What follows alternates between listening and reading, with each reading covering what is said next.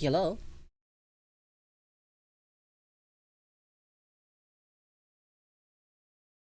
It's I, Crocodile. How's everyone doing? Hello, hello, hello, hello. Yeah.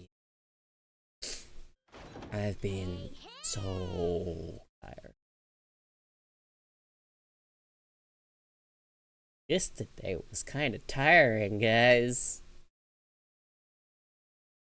I even went out for a walk. That's crazy. Yeah, hello. Hi, D-Man. Hello, Soul.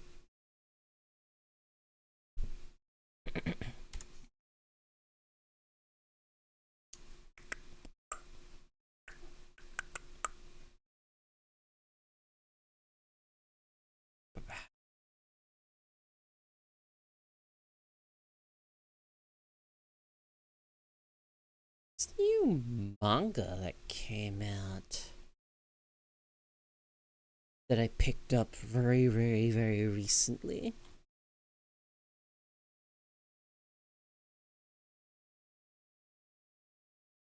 And it's about this dude who could see like a minute or two into the future. And he uses that power to save people.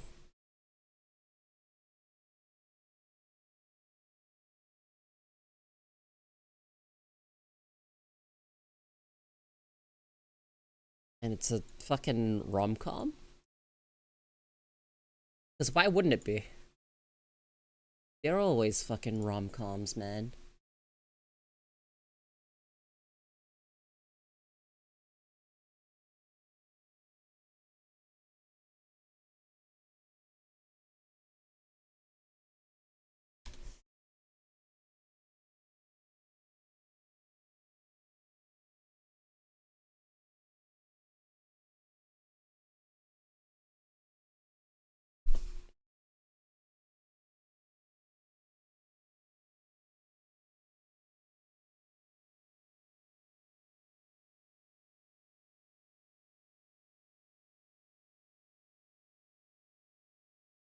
Okay.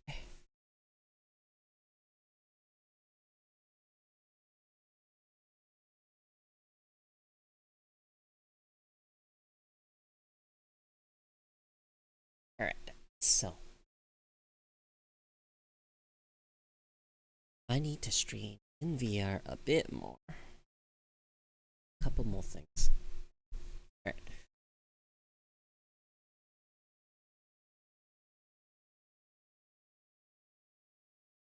So.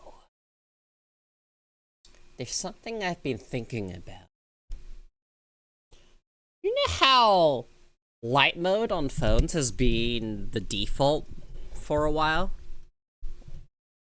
I guess. I'd say it's light mode. Hang on, I need to adjust my microphone. Give me a second.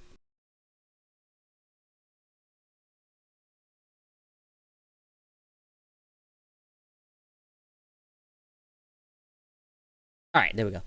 So you know how in most devices, light mode is usually default. Now we're going back to the resurgence of dark mode, okay? So having a black background and stuff. I've just been thinking about early computers. Back when, like, say, DOS. Even earlier than that. Before we even had operating systems. Most of the first computers were on a dark mode. No? Based on, like, limitations of how the displays used to work. Having a full display like this, being able to even display different slash bright colors, didn't have that option. It was just kind of like whether or not a light was on or off. So my question is light or dark mode, which is actually beneficial? Boomers in chat, is this real?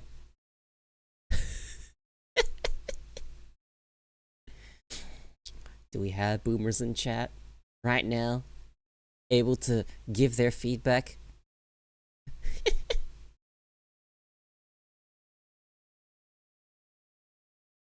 But I've been thinking about it.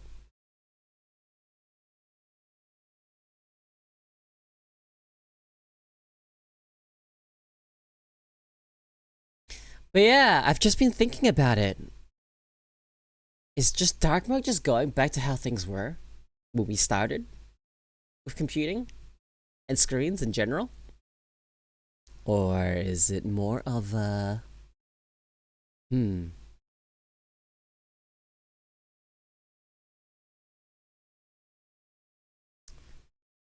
Something to think about, alright?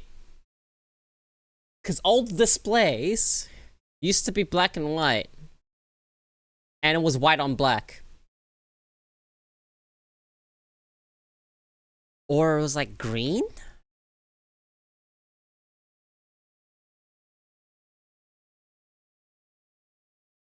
Like there used to be a point where we had the old, sorry, I was giving someone an earful. What do you need to call old context on?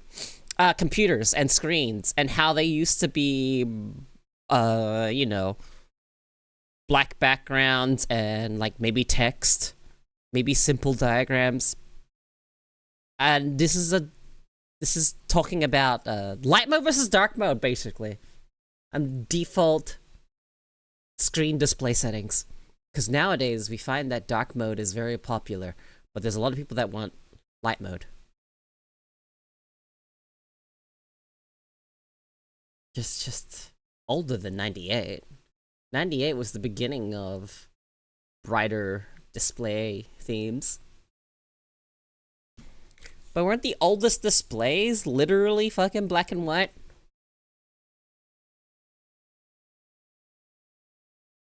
Or they were green.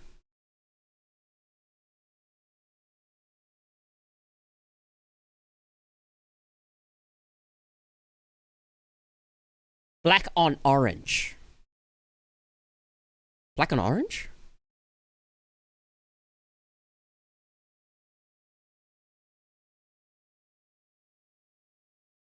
Black on orange or orange on black? Wait, what's the actual difference? Let's see.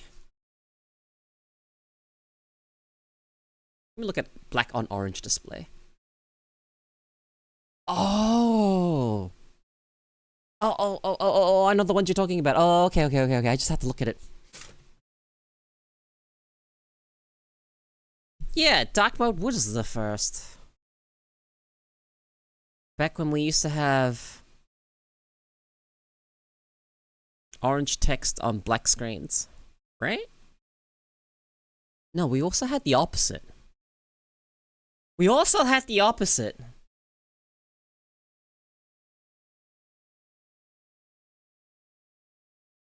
The black and orange displays.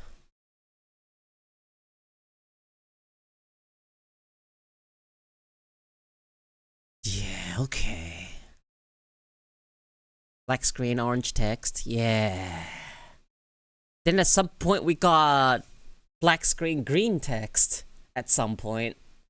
I swear that's something that happened. Either that or I'm remembering it wrong.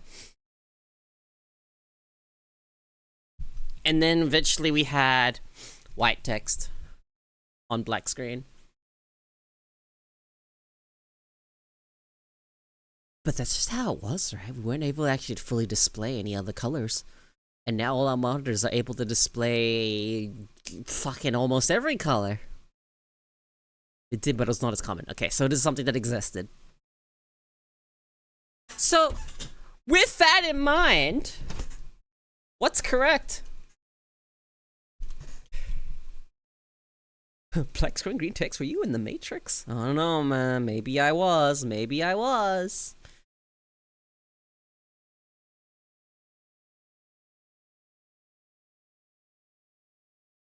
So, my question is it dark mode? That's correct to use, or light mode? What is your opinions? Tell me. Light or dark mode? In fact, I can even do a poll.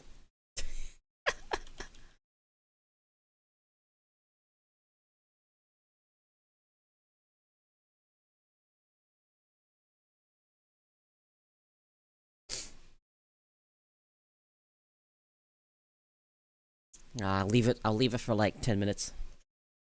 Long poll. But I think everyone here is gonna be biased. But I wonder what the actual percentage of people that actually use light mode are.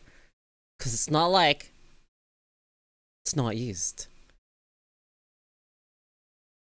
I generally prefer dark mode.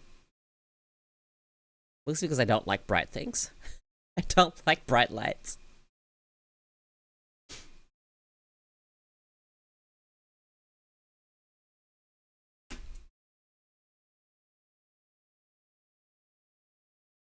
But I think I'm not gonna say why I changed to dark mode.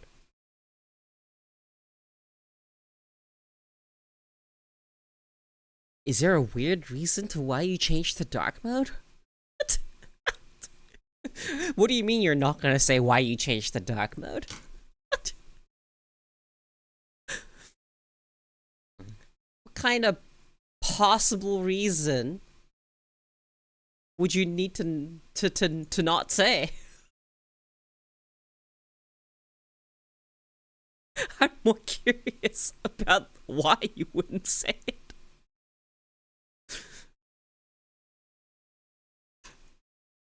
Default was always light. Yeah, like a lot of times on websites, default would be light mode. A lot of stuff you'll find with default was light. But now we're changing from light default to now dark default for a lot of things.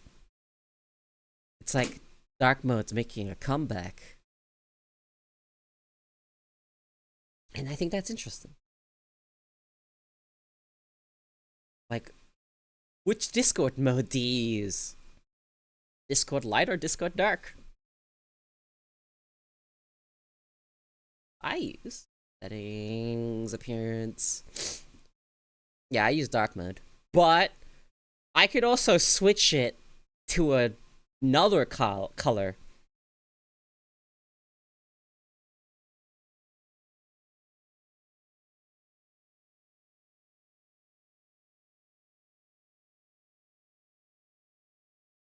But I found that I just like the normal plain dark mode compared to the darker modes that you can get. Yeah. There's like darker modes.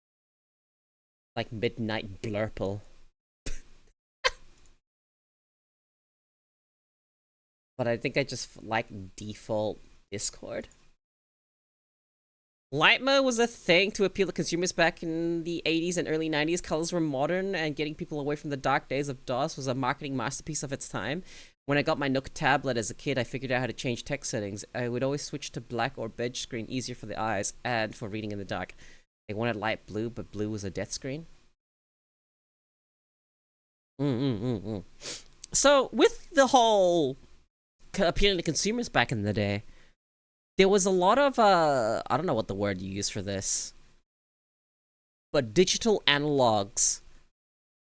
Analogs? Yeah, digital analogs for regular things that people were used to in the office. Which is why a lot of the iconography that we had back then is recognizable and familiar. Because you're introducing users to a new platform or media. So in order to make it a little bit more intuitive, stuff like Microsoft Word or Word document programming looked like a sheet of paper. And of course, paper's white. The save icon being like... Oh, what was the... Hang on. I need to look this up.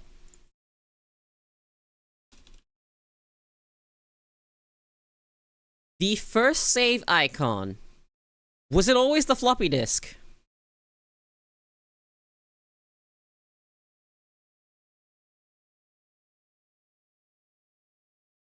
We have different icons for save nowadays. The floppy disk one is timeless.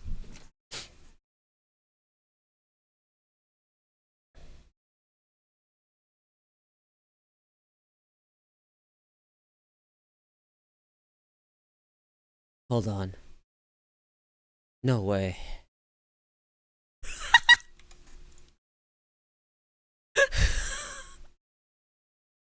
Alright, I looked it up, and my brief precursory search shows that it was always a floppy disk.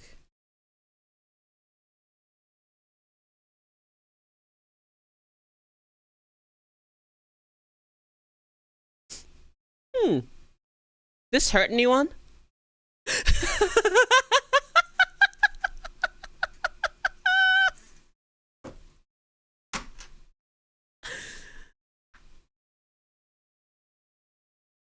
Bonzi Buddy! Oh god, Bonzi Buddy's spyware. Also, I think Clippy came first.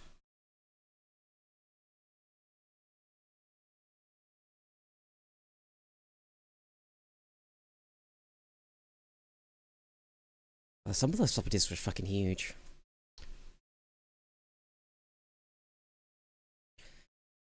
Save icon, which is invented in 1971 and became a common way to store and transfer data in the 1970s. Oh, okay, so the icon has always been the fucking save icon? I want to know if there was any other save icons that we had before we got the floppy. Like, if there were any alternatives before they became universal.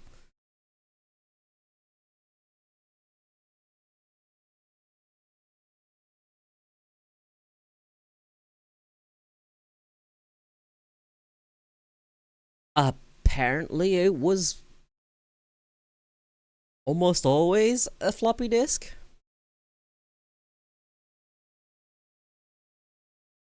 But this one's fun. This one hurts me. Look up the 8-inch floppy disk. It'll explain everything. Dude, I already know what the 8-inch floppy disk is. That shit's huge. Yeah. I've actually seen one. Genuinely have seen the old 8-inch floppies before. I used to use the smaller one. I don't know what the size is. The most popular one, 3.5-inch. Yeah, so the 3.5-inch floppy disks were the ones that were very common. For my era, at least. Because of how small it was and how almost every computer had a floppy disk. Floppy drive. Mine does not. It still has a CD drive. That doesn't get used. Because we don't have CDs anymore, guys. We like basically don't have CDs anymore. I used to have two different CD drives. You used to have them so you could like copy and burn CDs.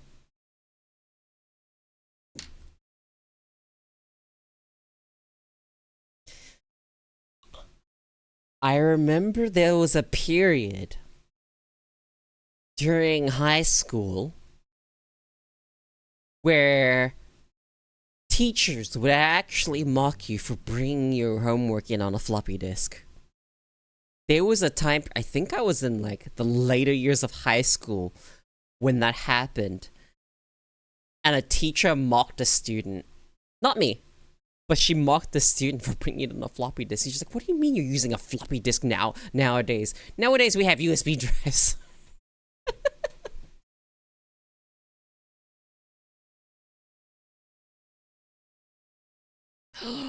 Vaguely?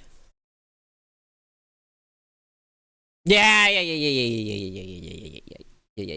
Now that I look at it. That tweet on stream gave me psychic damage. Yeah.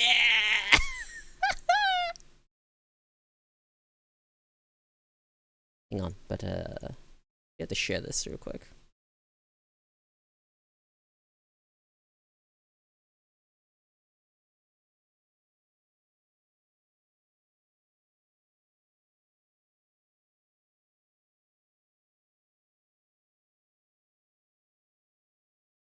Anyway, now that I've done re-traumatizing all the Full Metal Alchemist fans.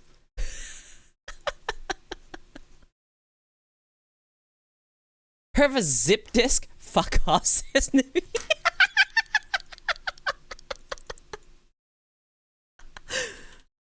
I think I've heard of a zip disk. Oh, these fucking weird not floppies. I remember them. They were so weird. I actually remember them. Zip disks. Hi, car. God, fucking.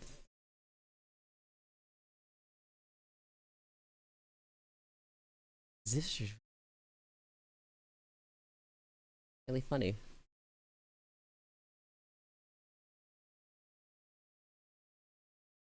I remember when, you guys remember Betamax? Were they called Betamax? Hang on, am I remembering wrong? Yeah, it was Betamax, and that never took off.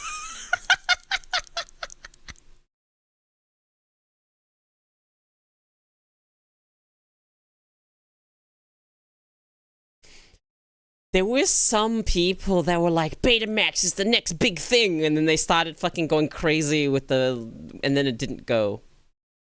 It didn't actually, take off. And then we ended up with the CDs, and then DVD technology. Now we're at Blu-rays.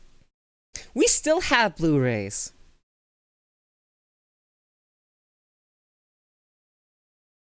People made fun of Blu-ray. And now Blu-ray is like the only surviving disc media that is commonly used. Obviously, we still have all the other stuff. But like commonly used, Blu-ray. Betamax had better quick picture quality, but Sony kept all the rights to VHS 1. Yeesh. Sucks, dude. Doesn't necessarily mean just because it's better doesn't necessarily mean that it's gonna be the one that takes off. Blu-ray isn't even blue? Well, the blue in Blu-ray isn't even stand for blue. If I remember correctly. Let me see. Blu-ray disc. What does the blue in Blu-ray stand for? Laserdisc was the future. Is Laserdisc the really big one? LDs? Yeah!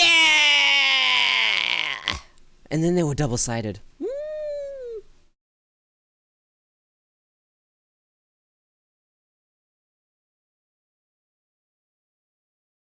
Laserdisc size stuff.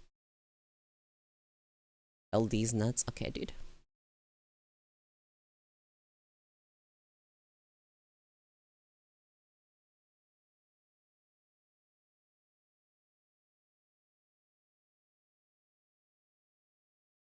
Blu-ray. The name actually refers to the Blu-ray laser. Oh, it actually is regarding to the laser. But it's not actually blue, it's not blue though.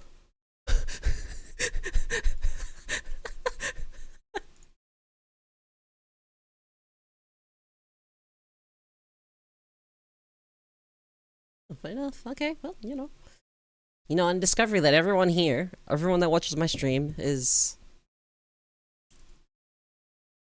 use dark mode. Sample size, not very large. Like about 10% of the usual amount of people here.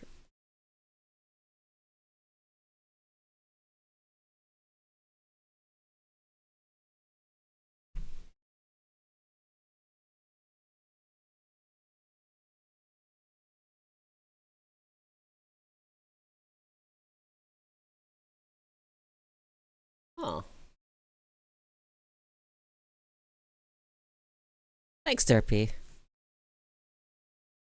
This file work with... Ah, block, drag, and drop file type as unknown or disabled. Ah, I see. What about the WebM? What happens if I do this?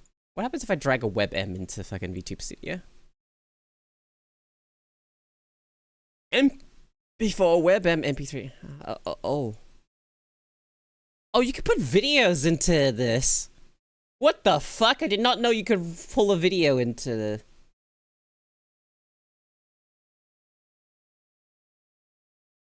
Wait, does that mean I can...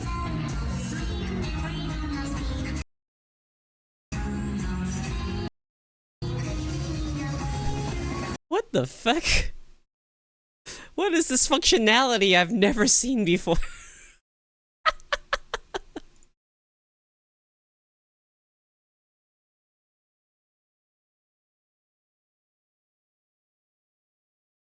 Okay. You can put videos into VTuber Studio.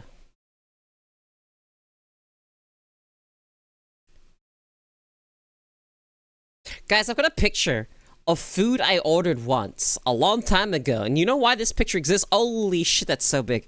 Do you know why this picture exists?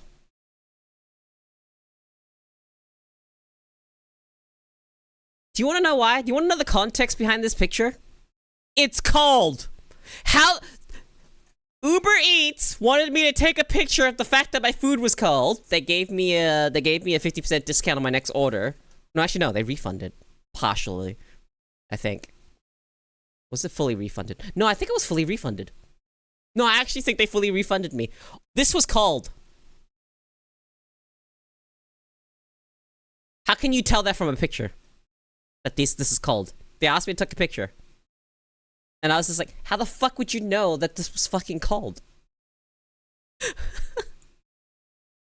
And then I've got...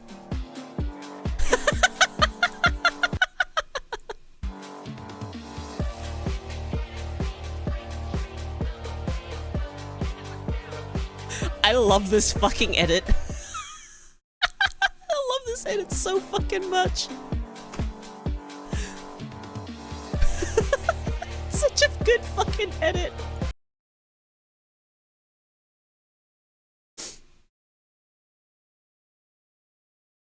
I don't know, dude. Like, why? Things that happen.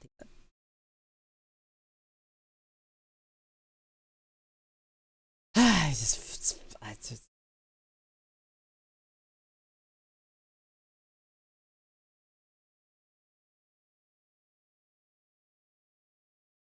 Yeah, I don't know why it was cold. It took a while to actually get here, too. Oh. Hold on. That tells me that something's not opened. I need to open it. There we go. Done. Perfect.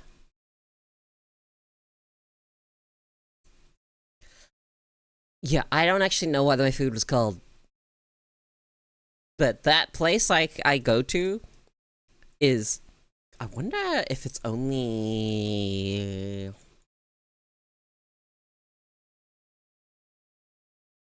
Is this only an Australian...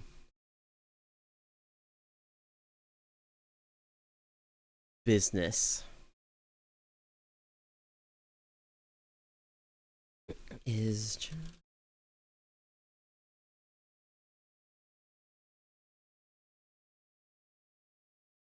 Okay, so...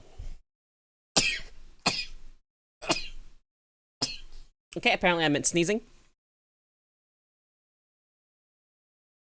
I think it was already cold at the restaurant, to be completely honest. So, there is this chain in Victoria? Primarily in Victoria. It has like, they have like let's see, let me look at this up. 29 restaurants. There's a couple around the rest of Australia, but most of it is in Victoria.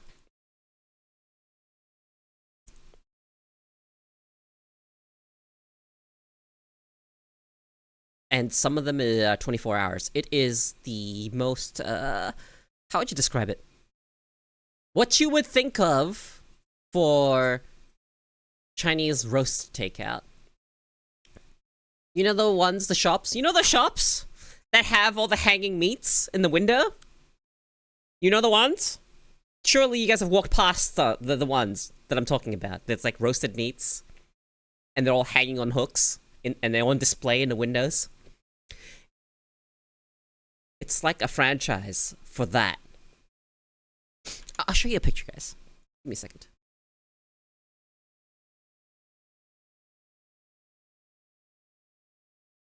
Like, I'll show you exactly what I'm talking about. Just cooked meat hanging. Why all these images got... You know, that have duck, fucking...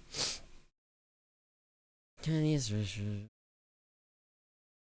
Where they have barbecue pork, they have all that stuff. There has to be a good picture of this. That'll do. Okay, so. You know these restaurants? It's in the window. You see the people in the kitchen working behind it, and then you see the guy cutting it up. Like this. There's a franchise in my state, which is Victoria, that has all of this. And every single store they have is one of these types of stores. So when you go there, you get you know, all this stuff. Very, very popular among, you know, us Chinese folk. It's called China Bar. There's so fucking many of them. There's so fucking many of them. But that is like the go-to type of Chinese food takeout that what I would get. That's the go-to.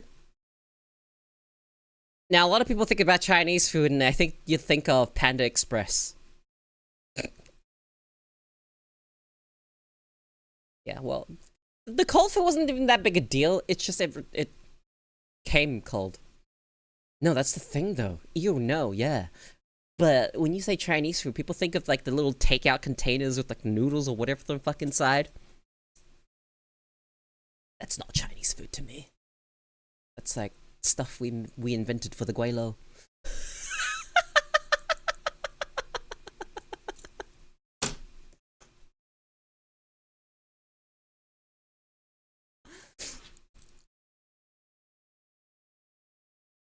Same with certain kinds of fried rice. That's also something that's invented for the Western palate.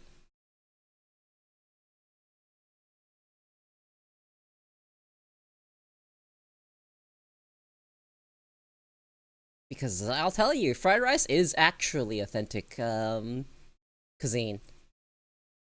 But it's not like gourmet shit. Nothing like that.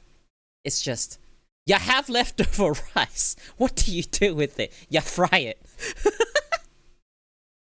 Speaking of, I have so much fried rice to make. I have so much leftover rice. I actually need to make a bunch. So I guess I'm gonna do that tonight. I'm gonna make fried rice. That's what I am cooking for dinner. I have leftover rice in the fridge that needs to be used. Can't keep it too long. The invention of the fridge has been one of the best fucking things for us as a species. I tighten.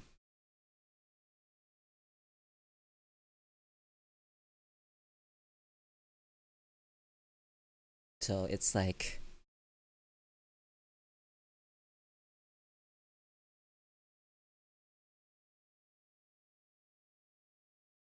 some people don't even know what a fridge is. What do you mean?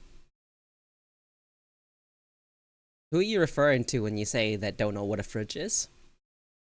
I think a lot of people know what a fridge is. Even the people that don't have fridges.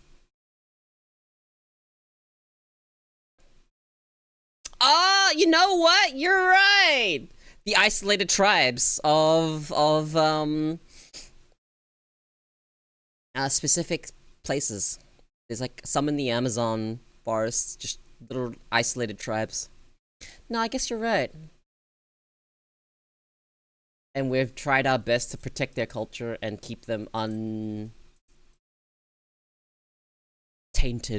by civilization.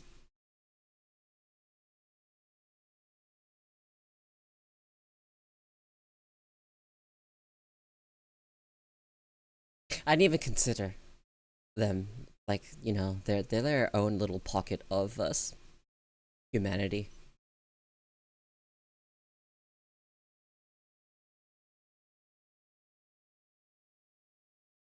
They're not what you talk about when you talk about the average person.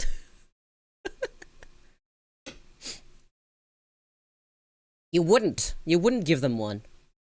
Yeah, you wouldn't give them anything. You shouldn't give them anything. You should leave them to their own devices. But I'll tell you something. They're surviving. They are surviving without.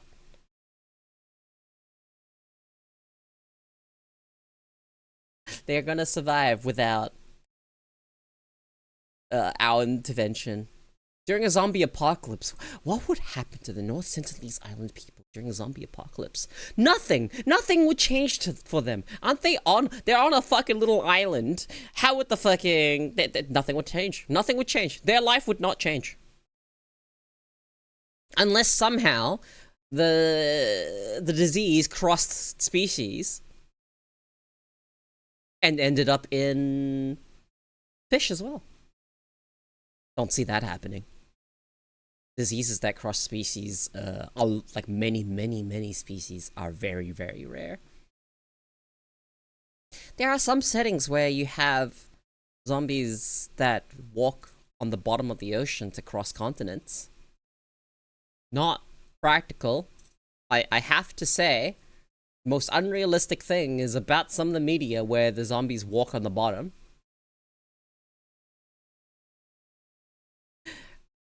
That's not working out. I could tell you so many reasons why. Not happening. But they like to talk about stuff like that in comics and whatnot. I remember reading a comic. It was about...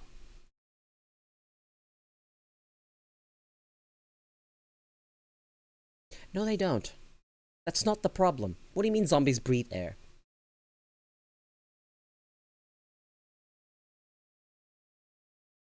Hold on. That isn't the problem of walking underneath the ocean.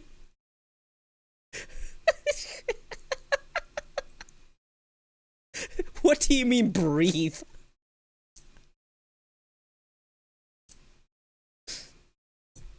There's a comic I read, and I think it had vampires in it, and zombies. And zombies came from vampires in some way. And the first zombie in that comic, I don't remember what it was called, came from the ocean. And then there was like a zombie apocalypse, and then there's vampires that go and kill the zombies. And the main character gets turned into a zombie. He gets a hot vampire girl, you know, he sleeps with her. And he wanted to cuddle, but then she's like, I don't cuddle. Very, you know, did the deed, smoke a cigarette type of deal. I don't remember what it was called. I wonder if I can find it.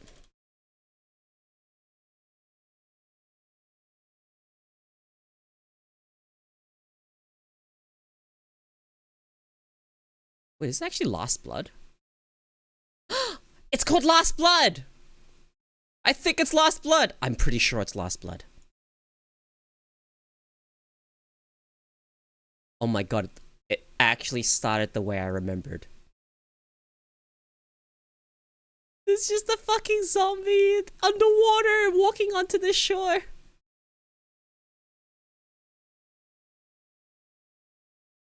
Holy shit. This is so old. Has anyone read Lost Blood?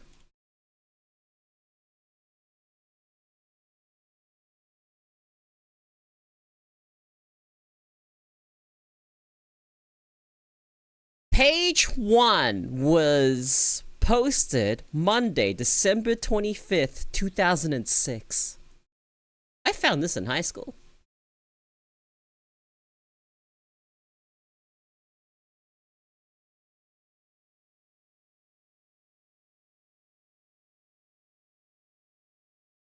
It was an online comic.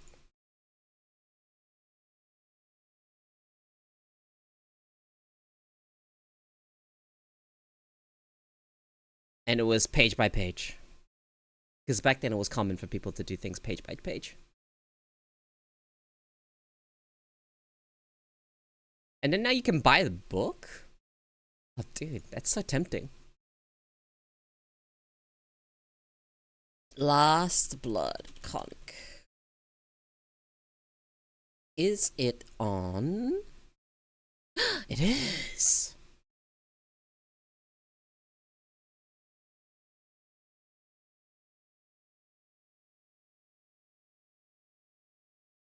It is free on Kindle Unlimited.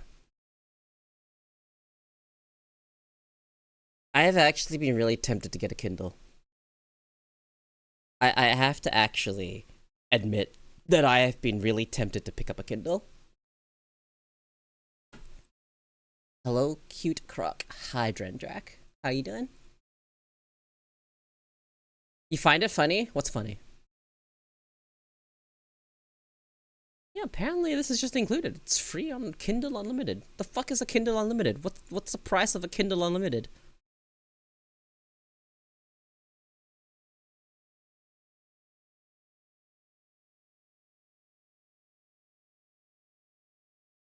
$14 a month. $14 a month for access to just unlimited access to millions of titles.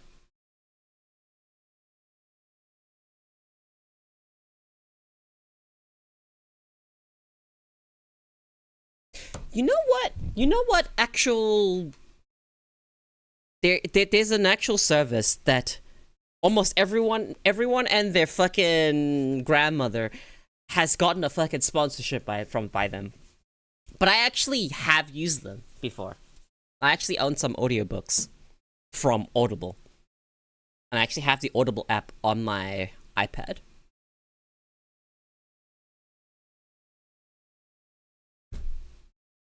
Yeah, I actually use Audible.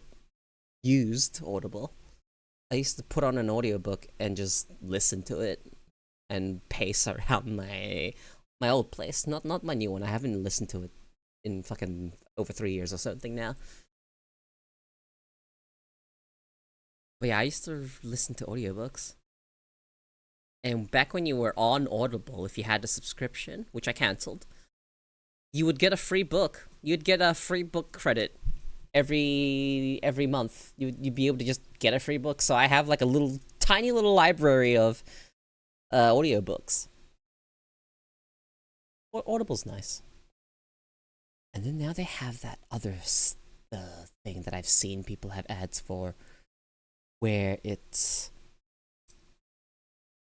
what is it called?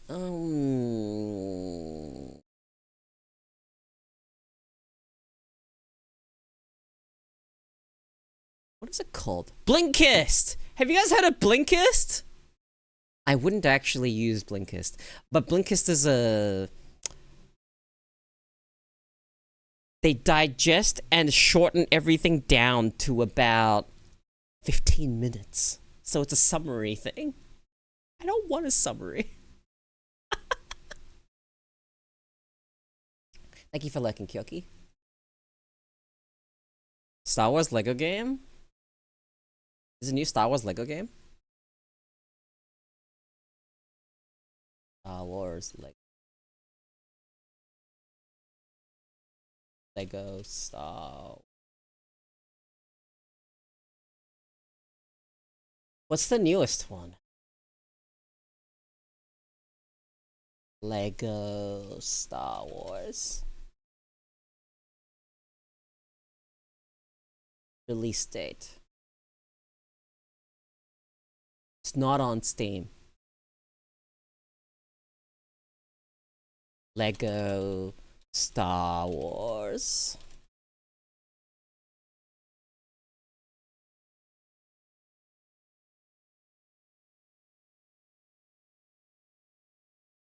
Oh, it is on Steam. Lego Star Wars, what, the Skywalker Saga?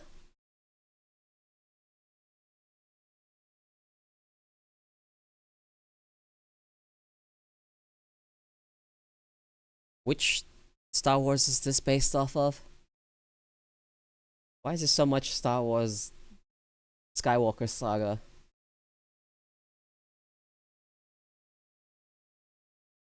Nine Skywalker Saga films. Excuse me, there's only 6. Modern trilogy is not real.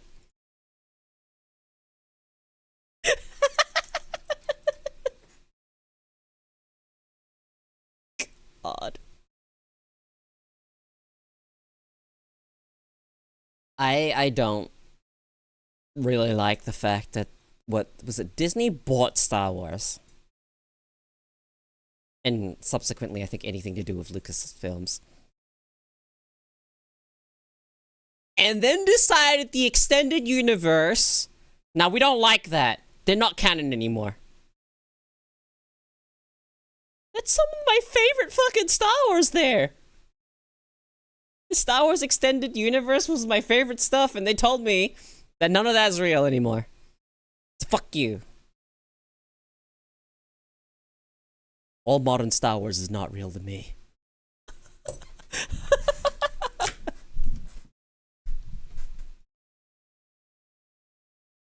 People really liked, oh, what was it called? Mandalorian. The Mandalorian was actually well received.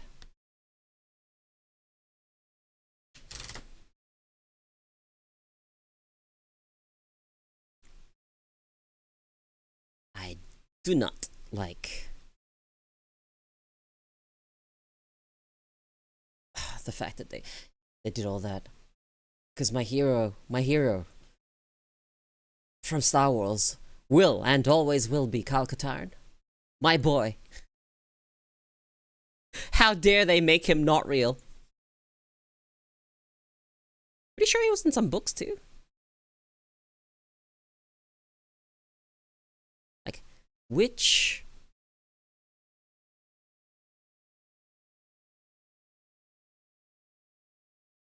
Where has he shown up?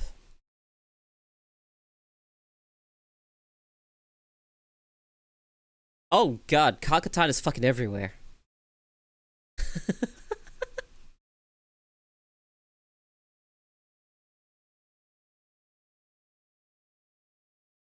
But I'll never forget how much I enjoyed Jedi Knight, Jedi Outcast.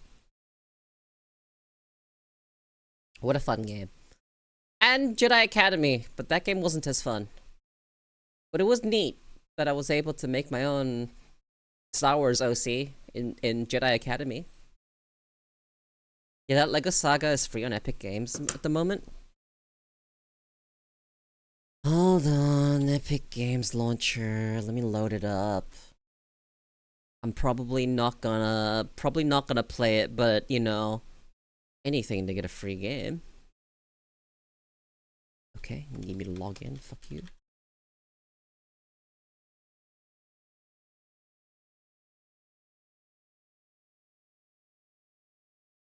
This is already almost too much effort needing to log in.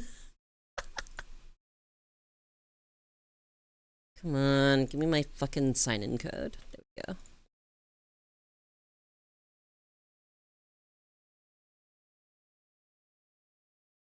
Do you wish to change your authentication method? No.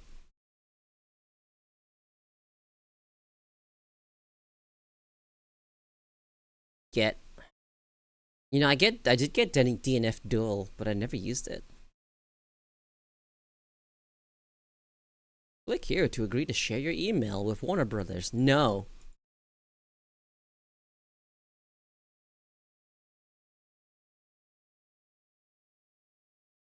Anything else free, or is it just the Lego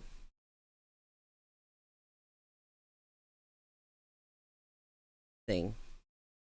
Did they add guns to Lego Fortnite yet?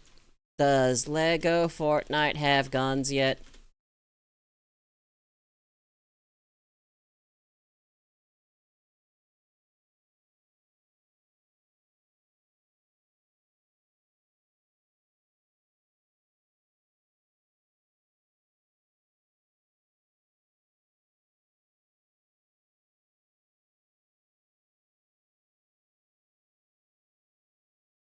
I need to know. Like, blasters, even fucking something to do with Lego. Something, anything to make the Lego Fortnite mode more fun. Because on release, it was so basic.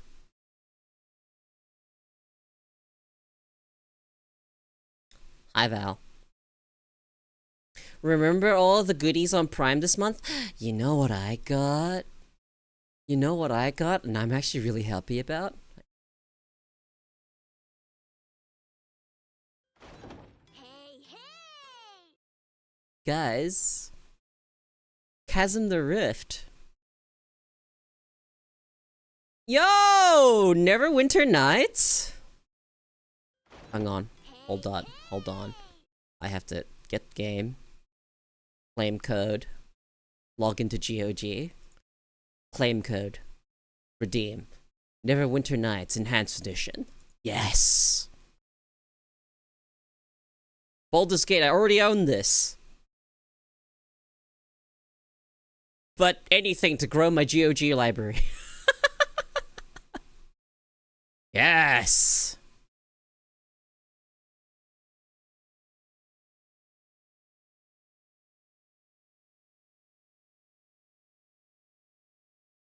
There's a lot of like Epic Games codes here. Like I could get Space Hulk Deathwing. Oh wait, no, this one's on GOG. I will get Deathwing. GOG is very easy to get.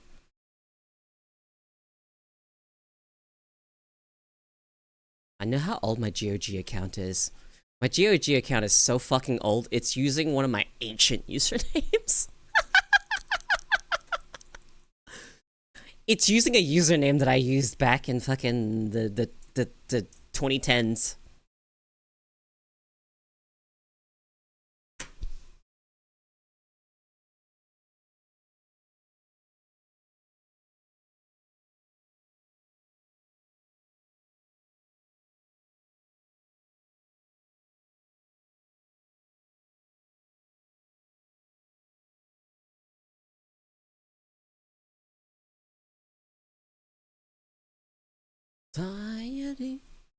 Society. I could fight orcs.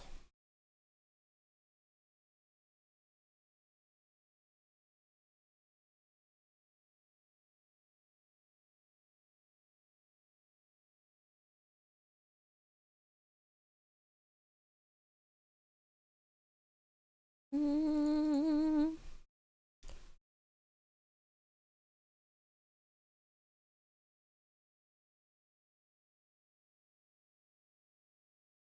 Uh,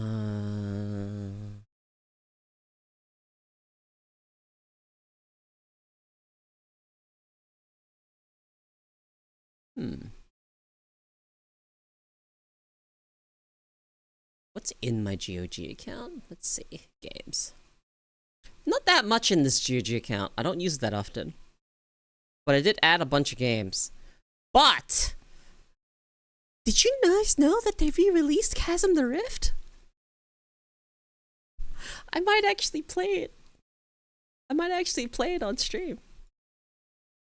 Not soon, but I am very, very strongly considering it. Now that I have access to it on GOG. Also, I have Ultimate 4. I don't know where I own it.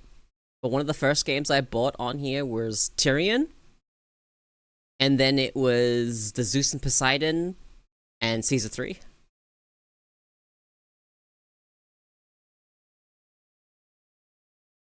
Dawn of War claim game. That one's just on the Amazon Prime launcher, which is anything else I can add to my playlist. Not playlist, but Jurassic World Evolution free game. Epic. I can't be bothered linking it to Epic.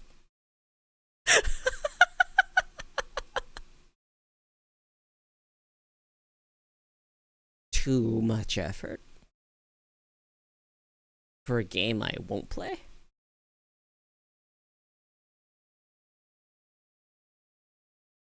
But they had Chasm the Rift on Prime. That was cool.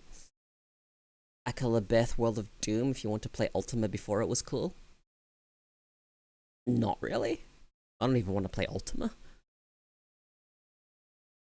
If I wanted to play a game that looks like the really old kind, what I would actually play, I think I would actually finally try and play Caves of Cud.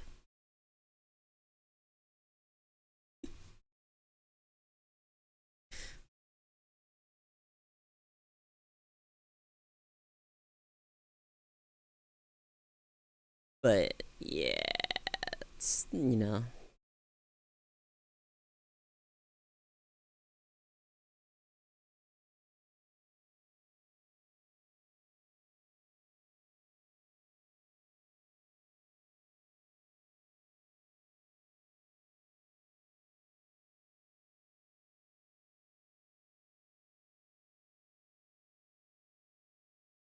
Okay. So,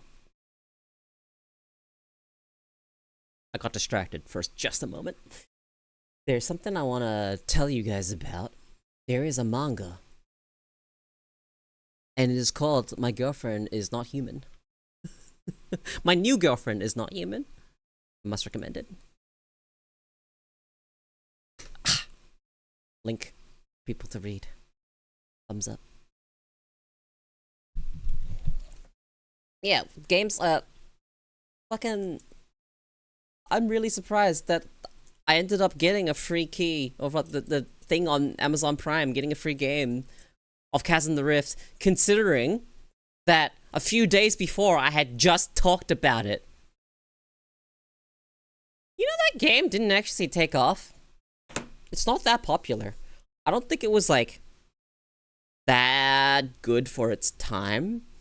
But going back to it, you can appreciate it with a modern lens. That game had limb dismemberment. You could shoot limbs off of things. You think that would have done more? You'd think that would have made it do better. But there's more to it. It's the way the game was designed. I think it's like one of the early attempts at making a type of game that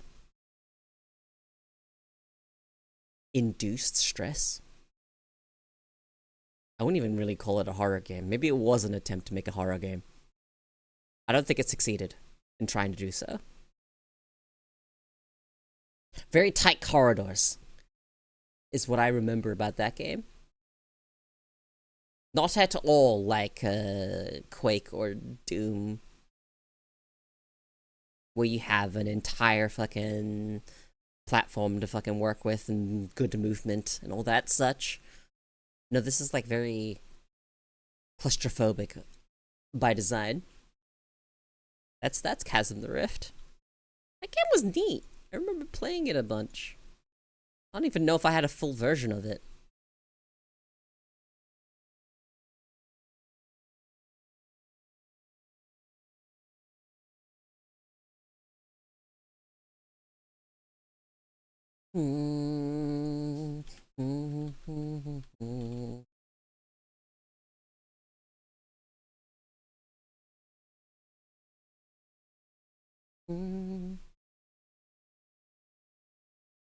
Okay.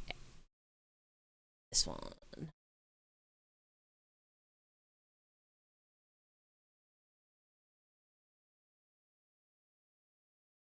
So, what games did I play when I was young? Descent.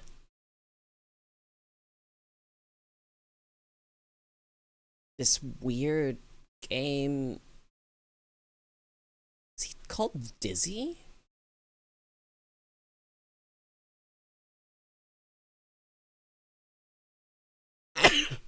Was it Dizzy? Yeah, it is Dizzy.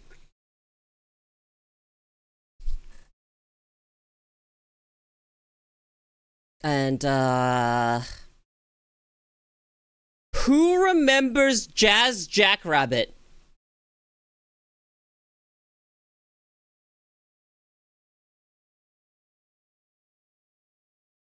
I feel like that one's a bit. Yeah. Okay. Good. Someone else actually knows Jazz Jackrabbit.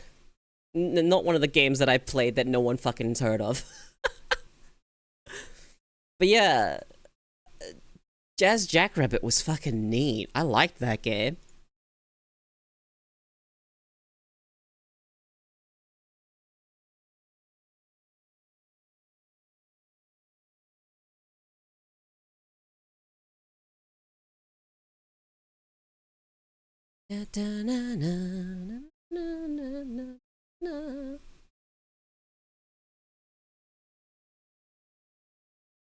Jazz Jackrabbit. What else did I play?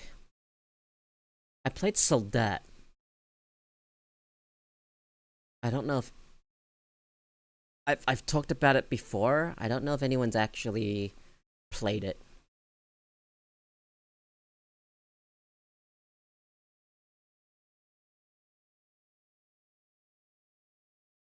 Let me see if I can find footage of that game. Because that was a free-to-play game, but you could, like, pay to get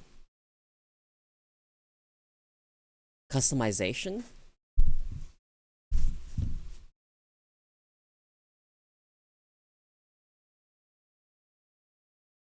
(2002)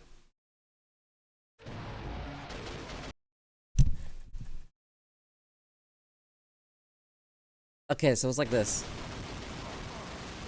The description was essentially platformer Counter-Strike. And then you had like rocket boots so you could traverse the map. Game was so old.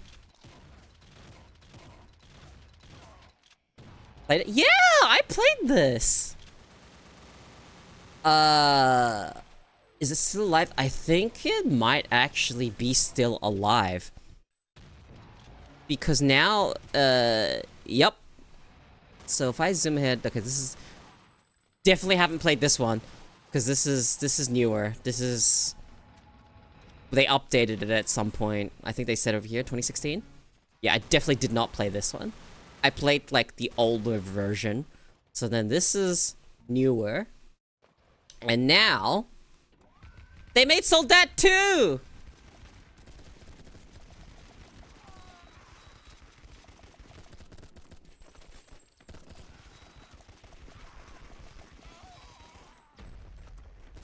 One of the most fun I had playing this game was doing team deathmatch, except setting up the other team to be like 50 fucking bots that could only use their fists. Which is essentially zombie mode. And I remember setting up the bot and customizing it so it actually looked like a zombie.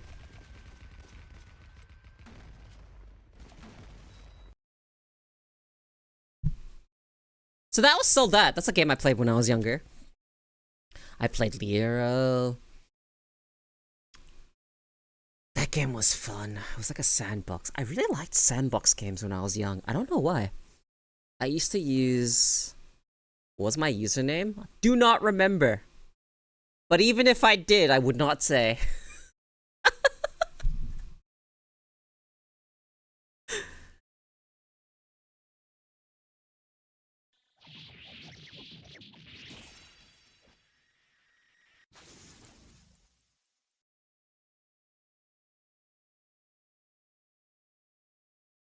Why?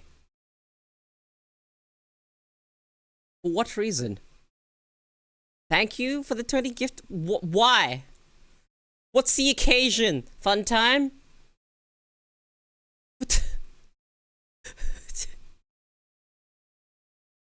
the fuck?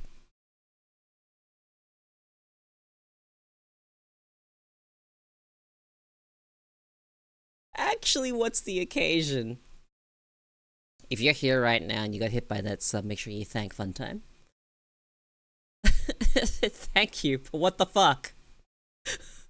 Where'd that come from?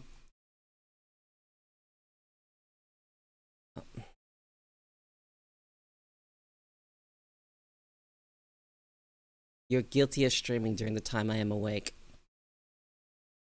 What's that fucking...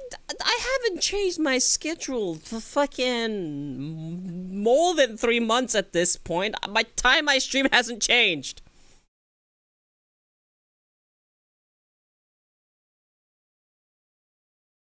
How is that any implication of guilt on me? Yeah, fuckers. I appreciate it.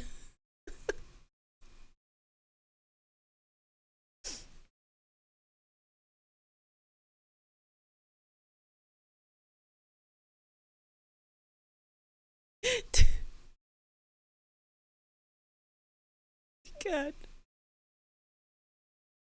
The only thing that changes my stream time is not me. My time stays very fucking static. It's the same time every single fucking day. Even when daylight savings happens, I do not change with daylight savings. Daylight savings is what changes the time of my stream, if you follow daylight savings. For people that don't have daylight savings, my stream hasn't changed.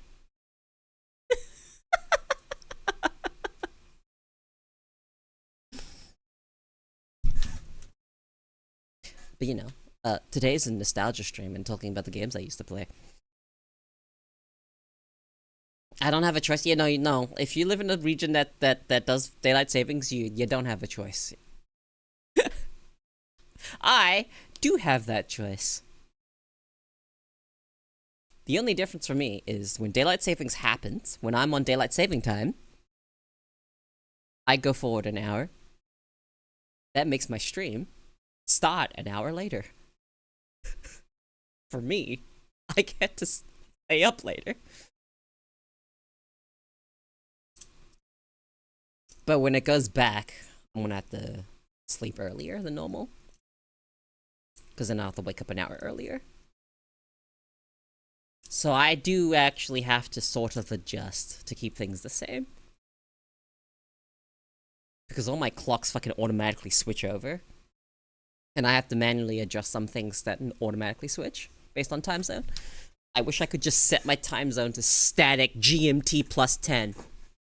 Or UTC. Whichever the fuck you want to use. GMT or UTC. They're essentially the same thing. UTC plus 10. That's it. On daylight savings, it becomes plus 11. I hate daylight savings. It's useless.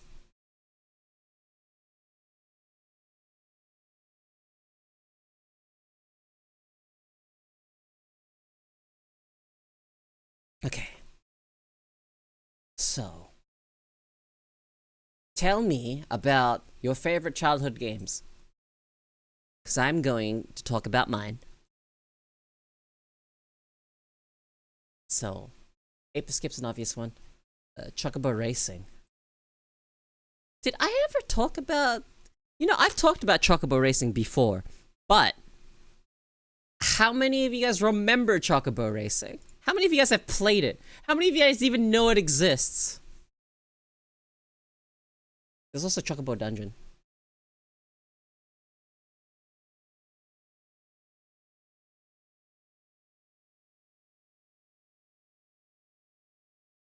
It's in the game I currently play. Did they put Chocobo Racing in? Or Chocobo Dungeon?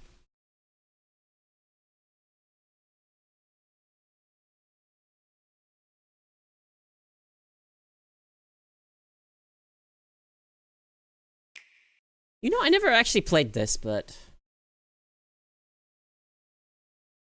That's a different Chocobo Racing. What the fuck is this? Not that Chocobo Racing. Chocobo's next big victory, Chocobo GP. The winner will be granted one wish, anything they want. News of this race is bringing all the familiar faces back together. Yeah, apparently this didn't do well. Your ride must have wheels. I remember hearing about it, being excited because they brought it back, and then hearing about it being shit. Very upsetting. And powerful abilities to turn the tables. So let me look this up real quick. So that one, I'm just gonna watch a random video. Chocobo GP bad. Chocobo.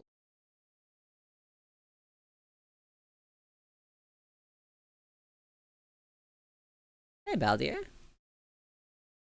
So, what actually ended up happening with Chocobo GP? Looks it up on Google.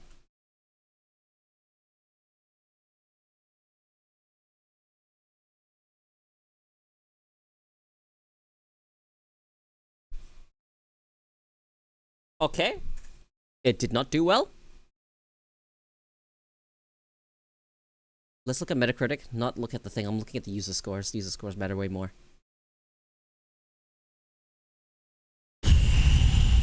2.4! Oh no. It's a lot worse compared to the first game. Thanks for ruining my childhood. The card is too slow, stiff, camera too zoomed in. The team never played the first one. Oh no.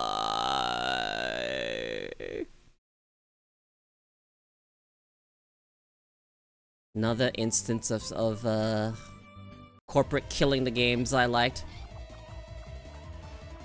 Looked like a Mario Kart knockoff? You could call it that. It's essentially the Mario Kart for... It's the Mario Kart for the PlayStation. It was good! I liked it! It was fun! And the way that the power worked, it was actually unique. It's not like the usual, you know, you pick up the thing. There were different, unique powers based on the Final Fantasy abilities. I don't know which came first.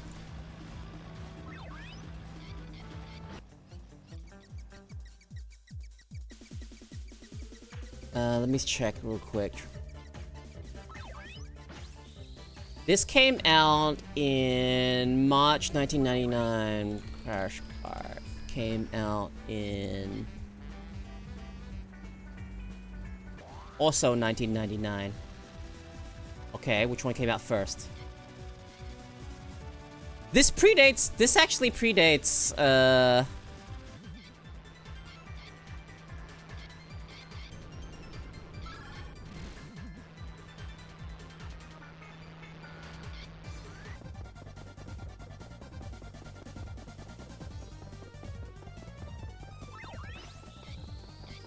you know, where we are.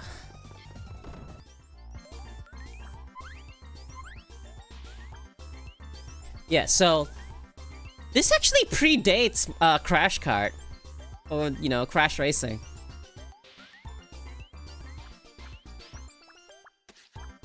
This one didn't take off, but I found it extremely fun.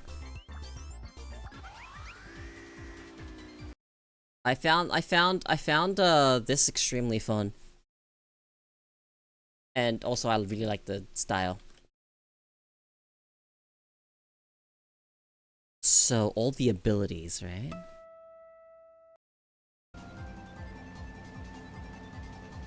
You had abilities that you could choose when you were racing. But I always used the same ability. Every single time I always used one specific ability. And it was the Black Mage's ability. You'll see why when they get up to the Black Mage's ability. There's also another one that people liked using, which was the one that you get when you unlock Bahamut.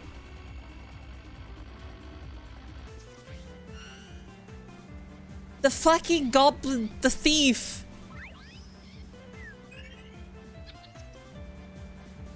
If I am ever gifted a fucking empire in the form of money, I'm giving it all to Koeko to see what would happen. Here you go. Magic Plus, it buffed your thing, because there was 3 levels. There was 3 levels of your power-ups. You know, Fira, Firaga... No, Fire, Fira, Firaga?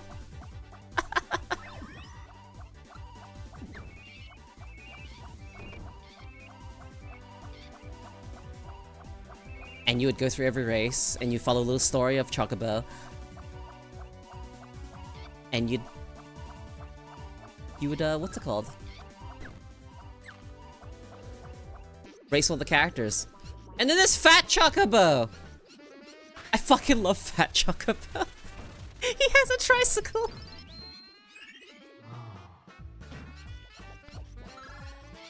Me and my friends always pronounce it fire aga. I mean, it's fire, but you know, I like saying Fira. Firaga. That's how I pronounce it as a kid. That was Doom. Oh yeah, this fucking ability. It was really strong. Look at this.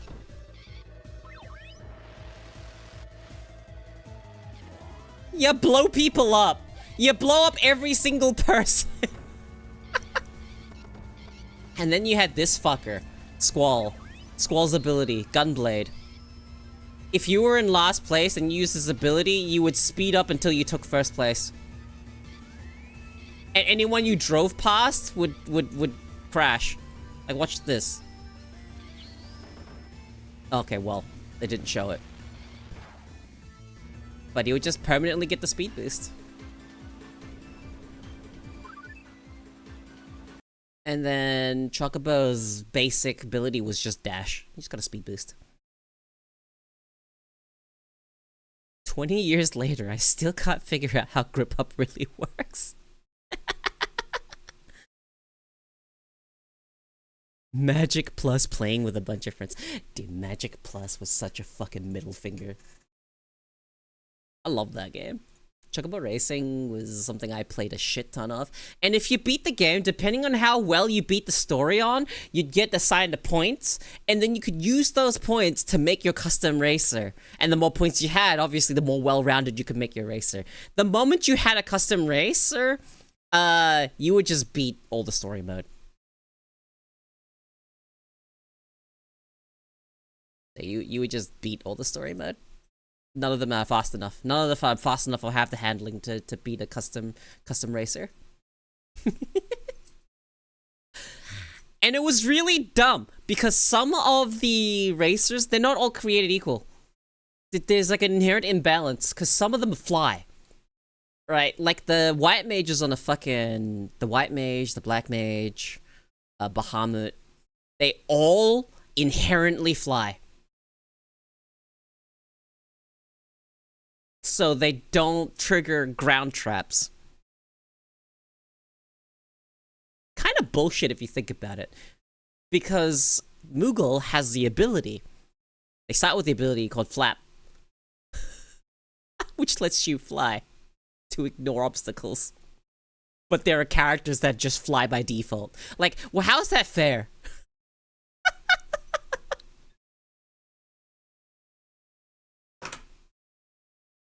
So yeah, definitely not created equal. Definitely not created equal. But that game was fun. I played that so much when I was young. And I had Ape Escape, which I talk about a lot. I still haven't beaten that game. I've always gotten to the very last level and never finished it off. I've always gotten like about 90% of the way through and never managed to finish it. Because ADHD or some shit. There's actually a lot of games I haven't finished. From when I was younger. There's also the what was that game? What was that the name? Which game was it? Is it Tomb Raider, the first Tomb Raider or the second one? I don't remember which one it was that had the mansion with the creepy butler. You know the creepy butler that everyone locked in the freezer? I remember when I was young, I would launch that game just to lock him in there, and that was all I went. I didn't actually play the actual game. It was the first one? Yeah, that fucking mansion and the creepy butler. That fucking creepy butler. I actually got jump scared by him because I thought I lost him. Because I like went to some other place, went underwater, I went really far away, and I'm just like, yeah, I've lost him. And then I heard the tinkle, turned around, and there he was, and I fucking got scared.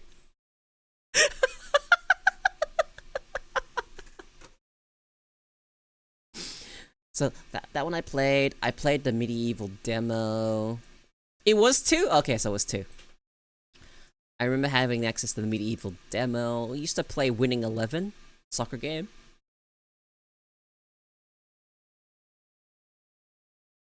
What other games on the PlayStation did I play? I had a Famicom.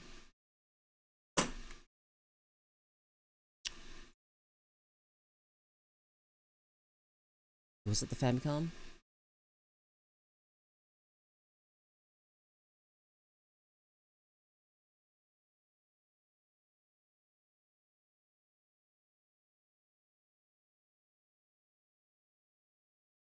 What did the Famicom end up being? Trying to remember the console I had.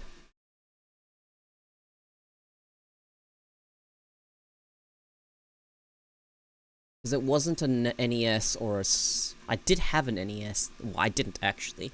My brother had it. Was it the SNES? No, I didn't have an SNES. It was an older one. I think it was actually the Famicom.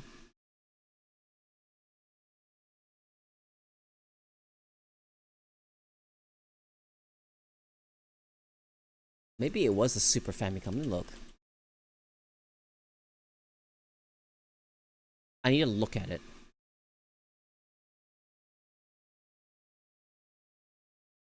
No, it was the Super Famicom and not the SNES. I had the Super Famicom because I remember it had the colors, all the colors on it. Why did it look so different? Why does the SNES look so fucking different?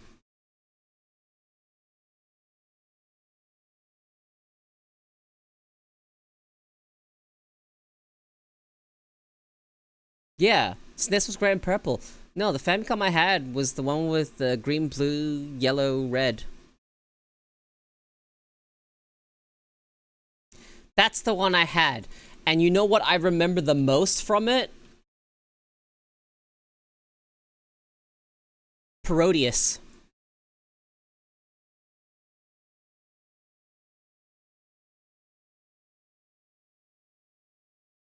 Guys. You guys played Parodius? Who remembers Parodius? You guys remember Parodius?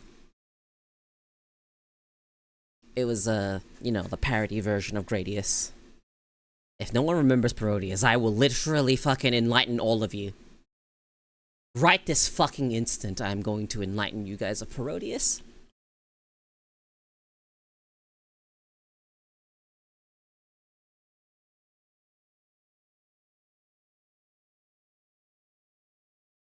I will show you guys right now what a Parodius is.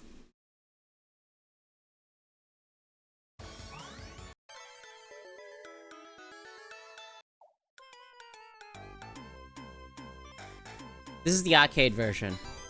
Parodius da. You could play as a couple of different ones. You could play the octopus ship. There's the Thin Bee ship, which I think is a reference or a character from one of the other games. I can't remember what it was called, but yeah, it was Twin Bee from one of the other games. And then you get to play Pentaro.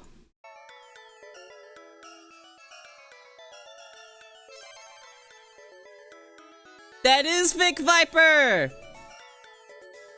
It's Parodius. I love this game. This game is fantastic.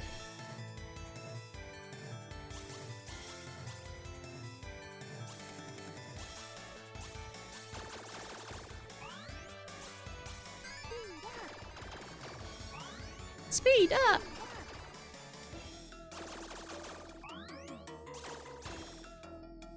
This fucking game. Oh my god. Oh, I loved Parodius. This game was so fucking weird. You will see why it's weird really soon.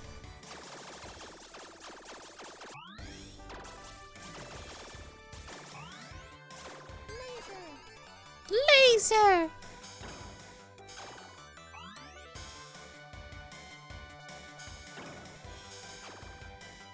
Look, little penguin! Game is so weird.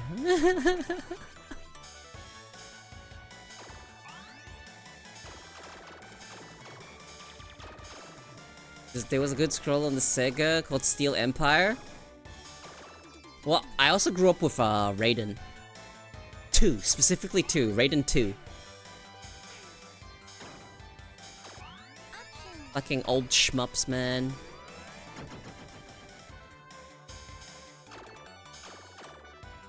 This game, I have such fond memories of.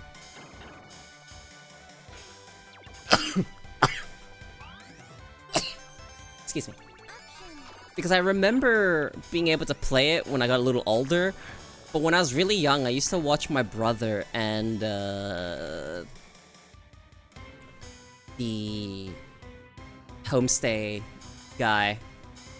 Like, what is that? Look at that! Why is it a cat pirate ship? Me! Me!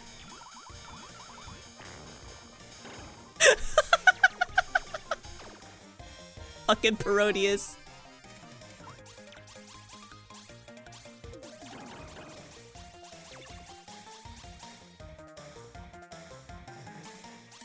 Music.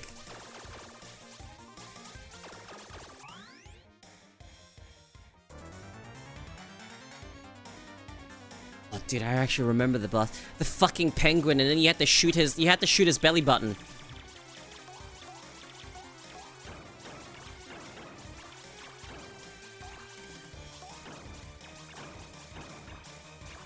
What a game.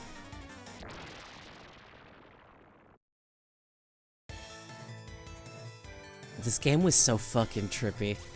It gets weirder. It genuinely gets weirder. I still remember one of the memorable things was the fucking mountains.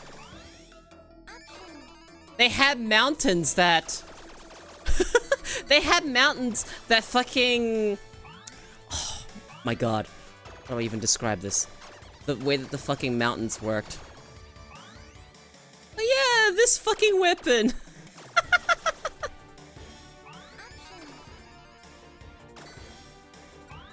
Mountains that would move, they would get up and move. I remember that. And I think they had a boss which was literally just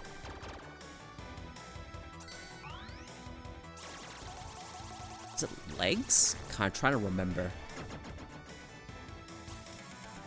Oh, I remember this trippy stage. Game was really fucking strange. I'm gonna keep this on. I don't know how long of a video this is. 30 minutes. Takes 30 minutes to beat the game. But this was like one of those quarter eater type games. Unless you were just randomly really, really good at it.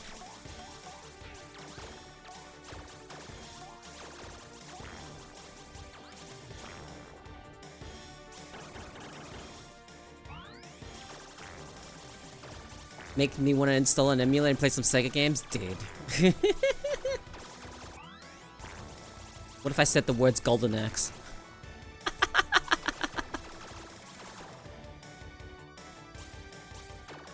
I had Raiden 2 on the Sega. I also had Afterburner, which was a flight arcade sim type game. Like an Afterburner. Is this it? Is this the boss that I was thinking of?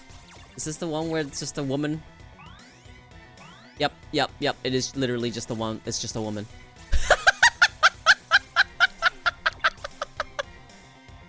Like, what is even happening here?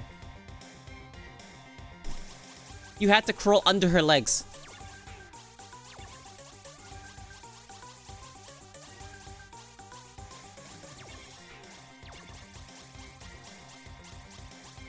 Parodious, guys.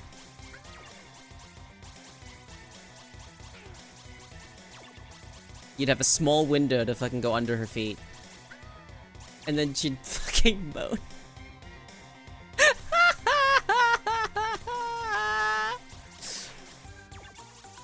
The boss of Vegas, giant woman.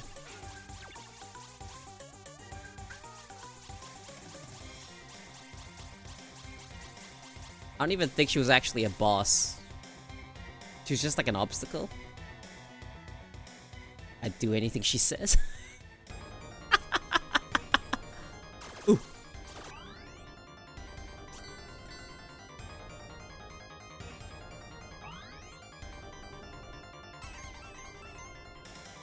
America!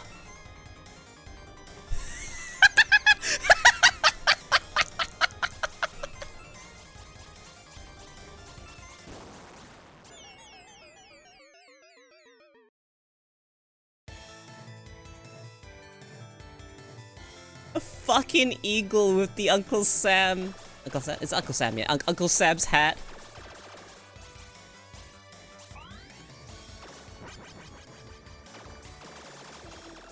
Anyone actually have the context of Uncle Sam for me? I actually want to ask. Where did Uncle Sam come from and who is Uncle Sam? And why is that so... Oh, I have the White House Online one. What do you mean you have the White House Online one? What is an Uncle Sam? Where did he come from? Who created him? Was he a real person? I have so many questions about Uncle Sam. And I know it's terminology you guys still use. You still refer to stuff as Uncle Sam, right? Uncle Sam was a man who gave things to the military and gifts to people. Because they still use Uncle Sam, right? You still use Uncle Sam to refer to certain things with the military. Or at the very least, Oh, I remember this stage!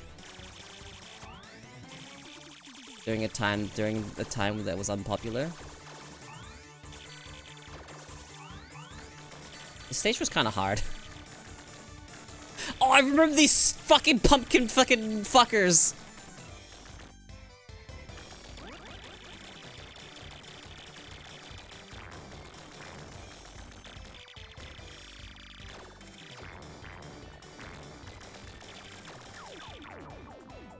This part was hard, I remember.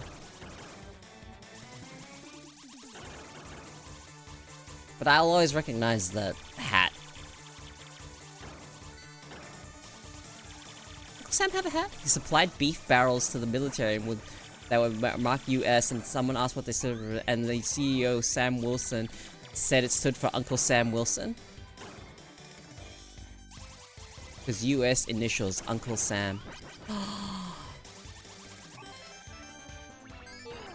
Oh my god, that makes so much sense. Why Uncle Sam is still used today.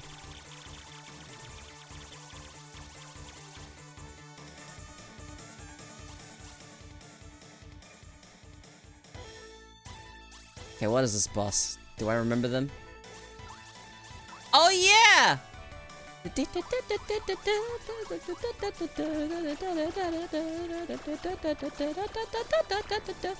Don't you like to fight lips?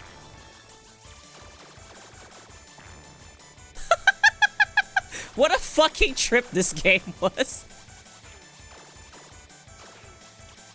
Sam is a popular name. Like, why does it do the tongue thing? Look at, did you see the mouth? Why does it go like that? Why does it do that?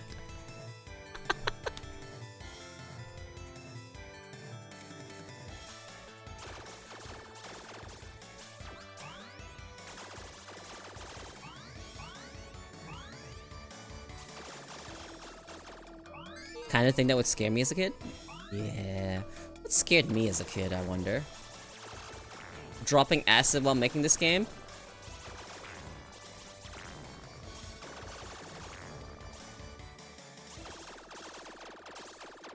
I think whoever made this game was Japanese.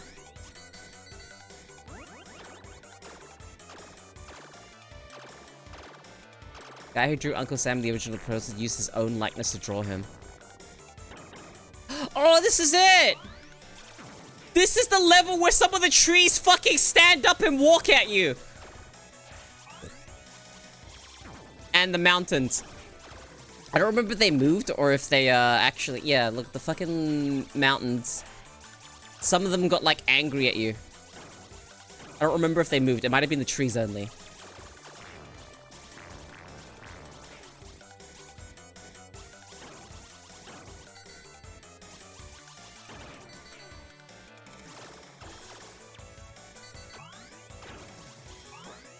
Oh, see that? Tree moved! Look, the tree's moving!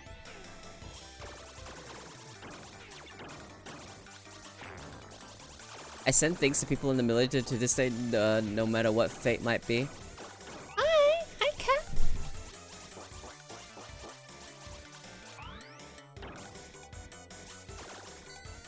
He's squeaking. I wish my microphone could pick up. Look, he's pissed! Look at him! Why is he shooting out eggplants? I don't understand. But he's pissed! Look at him, he's pissed!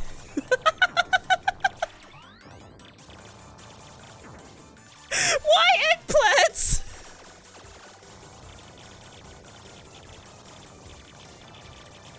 Maybe they didn't have enough sprites? I don't fucking know. This game was wild. Imagine playing this game while you were tripping. Konami. Oh yeah, this fucking...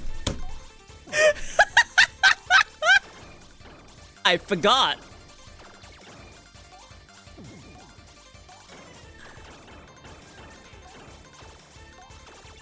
Yeah, it literally is Vic Viper. It was labeled as Vic Viper. Oh, he explodes? Fuck Konami.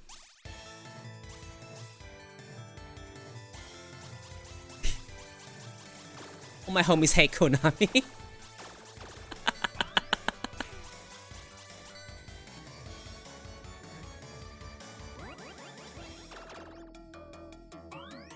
Vic Viper is in the Zone of the Enders too.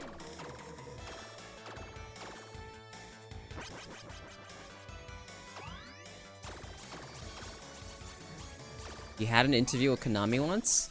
How'd it go?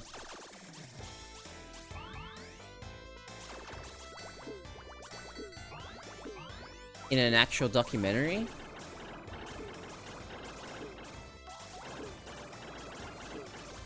You're like, what the fuck is this?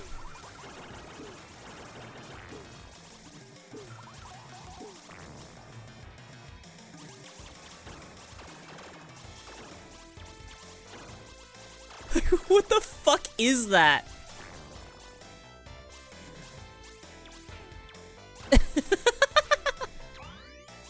They said this other person is more important.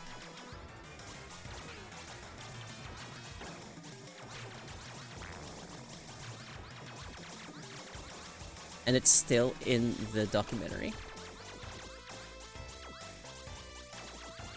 Interesting.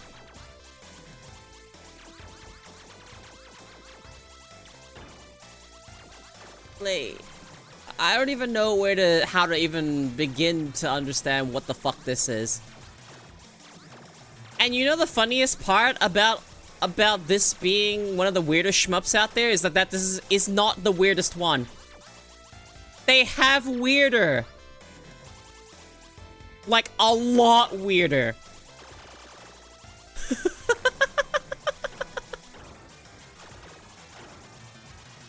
Like, some of them are so fucking weird. None of it makes any fucking cohesive sense. The way the levels and bosses are in here are very similar to Steel Empire. Like, all I know about that and how this game is... What the fuck? Is that Parodius, I think, was made by... May have been made by the same people that did Gradius. For anyone that actually remembers Gradius. That's why it's called Parodius. Because it's a parody.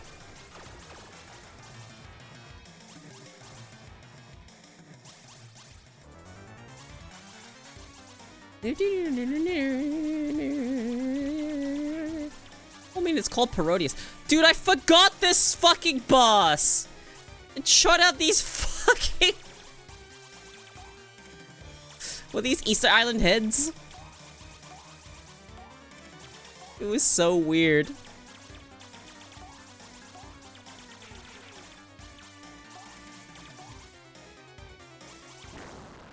Is this the I should call her boss? What is this?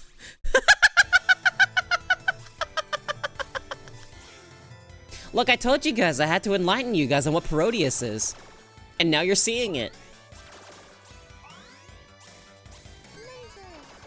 Laser!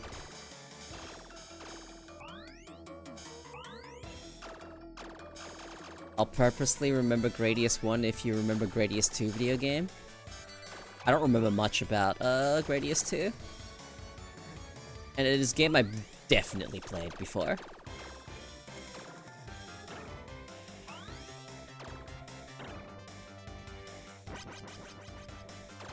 Oh, this stage where everything's like pinball-like.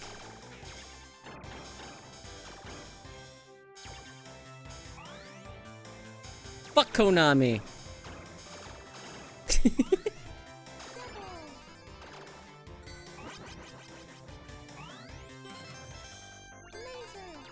Laser! I actually do remember getting up to here.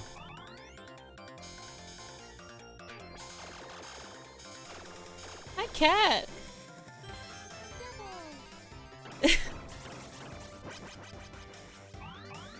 Cat keeps trying to get my attention. Why does she do this while I'm streaming?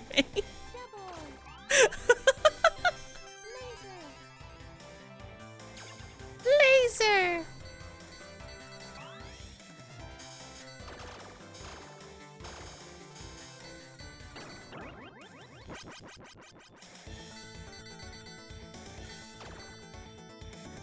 You know the impulse to want to talk when you talk to your cat?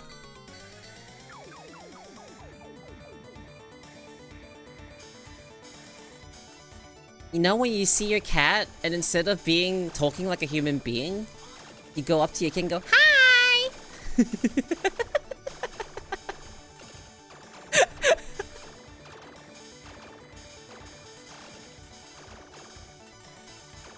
I don't know what it is, but when you have a pet, you just talk like an idiot to them.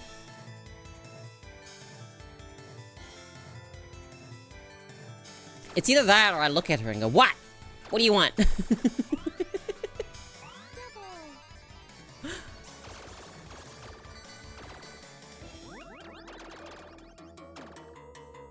Such a strange fucking game.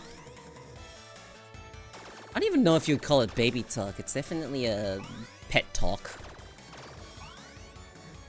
I wouldn't even call it baby talk. It's different. I don't baby talk to my pets, at the very least. I do talk to them weird. But it's like unique to pets, you wouldn't talk to a baby that way.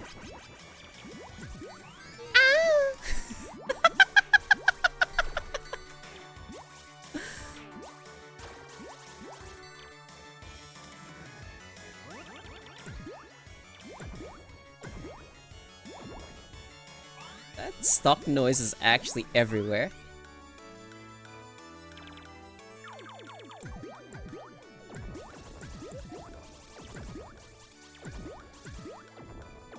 They're in bunny suits, by the way. What are we even going into right now?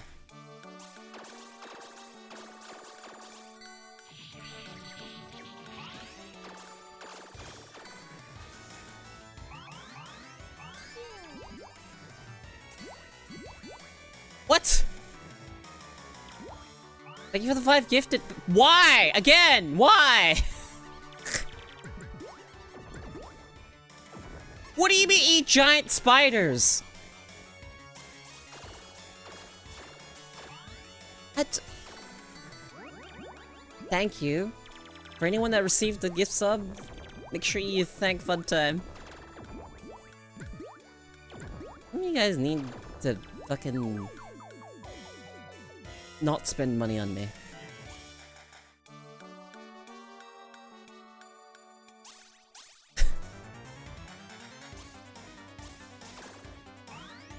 Oh, Senro, you got hit.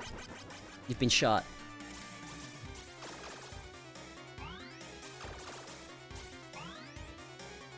Fucking Parodius.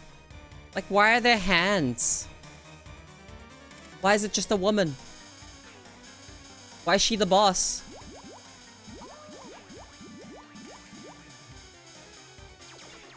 Like...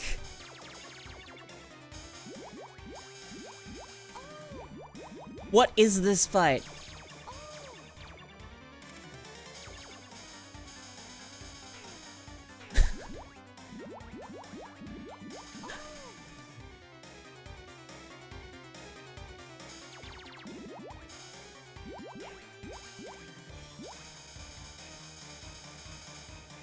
Yeah!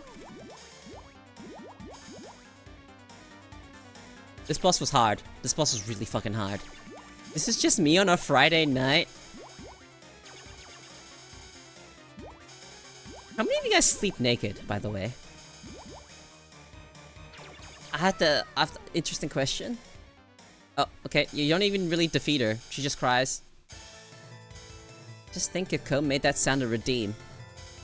What, the sound from Parodius?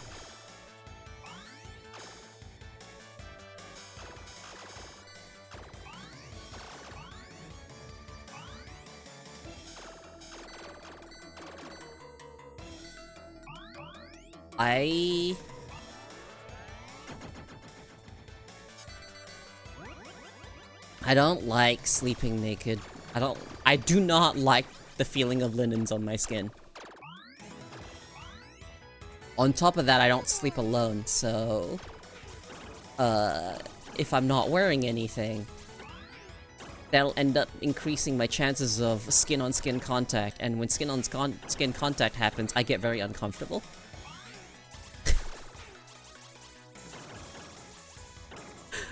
I've talked about that before, right? How I just don't like skin contact. Something to notice here about the missiles, if you've paid attention, when they land on the ground, or not even before they have legs. They run. They have feet. The missiles have feet.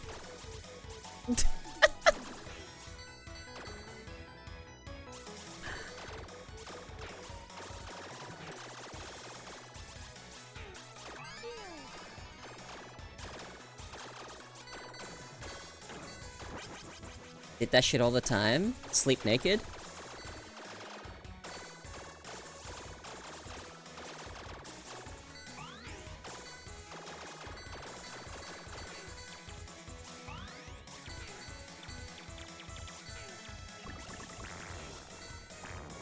It's so funny. No? I must have gotten a lot further in this game than I actually remember. Because I definitely remember these levels.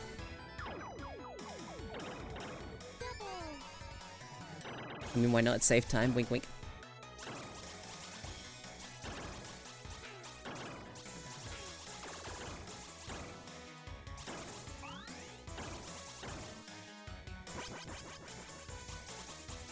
You know, I've actually mentioned this before, but because I have such a low libido,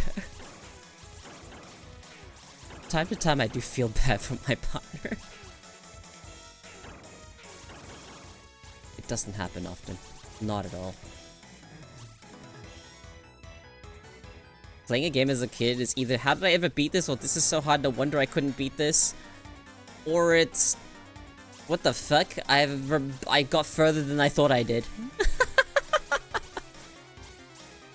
And then the realization is like, oh, I did beat the game. Wait a second. I remember not being able to beat this. How did I beat it?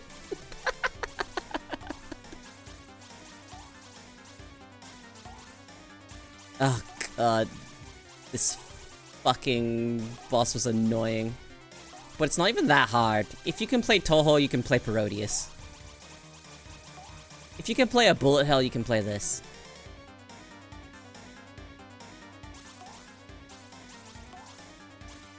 It gets bigger. And so do its projectiles.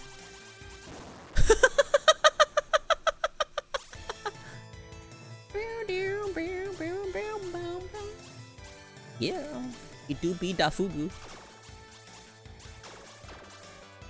Has anyone actually eaten fugu? Laser!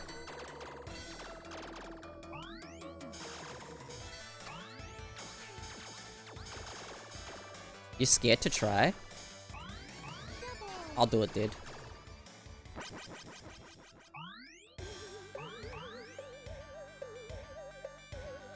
I'm gonna try it one day. Yeah, blowfish. Ooh. Look, the like penguins are like zombies now. It's the spooky level! And there's, look, it's a sleazy Jizo statue.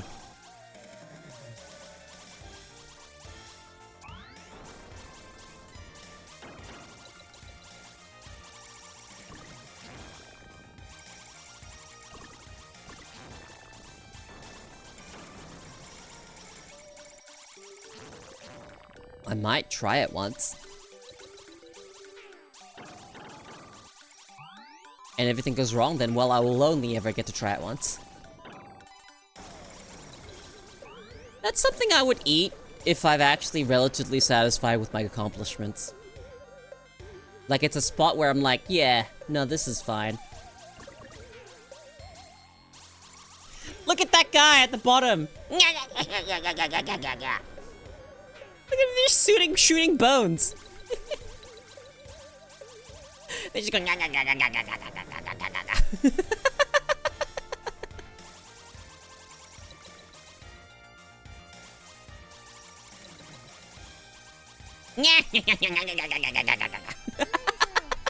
Look at them.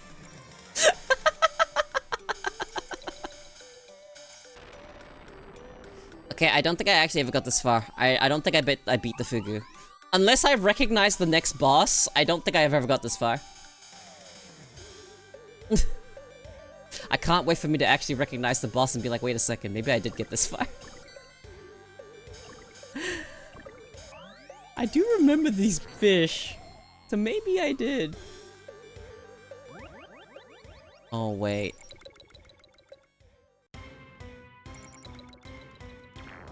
Never mind. No, guys, I actually remember this.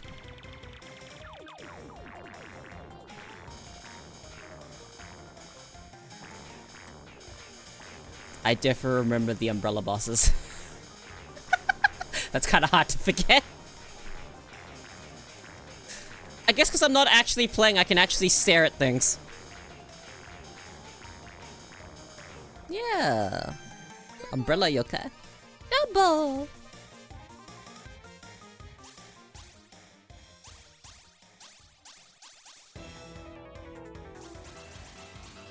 God, this thing. Like, dude. In a game where you can only shoot in one direction, something that follows you like that is so fucking miserable.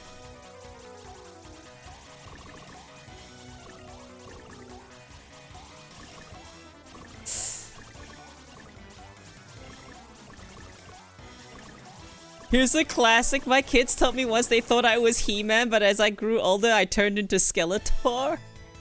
Really? Those little shits. Anti-prey! Yeah. Yeah, well, Skeletor's cool. I think Skeletor's cooler than He-Man, personally.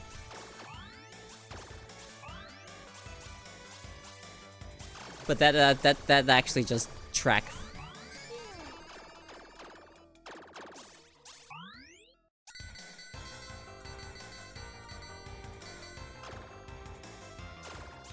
Dude. How did I beat this game? Did I actually beat this game? It must have been when I picked it back up when I was older. No way I beat this as a kid. I must have been like a bit older and in my teens when I beat this game. Because when I first got exposed to this game, I was not in my teens. I was very young, very, very, very young. Yo, he's in fucking, what's that toy zone called in Maple Story? What, Ludi?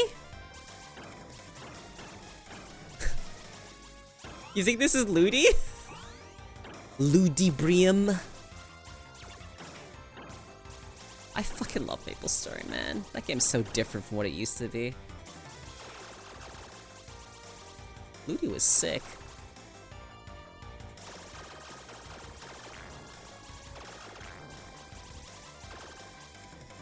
He had to have a sort of testosterone, but He-Man wasn't wrong either.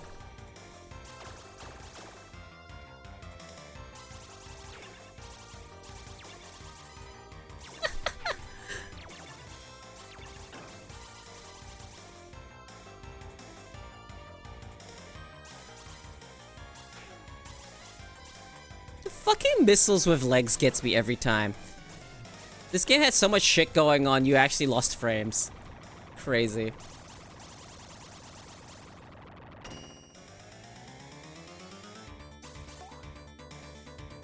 Oh my god!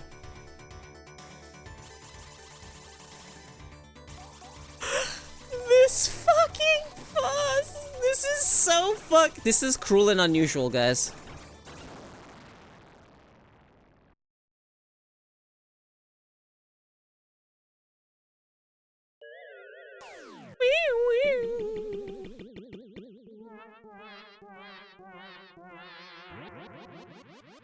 Oh, he's mad.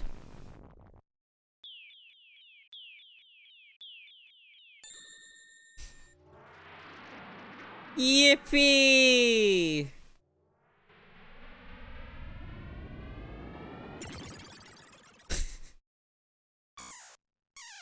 No, Vic.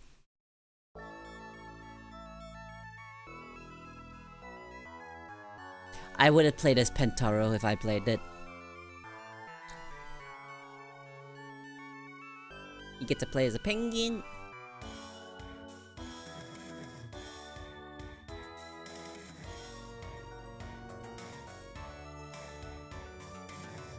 There you go, guys. That was Parodius.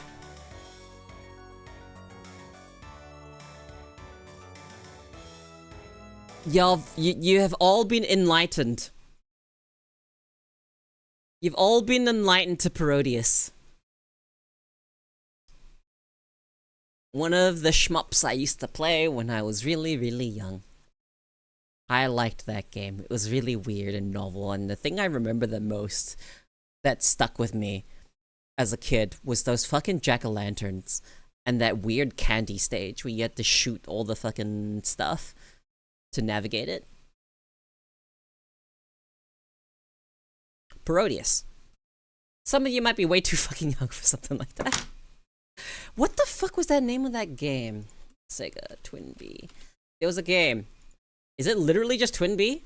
Oh, it is just Twin B.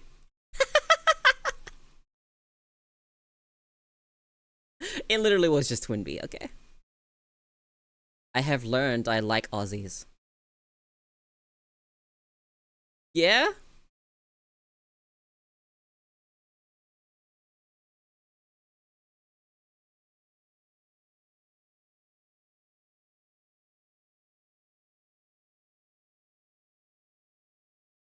Also fictional things, I see.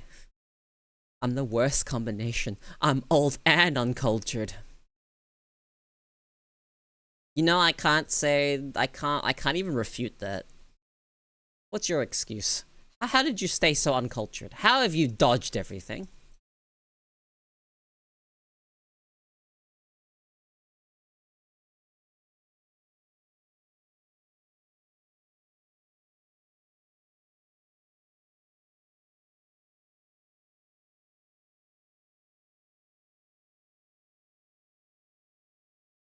Okay. Vikings are in my DNA. I lived under a rock with good reason though. I also lived under a rock mostly, but my favorite Skeletor meme. If tomato is technically a fruit, then that would make ketchup a smoothie until we meet again.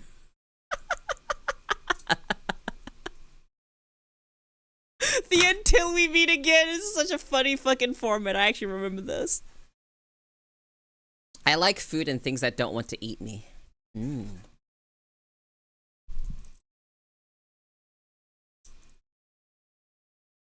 My favorite meme is the one from Sailor Moon where they like tuxedo mask. My job here is done, but you didn't do anything. Waves cape.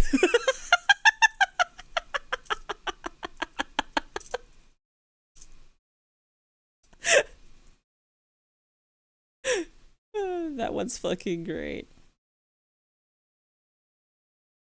And then I've seen the variant of that particular format of it's time to burn out, but we haven't done anything yet.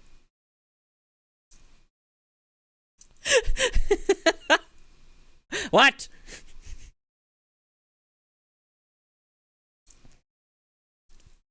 Man.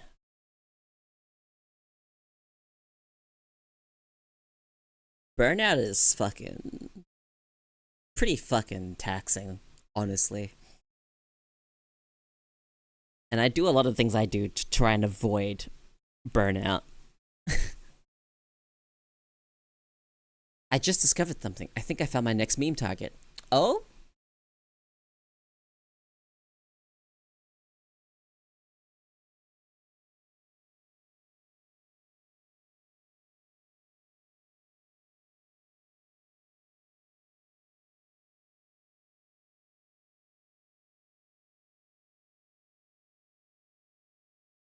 So my neighbors are watching their grandkids. Oh boy.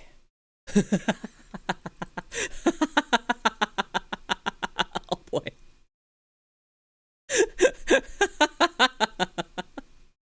Okay.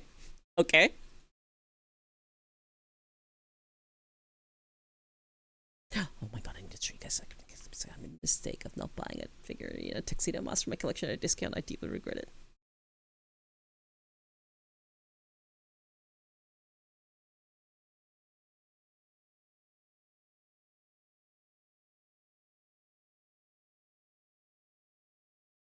I found they have an Apple TV that is open to broadcast to.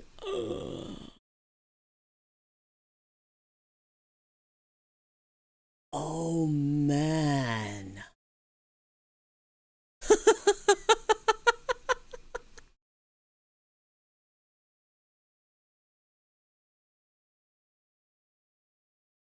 I'm pausing this. So I'm thinking about sending over some quality TV.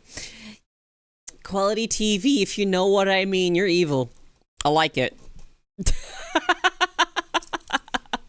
That's awful. Thumbs up. Guys, I have to show you Ragnarok Battle offline.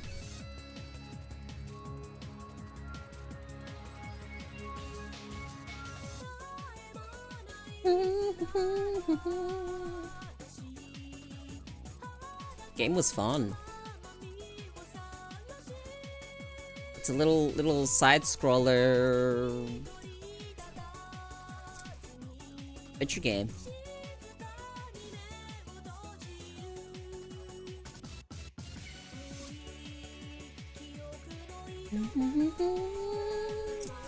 When I was younger, I actually saw this game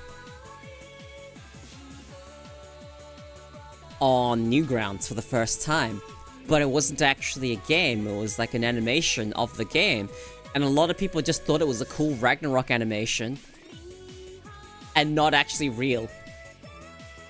And then I got a bit older and found out it was a real game. Could you imagine how happy I was? Because I was so sad that I thought it was fake. I was sad that it wasn't real, but then it was real.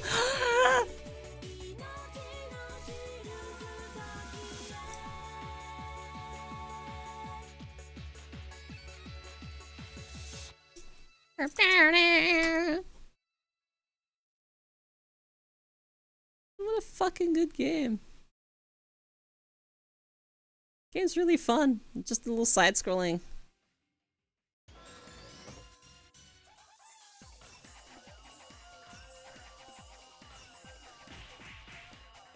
Yeah, you just you punch him. You like beat him up. Beat him up.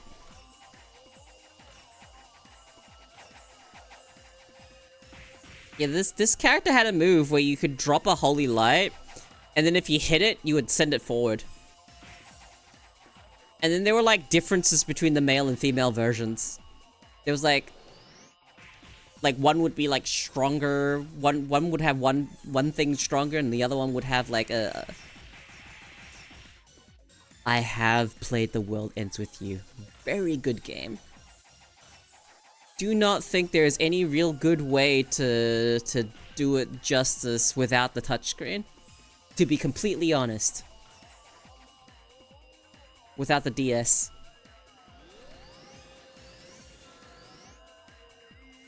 That's part of the experience. But I love fucking The World Ends With You, dude. What a fantastic game.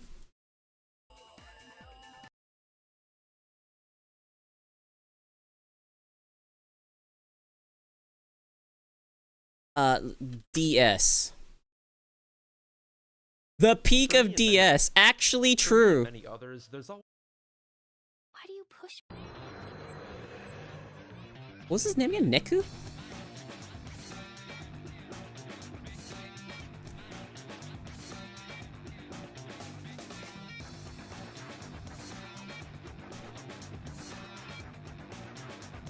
Golden Sun was good, right? Yeah, World Ends With You had great music.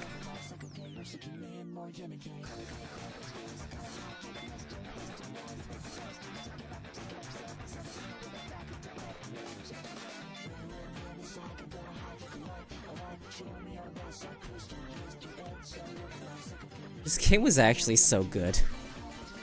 This game was so good, and it just is not the same on the Switch. You cannot capture this. The DS has such a unique system to it, the fucking bottom screen, top screen stuff, that you just can't capture it. The last place you could play The World Ends With You and have it actually be a good time would be the 3DS.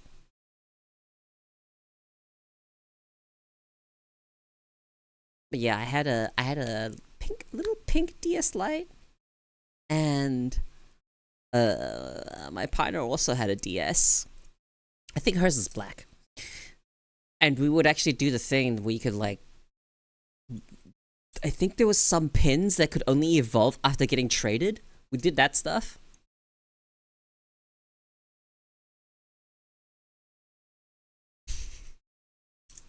I had pink, alright? This was during my pastel era.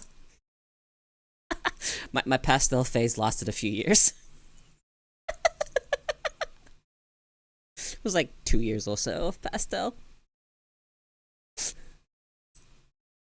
I used to actually wear pink. Well, actually, no, that's not true. I still kind of wear pink nowadays. But it's like, it's that Kuromi bomber jacket that's pink and black. Pastel goths are too... Yeah, but no, I wasn't pastel goth. Now I'm just mostly punk-ish. But I don't dress that way. Kind of expensive. But, and you have no idea how much I want really, really nice boots. You have no fucking idea how much I want really fucking nice boots. Black and pink is a fantastic color combo. I'm all about the fucking black and green. Black, white, green. That is my ideal colors.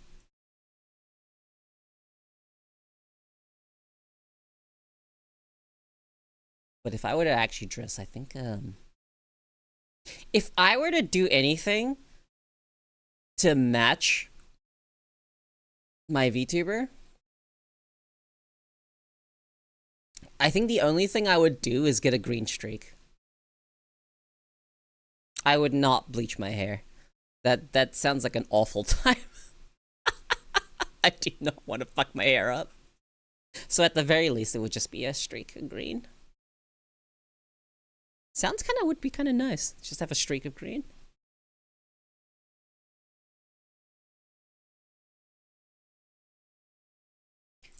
Yeah, so I would really like some really nice boots.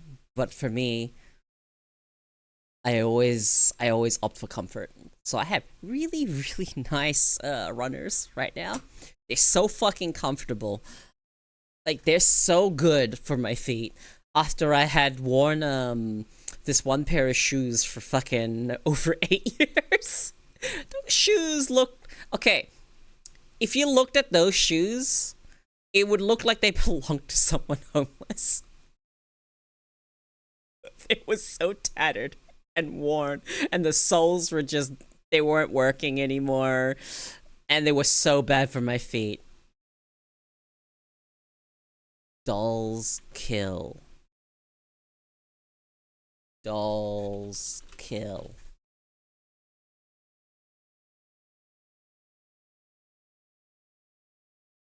Online boutique for the misfits and mislegits.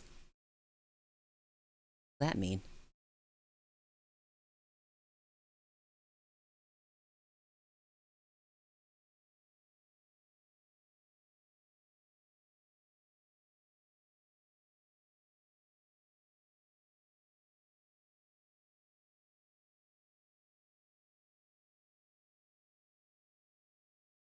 Bottoms.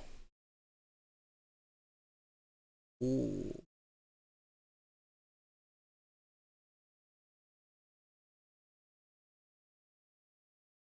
God, as much as I would want to get this stuff, I know I would not. Oh, these wide leg jeans look nice. 156?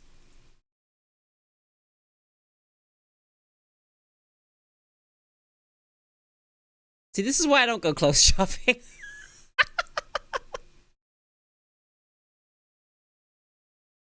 But now I'm gonna look at their boots. Oh, it's nice.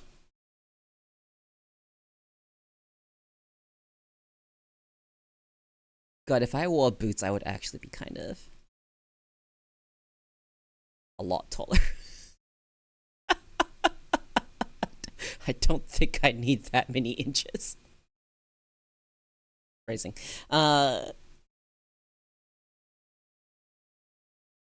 That's adding a lot of height.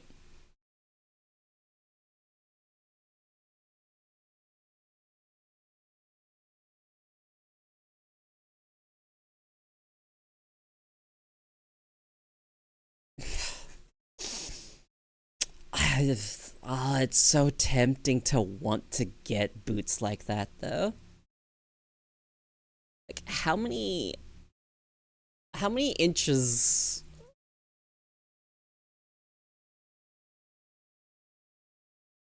How many inches can fucking boots add?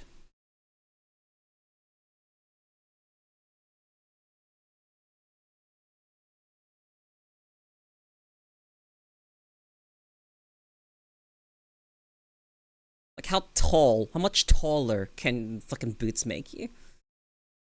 What the fuck are those? Those are basically stilts! Those are basically stilts!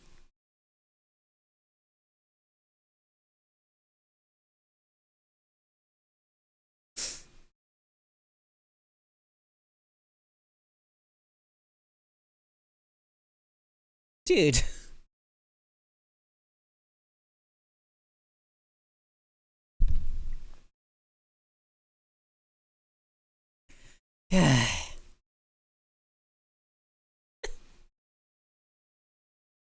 I'm already... So, I am between 5'5" and 5'6", okay? So I'm slightly taller than 5'5". Not by that much. Only slightly. So I'm between 5'5" and 5'6".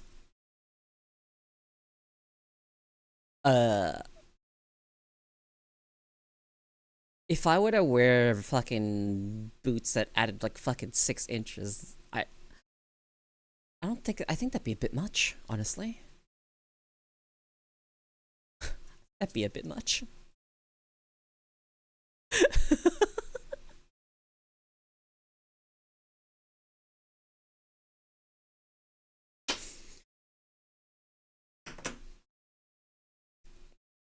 Because, and I've talked about this before,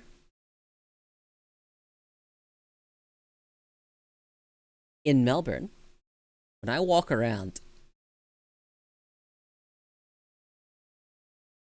I would be taller than most of the people most of the people I see I'm taller than.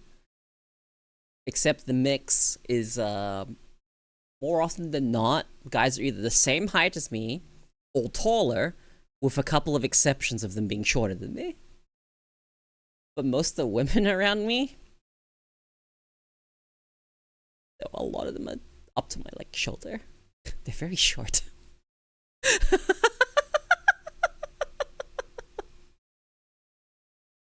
I don't know, man. Like, a lot of the guys are taller than me. They're either taller than me or around my height.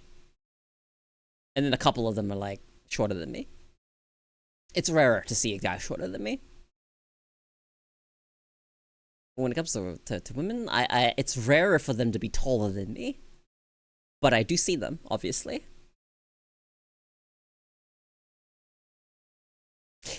Well, see, the thing is about Aussies here, at least, we're very multicultural, so we have a lot of different fucking cultures here, but we do have a very large Asian population, and a lot of the Asian girls are all shorter than me.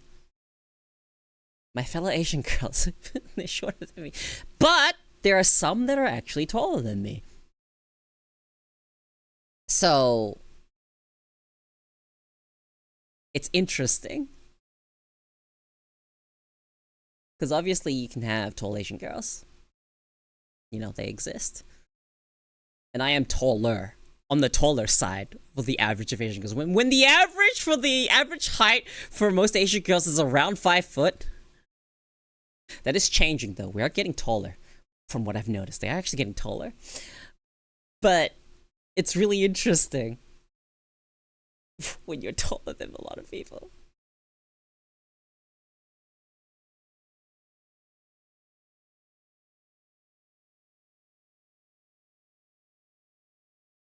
You're 167? You are so close to my height. You are so close to my height. You are 1 centimeter taller than me.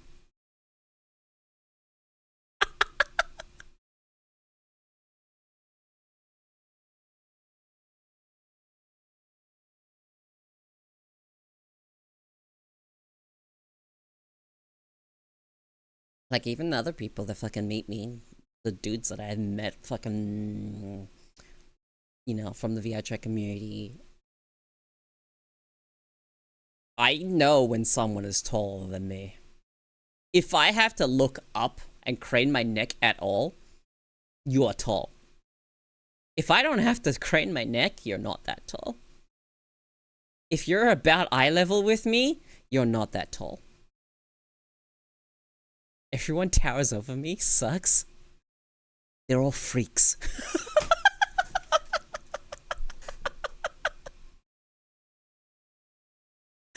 If they actually tower over you, they're really tall.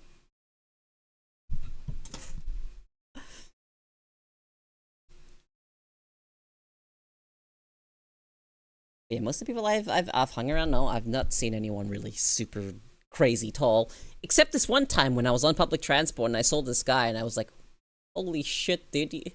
If he got any taller, he'd fucking smack his head on the fucking hand guard rail thing. Hand thing you hold on to. What the fuck do you call them? The support? You know the public transport stuff where they have these little loops where you hold on to it? Yeah, and there's a metal bar above that it hangs off of. Yeah, he was close to hitting his head on that. He was really tall. I think he was taller than 6'6".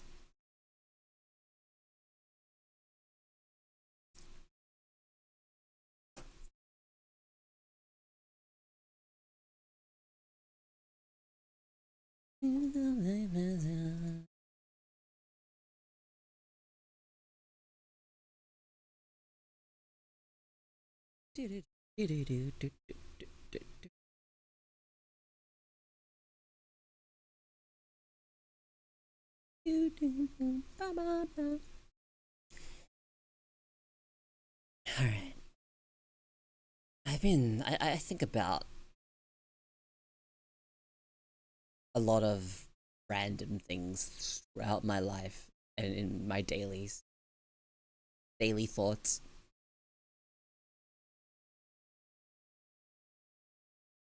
So, I have this display cabinet, right? It's filled with anime figurines and whatnot, but at the very bottom of the display cabinet is the urn for my rabbit with a photo of him as well. I was like standing there yesterday just kind of looking at it, and I remember thinking to myself, fuck, I miss my rabbit. Such a goofy little rabbit. He's a little shit though. But I miss him.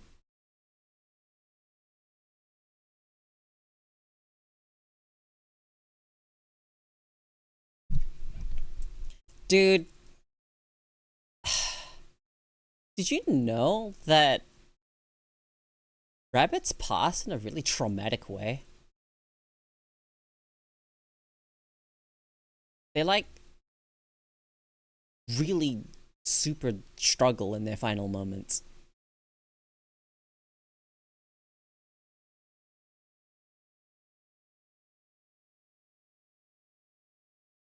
And now I have an actual reaction to the sound of a small animal thrashing about. I don't think I'd be able to fucking get rid of that. I'm just gonna get anxiety every fucking time I hear something thrashing about like that. If I ever hear like the thrashing about and the sound of plastic being scratched and all that stuff, I don't know, man. I don't know if I'll keep myself together. Yep, that's something new I have. Yeah. So the way rabbits pass is kind of traumatic, and I was there for that.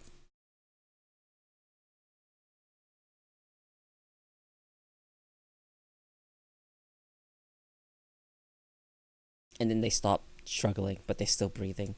And I remember like keeping my hand on him while he was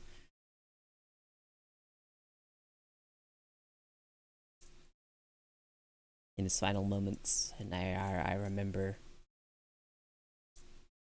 I don't think I will forget that, guys. I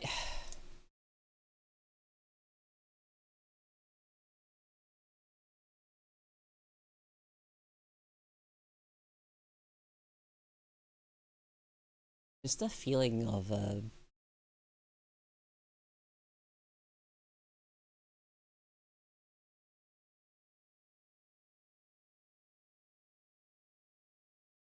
pet that was warm go cold is such a fucking memory. I just I'm happy that I was there for his final moments at the very least. And I don't know why I brought this up. I'm very sorry. If that's affected anyone. But yeah, I just wanted to share that. I loved my rabbit. He lived a very long time. He lived about 10 years, honestly. So, he did live a full life. He may or may not have 1 or 2 years on him. But he lived a very, very, very full life, so I'm at least glad for that. But you know what I learned? And this is from owning rats at one point. Rats do not live long, guys. They don't live long.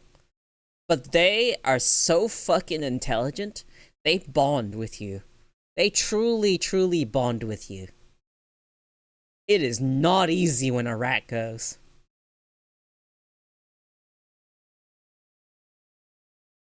I remember thinking that it wasn't fair, that I didn't have enough time. Short little lives of such fucking bright little creatures. Fuck, man. I had a. He's so fucking smart. I want to show you guys how smart rats are. I love rats.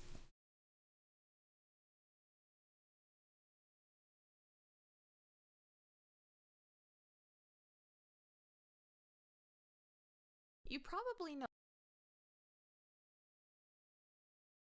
Hang on, I need to share this.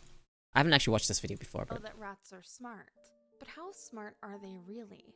According to the Harvard Business Review, rats can be smarter than people in certain scenarios. Ben Vermark and his colleagues at KU Leuven gave 2 cognitive learning tasks to lab rats and students. Rats are With so both tasks, fucking the human cute. and rat subjects I love were rats trained so to much. distinguish between good and bad patterns, and then tested on their ability to apply that know-how to new types of patterns. In the first task, the patterns varied on only one dimension, either orientation or spacing, and rats and humans performed it equally well. Not In the second, domestic the rats. patterns varied on both dimensions, and the rats did better than the humans. Quite a shocking result.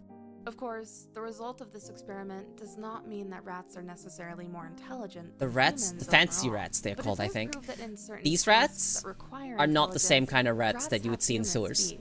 The researchers who performed this experiment explained the better performance by rats due to the fact that humans take a Tiny different little approach. paws or Humans hands. seek rules, I love even them. where Look there at are them none. when they hold While this stuff. rats It's so employed what they fucking call a cute. similarity-based categorization strategy. My For rat, rats, check if a I used to pattern call her looks over. like I used to a go, good target and then she would is come solid running over training. to In addition, me research from has inside her also shown cage, that even though and the I'd give her rat like my brain is fingertip, smaller and she'd less grab the tip complex, of my finger. the human and rat brain have remarkable similarities. She was so fucking Both cute. consist of a vast amount of highly connected neurons that are constantly talking to each other. More studies have been done that show She the used to try and intelligence of grab rats goes even further than the initially air, I thought. suppose. I used to People blow used at to her, think and then rats she were would practically blind. try to Now grab we it. know that their visual abilities It's are really pretty cute. advanced. Scientists have done research showing that rats can tell the difference between a movie that features a rat and one that doesn't. David Cox and his colleagues at Harvard have reported that rats can recognize a 3D object even if its size changes or it's been rotated, all of which show just how smart rats really are, because these are examples of So abstract fucking intelligence smart. that many animals are Smart, not capable of. smart If you little own a rat, beings. you'll probably have some anecdotal examples Oh of my how smart God, your rat can they're be. so They can solve fucking complex cute. mazes, learn their name, learn tricks, and so much more. All of these things are not possible without intelligence. Because of their remarkable intelligence, rats are one of the most interesting pets to own. They're very engaging animals, and just observing their behavior is a lot of fun, let alone playing with them. In addition to abstract intelligence, rats also have emotional I wish intelligence, they lived which means that longer. they display empathy and care for other rats. I really Since wish the they lived longer. 1950s and 60s, behavioral studies have consistently shown that rats are far from the egoistic, self-centered creatures that their popular image suggests. It all began with a study in which the rats refused to press a lever to obtain food when that lever also delivered a shock to a fellow rat in an adjacent cage. The Rodent rats would rather starve than empathy! witness a fellow rat suffering. Follow-up studies found that rats would press a lever Dude! to lower a rat who was suspended from a harness, which shows that they're selfless enough to help another rat in need, even with no benefit to themselves. Also, it's been proven that rats would refuse to walk down a path in a maze if it resulted in a shock delivered to another rat, and that rats who had been shocked themselves were less likely to allow other rats to be shocked, having been through the discomfort themselves. Rats care for one another, and by extension, they also care for their owners. They're remarkably social animals that can form incredibly strong bonds with their owners as well as other rats. Moreover, I rats actually are have a capable of story of my reliving rat. memories of past experiences, And mentally unfortunately, it planning is her ahead final the moments. navigation route they will later follow. They reciprocally trade different kinds of goods with each other, and understand not only when they owe a favor to another rat, but also that the favor can be paid back in a different currency. When they make a wrong choice, they can even display something that appears very close to regret. In addition, a 2000 study from the University of Georgia And this is my showed that own rats are experience. capable of reflecting on mental processes. What this means is that rats possess the ability to And think about God, what they know my or rat was don't such a know. fucking The sweetheart. study used a clever way to discover this. In the study, the rats were offered rewards for classifying a signal as either short or long. As in most such tests, the right so answer fucking led to a cute, large though. food reward, while a wrong answer led to no reward at all. The twist, however, is that before taking the duration test, the rats were given the chance to decline the test completely. If they made that choice, they got a small reward anyway. If rats have knowledge about whether they know or don't know the answer to the test, we would expect them to decline to answer most frequently on difficult tests that they're not sure they know the answer to. And this is indeed what happened, thus showing that rats are aware when they do not know something. All of these studies show that rats are highly intelligent animals that live and experience the world in a way that's not all that different from us humans. It's Little very bearded possible that dragons. rats are I love smarter than reptiles, but dogs, reptiles but they are, unfortunately are not treated with the same respect. Rats are often unfairly stigmatized as stupid and dirty animals, but I hope that this video has shed some light on their true capabilities and can help shed the stigma. Rats are incredible animals. that Dull deserve creatures, more love honestly, than they're they really currently fucking receive. cool, but they're the If you type of enjoyed the creature you'd video keep and wanna if you learn want to more just about look at them rats every and now other and then. pets, I recommend subscribing to the channel. I say dull, they're not dull. Okay, they're just dull to own.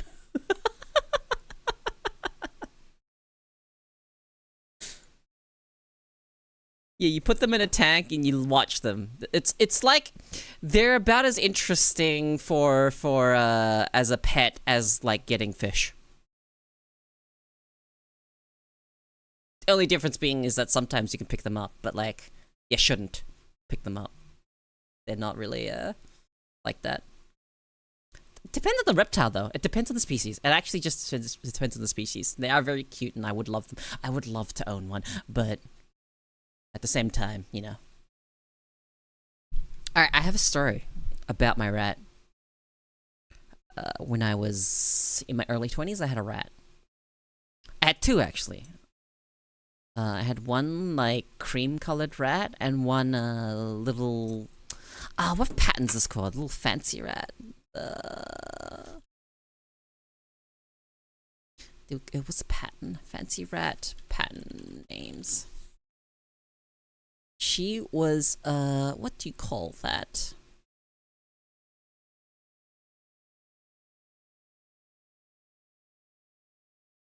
Hooded. She was hooded. She was a hooded rat. I find hooded rats really fucking cute. I had a hooded rat and a fully cream-colored rat. And their names were, I had, the hooded rat was named Nippy, and the cream rat was Cinnamon. Cinnamon was a bit stupid, but you know, I loved her for it, regardless, you know? But she was a year older than Nippy, but I adopted her later down the line. And we wanted to find out whether or not she would get along with the rat that I had. And they got along. And they actually slept together and everything. And I was like, oh, okay, perfect. So they got along. So I had 2 rats at a time. And then at some point, Cinnamon stopped eating stuff. Stopped being had not as much of an appetite. And then I woke up and we found her not moving one day. So that happened to Cinnamon. What happened to Nippy was actually, this was during, like, this is about 2 years in, at this point. She's already been about 2 years old. The day before, I remember going to her cage and hearing squeaking. And I was like, why is she squeaking? And I looked at her cage, and she had somehow misstepped, and she was on her 2nd floor of her cage. And one of her feet had caught on the bar. And she was dangling off the side of it on the platform. With her ankle basically... Well, she was very injured. And I remember being fucking panicked a bit, and I remember opening up the cage and like freeing her from it. She was not okay from that. She was definitely injured. Her foot was definitely... It was broken or something. I don't remember. But I remember that, and I remember freeing her from it. And I remember patting her and all that stuff, and I was just like, there's not really much I can do, so I stayed with her for a while. And then I remember the next day, she wasn't looking good. I remember I was sitting there, just with her, being kind of really fucking sad because she was not doing well. She looks at me. My rat looked at me. She looked at me. And went to her wheel to try and run on it. With her intentionally broken foot. It was like she was trying to tell me she was fine. And I'm like, girl, I can see you're not fine. You're literally limping. It broke my heart, man. They're such smart little creatures.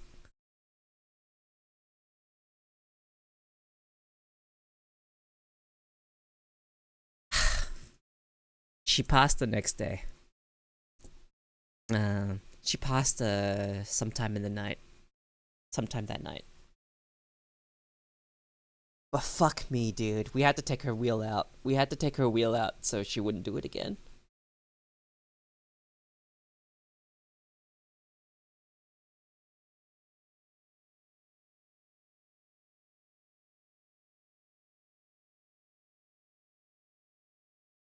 That was such a fucking heartbreaking experience for me. But it's such a credit to rats and how smart they are. That's my experience. That and, rats and the fact that they have empathy. She knew I was sad, so she tried to run on her wheel. Like, come on, man. Stop it. Don't do that. You're injured. Stop. Ah, fuck, man. One of the most painful ways I've seen a pet go. It's up there with how my rabbit coffee went. Rabbits can be smart too. I don't think they're as smart as rats, though. But I did manage to teach him some tricks. He was very cute.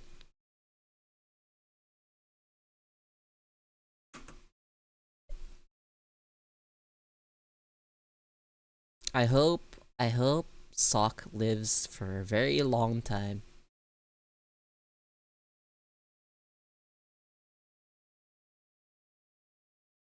Help my cat. I've noticed one thing about my pet names.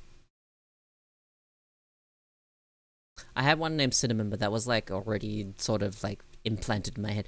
But I had a cat, a rat named Nippy, a rabbit named Coffee, and now I have a cat named Sock.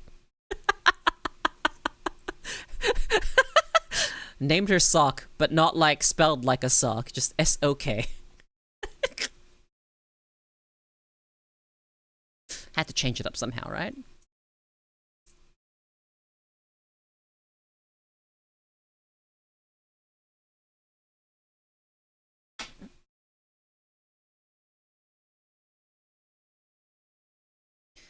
And I also had a very, very, very generic cat name that I would have had this cat. I would have actually had a cat, and I named him Nibbles with a Y.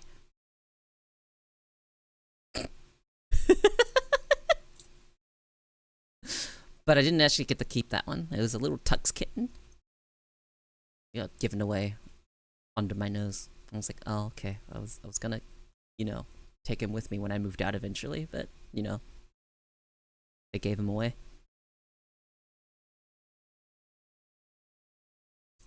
He didn't want to go. He didn't want to go. I heard the story, because I was out at the time. They gave him away when I was out. Still pretty unhappy about that. But I heard from someone else during the time when he was given away, he tried to hide. And he was not like a skittish cat or anything like that. He was a very, very affectionate kitten. But the fact that he tried to hide was just like, fuck, man. Could you? How could you separate? That would have been my future cat. Sad. Very sad about that. But that's okay. Now I have my cat, Sock, and she's also a Tux. She's like not a black and white Tux. She's like gray, silvery looking.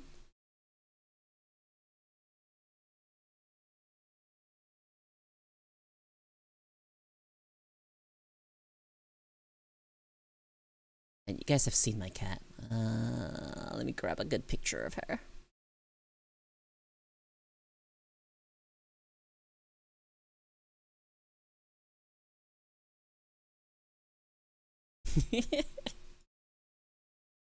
Let me share how often.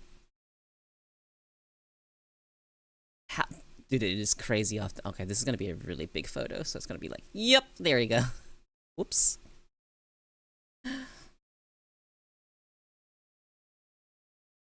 The amount of times I look to my left and find that she is literally right next to me. Like this. Exactly like this. She's just next to me. Look at her. Such a fucking pretty cat.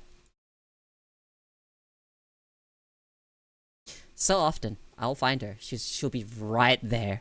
Just laying right next to me. It's usually sunbaking.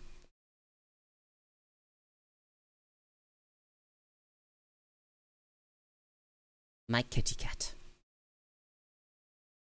You know, sometimes I like to pretend to chase her around the apartment so she runs around. And if you like chase her and then stop and then hide or go behind like a corner, she'll like chase back. She'll chase back after you. Cats are cute. But there's one time I ran at her. Like pretend to run at her. And she didn't run away. She didn't move. She kind of just stood her ground, looked at me.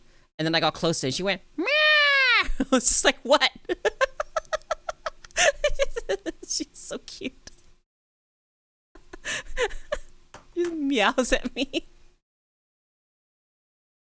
It's really cute when cats do that. Or you like start paying them and then go, eh. Have you heard a cat squeak like that? They just go, eh. It's so cute.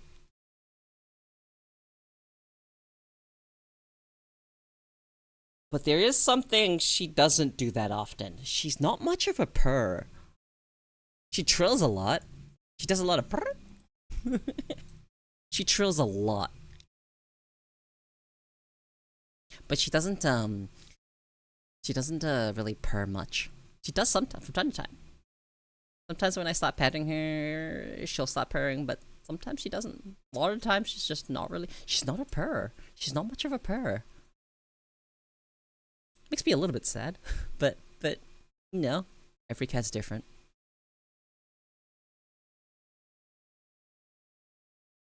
I have thought about it.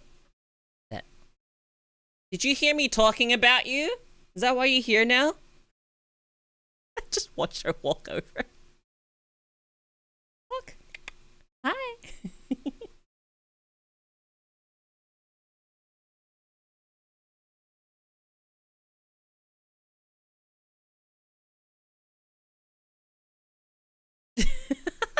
She actually came over.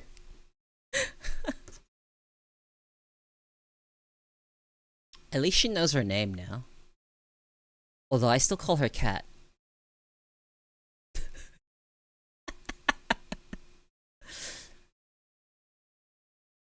There's so many different kinds of owners.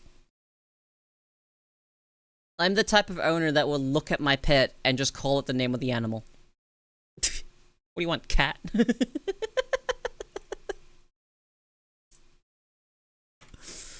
Anyone else like that? That just calls their pet by, you know? I want dog, cat, rat.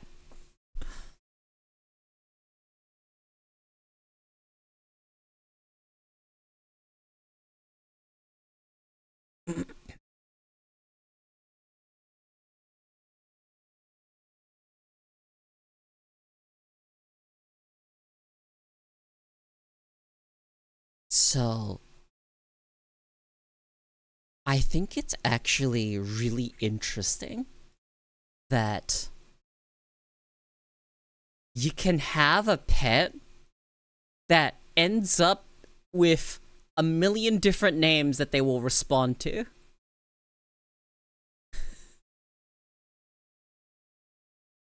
Like, if you keep calling your dog little shit, or just call them a variation of names, they'll respond to almost all of them. Including dog. And, yeah, I call my cat... Cat.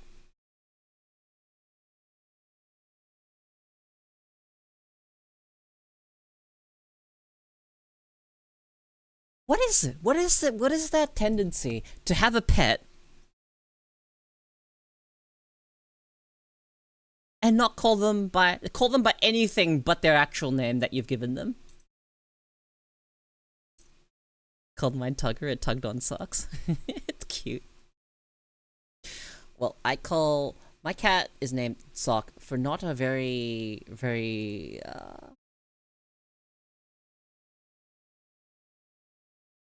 creative reason or anything like that.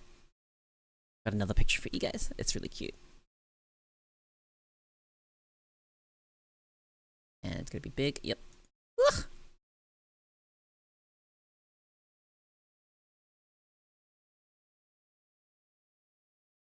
Because she has these little mittens.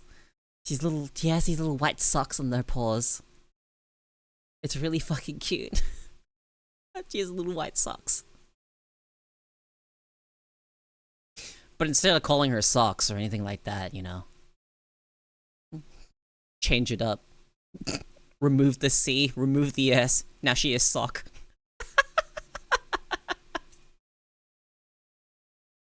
She's so cute. This is her hammock, by the way. You see this? We bought this. It's like a hammock for her to lay on. She does lay on it. But from time to time when she's playing, she will crawl under it. It's actually really funny to watch. Funny to watch her crawl under her hammock. Cats are really funny. That, and she'll crawl on a back. She'll like hop on someone's back. If your back is just somewhere accessible, she'll jump on.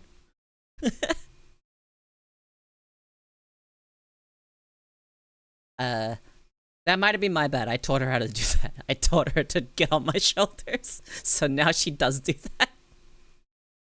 She's a relatively smart cat. I like encouraged her to hop on my shoulders once. And then I would give her a treat. And then I'd keep doing it. And now if she sees a shoulder, she'll actually just climb on board.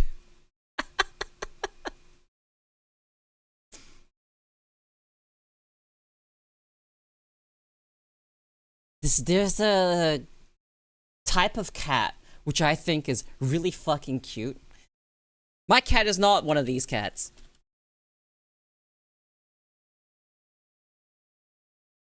But people that have shoulder cats, I'm so jealous.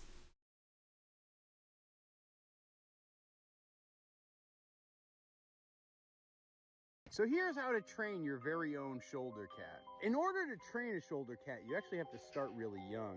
I started with Ginny when she was about 9-10 weeks old. I would go visit her when she was still living inside our barn over there. And I'd pop her up on my shoulder and give her treats. And I think that's what ultimately got her comfortable with being a parrot cat. And so as she's gotten older, she really likes to, in particular, climb up this coat. I've very much trained her to this coat because when she climbs me when I'm wearing a t-shirt, it absolutely hurts. But during the winter months, it is really nice to have a shoulder cat because, you know, they keep you warm and they're nice and fluffy. You can hear their ever so adorable purr and just... Shoulder cats! Shoulder cats are so fucking cool. You a pretty boy? Yeah. Pretty boy. Like this cat too, like lays on the backpack. What's his name? Todd. Todd. Todd. Todd like the Fox and Fox and the Hound. Cute. Is this a boy? Yeah, you can pet him. What's his name? Look at him! Todd. The British short cat.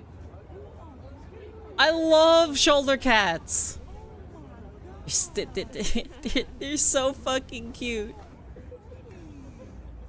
I didn't even think he was real. That's what a lot of people say. You take him everywhere with you. Yeah, he's used to it.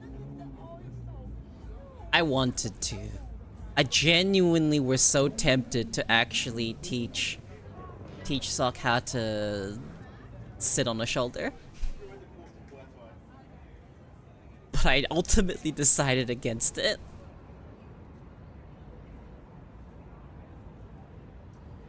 Okay. So funny. Cats. I love shoulder cats. Shoulder cats are so cute. Hi! I suck.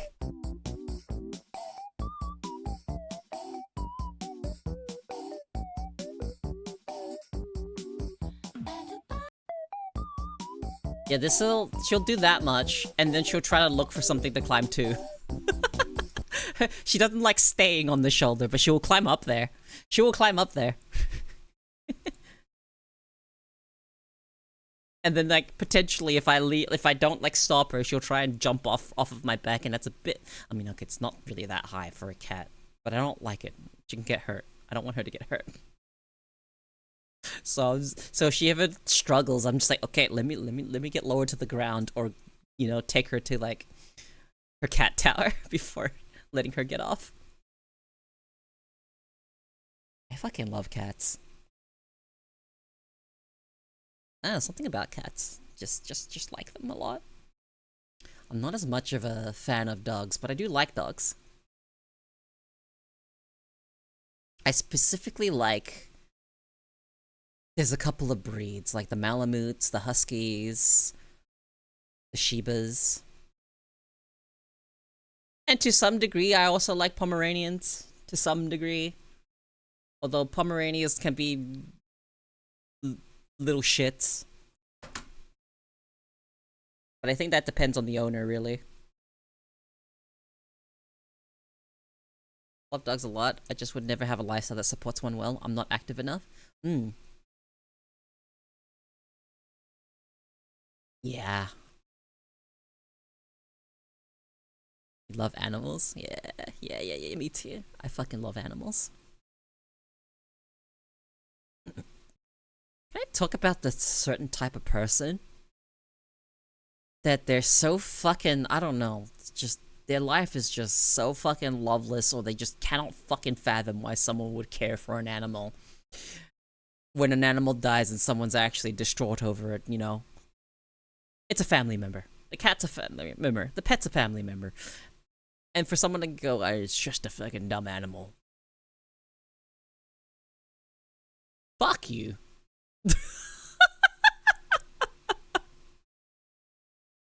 I like animals more than I like humans. Okay?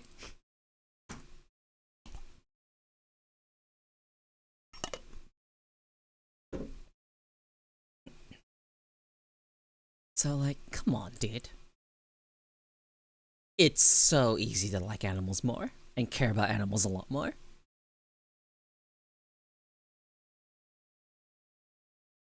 Your dad's that guy? He's the guy that says it's just an animal?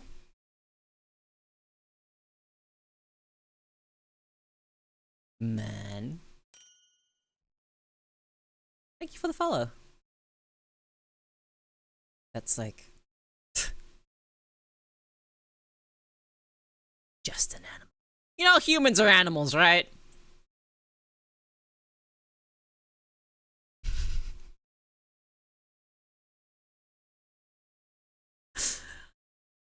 I find it really funny that people like to put a distinction between, I know when people talk about animals, they talk about anything that's not a human. But we are still, by definition, an animal.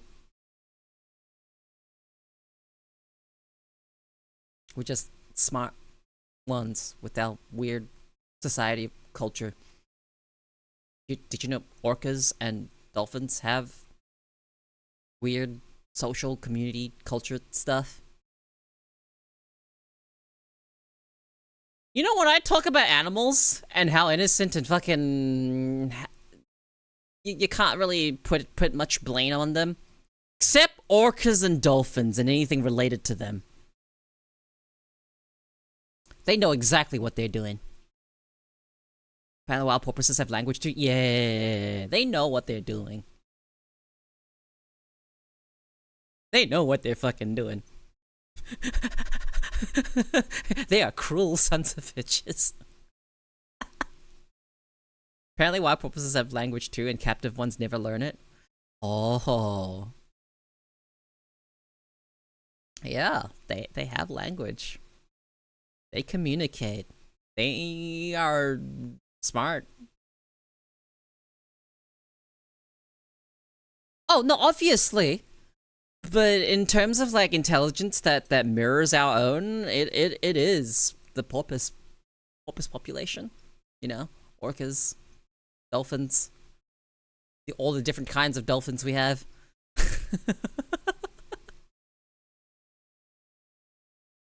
Funny that we don't call them killer whales anymore. But they're very intelligent, and they live in the ocean, and they will play. A concept of play that's like kind of fucked up. That and crows. Ravens. Corvids, actually, corvids. Corvids are also extremely intelligent. Oh, I love corvids. Fucking ravens and crows. Crows are so fucking... I find crows really fucking cute, but they're also really smart. Crows are so fucking smart. Yeah, generational memory. Yeah, they're fucking nuts. And then they're able to talk, too. They can actually learn how to mimic speech.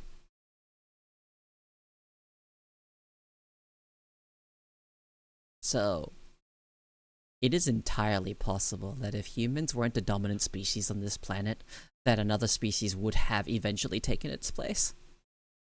And it would have been ended up very different. Very, very different, I feel like.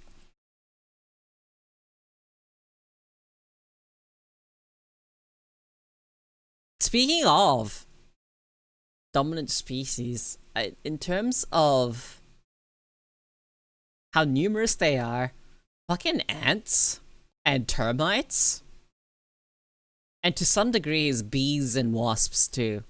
Anything to do with them.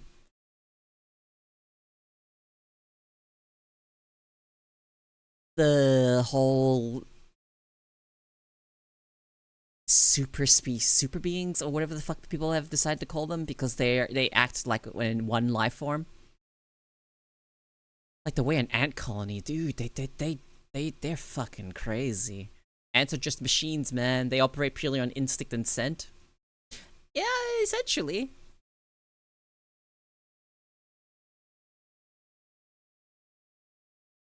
But it's so wild to me. I find ants so interesting. 100 billion shrews on Earth. That's a lot of shrews. You know what else? Not ants or termites. The fact that ants, the leafcutter ants, not even just leafcutter ants, that there are many different species of ants that actually have agriculture. They farm fungi.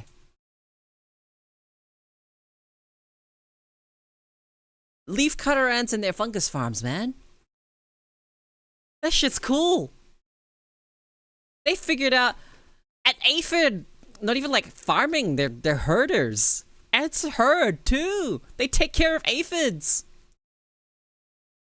That shit's so what? Like they will take their aphids and move them to better pastures, essentially. Ants are so fucking interesting. And I learned a lot about them. I learned a lot about ants because they're really, really, really cool. And as a kid, one of the things I really wanted was... What was exactly I wanted? The ant farm. I wanted an ant farm. Really wanted one. And there was one they introduced that was like a gel-based ant farm when you would see them go through the gel type thing.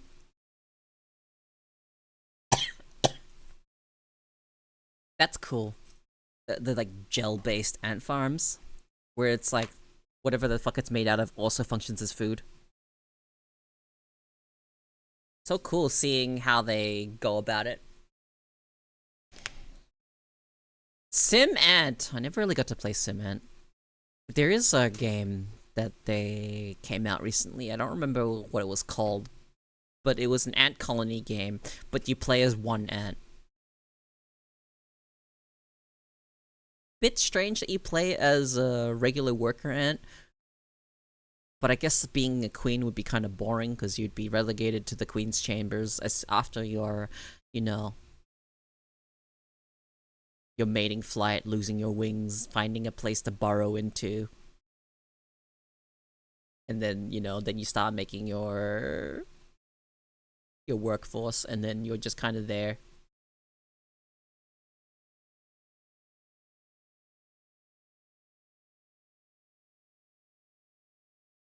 It's so interesting. there hasn't really been, like, a good modern sim ant.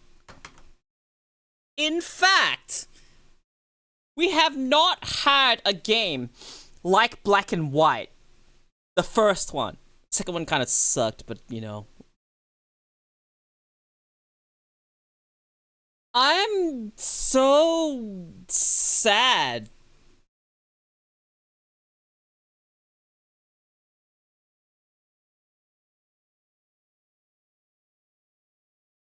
That we don't have a Black and White.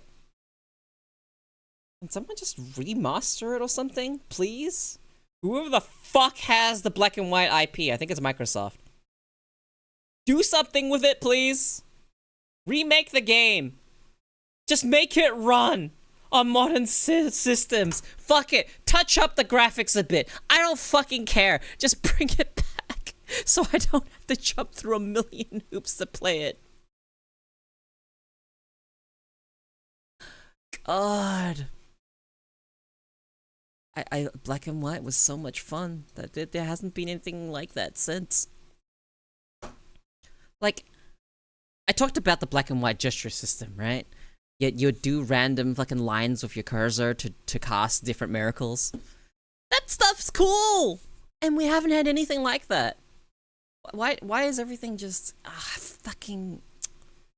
And the training of the beast too? We will watch anything you play. I know that.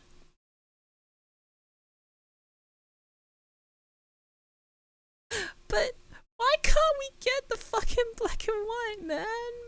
When you talk about Black and White nowadays, most people are like, Pokemon? No! When I talk about Black and White 2, I'm literally talking about the fucking Molyneux God games.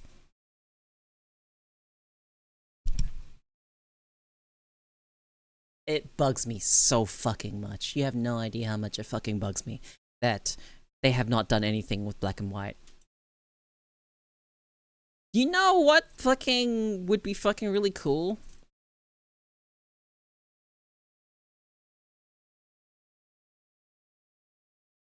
If they took Black and White, just fucking make the entirety of Black and White, but just adapted it to VR. How perfect would that be?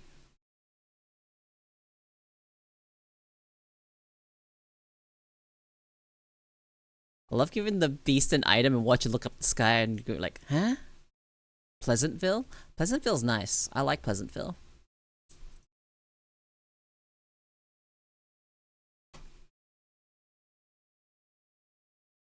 Black and white place that has color introduced to it. But it's such a unique concept. Pleasantville's nice. I actually watched it before.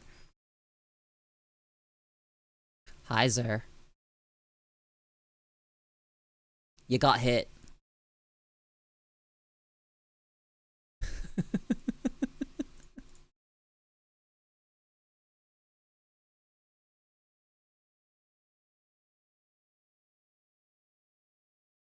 But man, I just want to play Black and White again.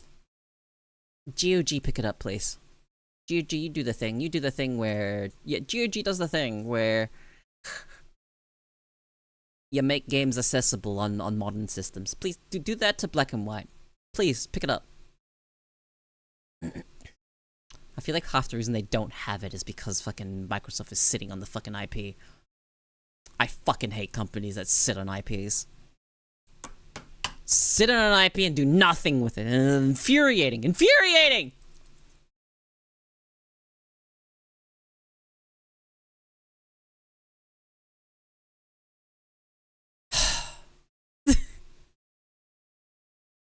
Fucking so infuriating.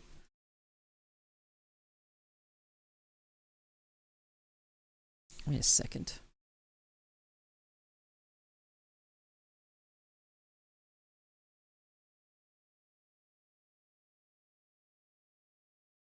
Okay. Alright, what is this? Is there... Have you guys seen, and this is kind of funny to me, Master Duel and just how a lot of the modern decks that they have nowadays have anime girls on them.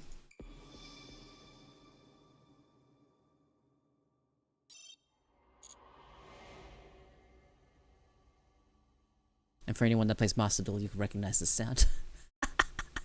I'm logging in just to see if I have any free stuff. Every new card that comes out nowadays is... Do I have any free gems? Give free gems, please. No?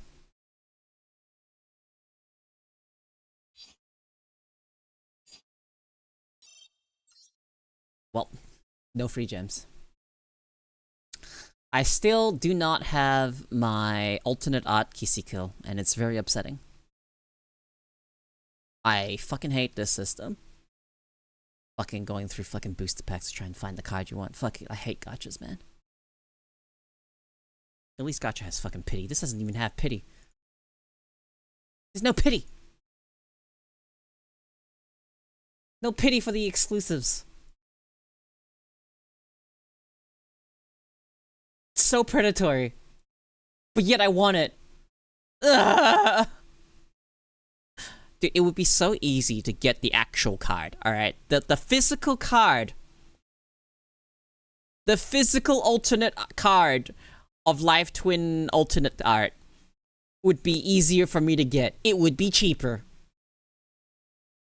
than getting it in Master Duel. Fuck Konami.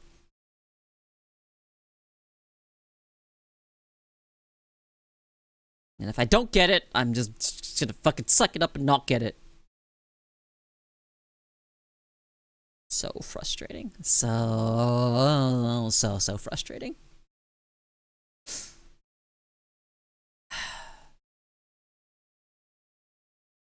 Yeah. Fuck Konami. All my homies hate Konami.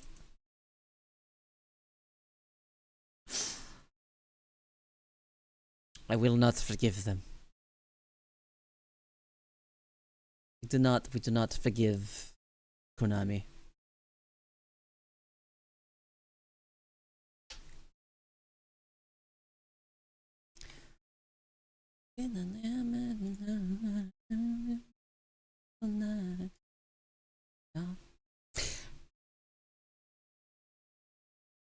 So, question, how many people keep up with Tekken? Gotta do a pre-employment drug test tomorrow. You on any drugs? At least to my knowledge, I don't think you were on any drugs. Me, I love Tekken. I watched Tekken World Tour yesterday! Dude!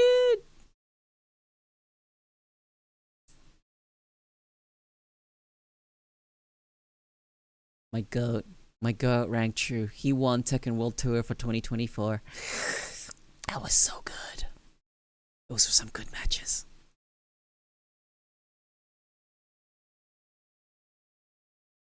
Good matches. I'm so upset about fucking Keisuke's performance. I swear to God, he needs way more fucking tournament experience or something. Because Jesus Christ, the amount of times he chokes. The amount of fucking times he chokes. He's just constantly fucking choking. God damn it, Keisuke. Mr. Kazuya Specialist, stop going for your fucking combo videos in the middle of a tournament.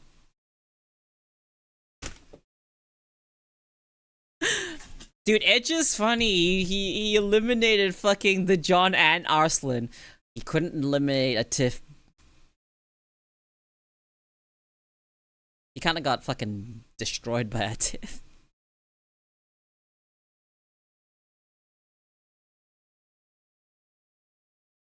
Ooh, what are you doing, cat? Hello? Gambling. Do you see a bird out there? Yep, she sees a bird.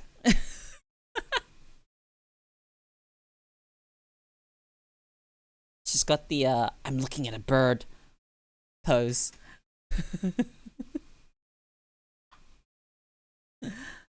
I have no doubt this cat would be a fucking menace. Cats are one of the most successful fucking hunters.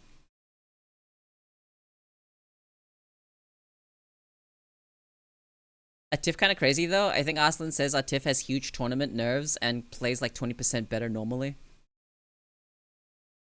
Yeah, well, I mean, a lot of people have tournament nerves.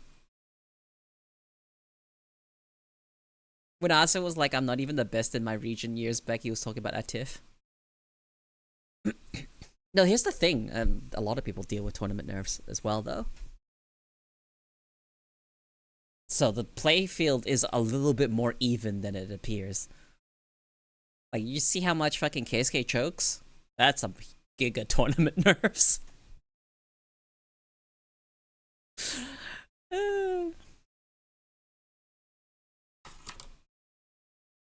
I'm so happy Rank True won. I'm so happy Rank True won. He won 2018 Tekken World Tour with Panda. Objectively worst character in Tekken 7. Objectively the fucking worst. Although him winning Tekken 8 with Kuma, that Kuma is actually pretty fucking good in Tekken 8. So it's not quite the same, but I don't think the Bears are top tier. However, because Rank True won, I'd like you to pay attention to the tier lists now. They're gonna put the Bears up there.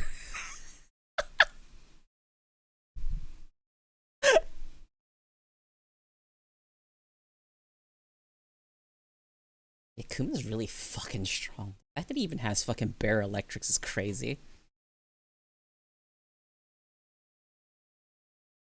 Oh my god, can I complain about fucking CBM versus Rafe?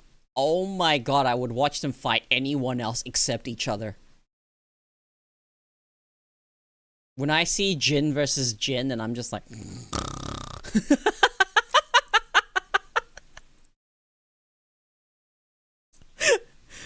God, it's so boring to watch. I was just like, someone fucking die so that you can move on to the next match where it's at least interesting. I'm so fucking happy. I watched Rank True's, one of his, whatever called matches. I missed some of the matches, but I got back in time because I was out. I wasn't home. And I got back in time to see the Tekken World Tour finals. The grand finals. That was fun.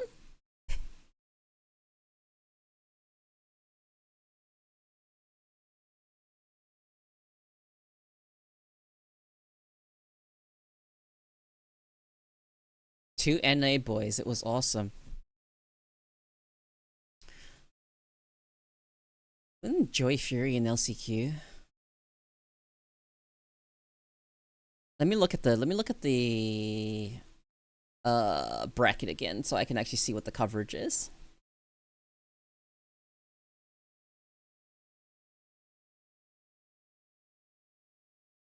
The coverage was who made it into the top 4 Korean players.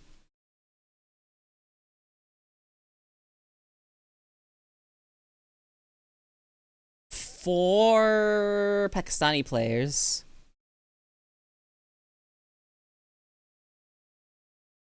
Ooh. These are 2 different flags. Hang on, what flag is that?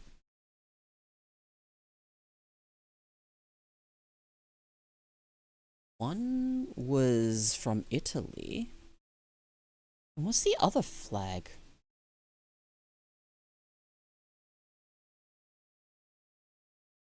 What is the flag that looks like Italy?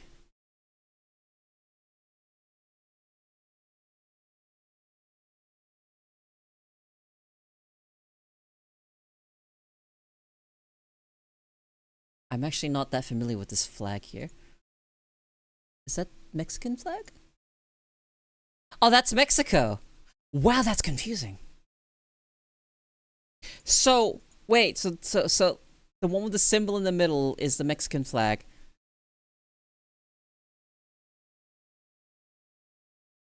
Holy shit. Why are they, like, so similar? Hang on, there has to be more differences.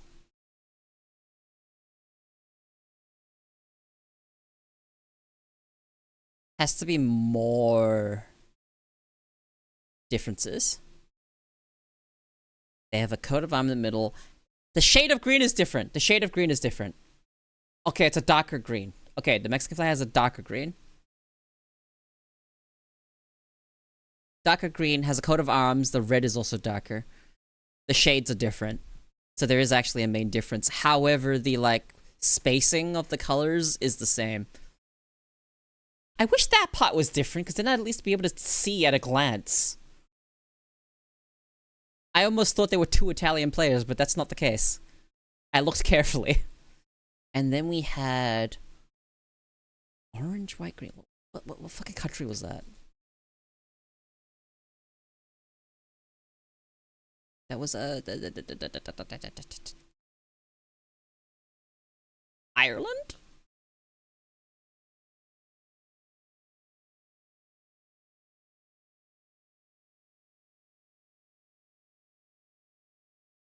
Huh? Russia is the one that's horizontal. And France is vertical. That one I actually know. And also I believe the ordering of the colors is different. Like French is blue, white, red. And Russia is white, blue, red.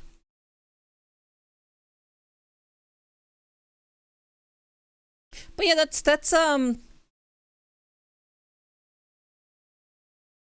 what else did we have? We had Shadow as well.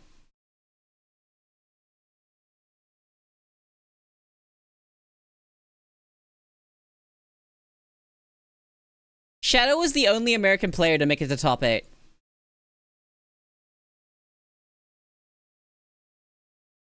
Netherlands is the one with a similar fact to Russia? Oh. How far did Shadow end up going? Shadow got knocked out and loses round 3.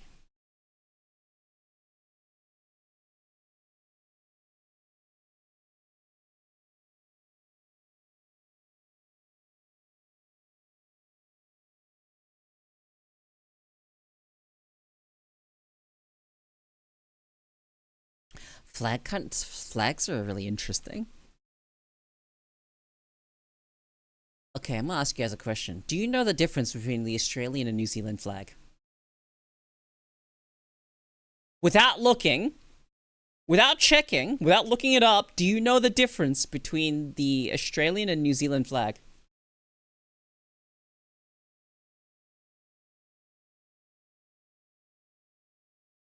Number and colors of stars. You are actually correct. The number and colors of the stars.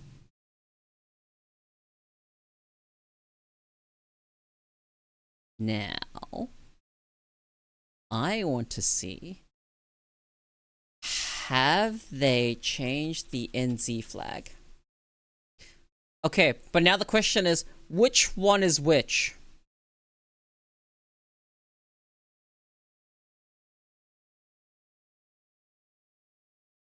One had fires blowing into the other. Shut up. There's actually a couple of differences too. Aussie white, NZ red. Yep. Which one has less?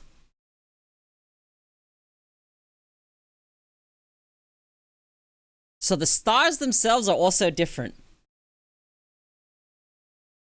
Yeah, NZ has less stars on it. They're red and the shape of their stars are different.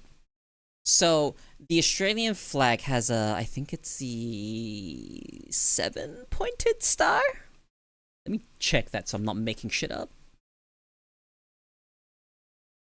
Yep, it is the 7-pointed star to represent the 7 states. New Zealand has just a regular 5-pointed star. It is the same constellation. It is the Southern Cross. The only difference is where the New Zealand flag is missing one of the smaller indicators for the Southern Cross.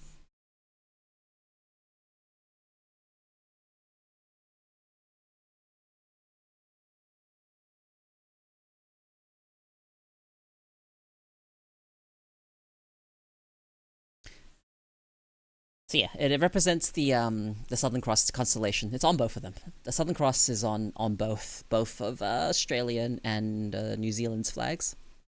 The only difference is Australia has one more star indicating the constellation, and New Zealand only has the 4 stars, and it's red.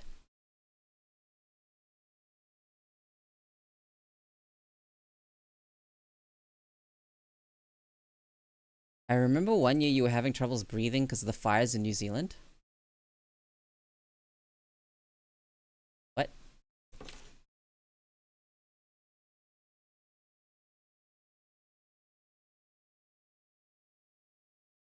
There were a fire in NZ? Is that a thing that happened?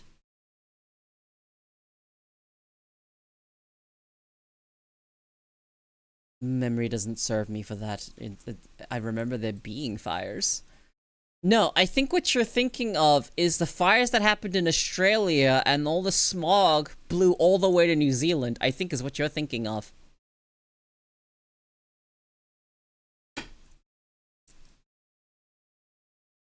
believe it was,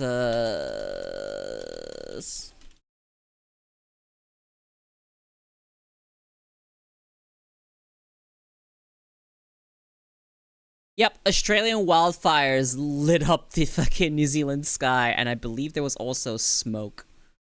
Yeah, the smoke went to New Zealand too. You're right, I was just testing you.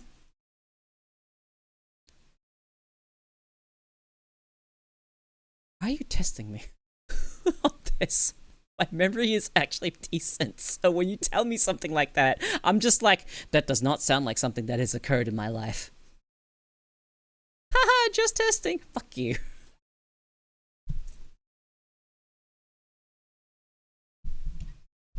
It's only a 4-hour flight.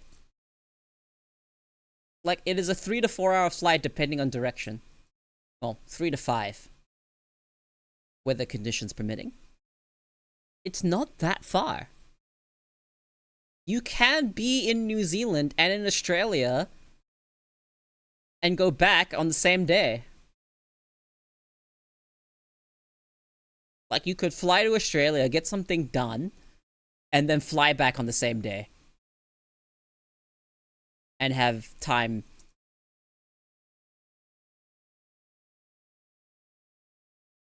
Traveling anywhere from the States to anywhere else is gonna be rough. New Zealand is beautiful. It is very, very, very gorgeous country. Me English not good. I was focusing on stretching. How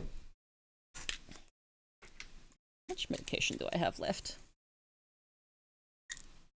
I do not have very much ADD medication left. I am running out of decks.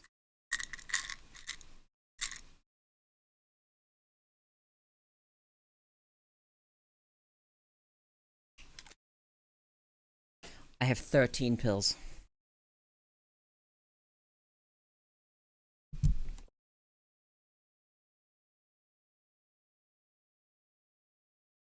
What's it literally as far away as possible? You'd probably need to fucking fly to, like, Cali first, and then fly over. Oh, LA. I think it's LA. Somewhere. I think it's LA that you would have to go to, then take another flight. So...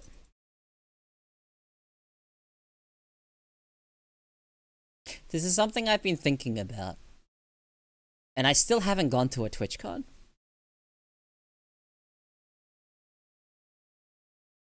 I do not see how I would ever go to a TwitchCon. Flying from... Let me give you guys an indication of how fucking expensive it is to fly from Australia to America.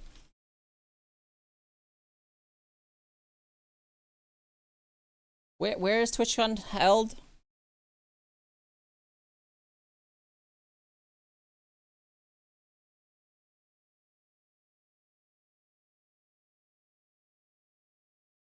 Hi, cat.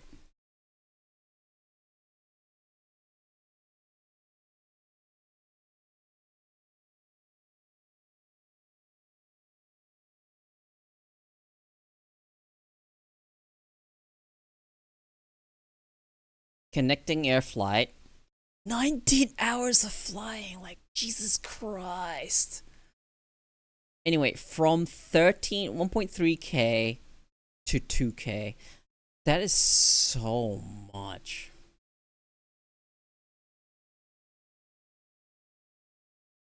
And that's to go to San Diego, that's next year? San Diego International Airport. It is more expensive to go to San Diego.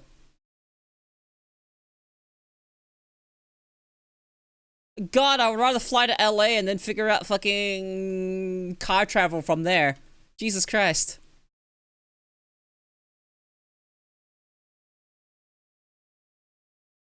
Going to TwitchCon, like being in America is like something that's like daunting to me. I would have to find people that are going to TwitchCon that I actually trust.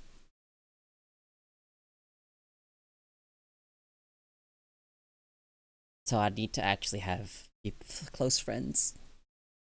Or friends I know well enough that to even stay with. I'd like to go. But that's more like if I had anyone to go for.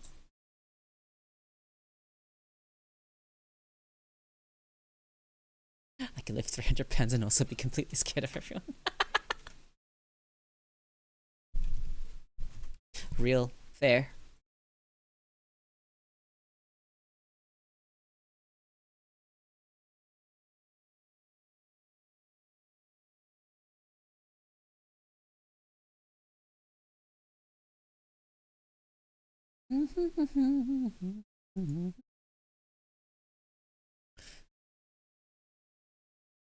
Such a fucking...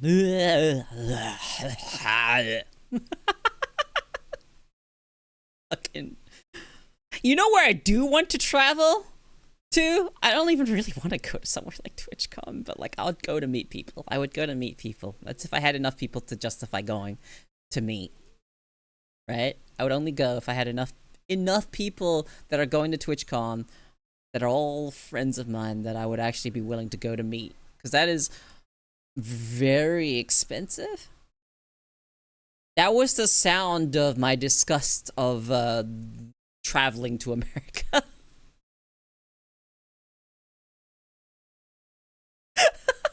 I have zero reason to want to go there. There's no sightseeing. Yes, why are you tapping me? Hi.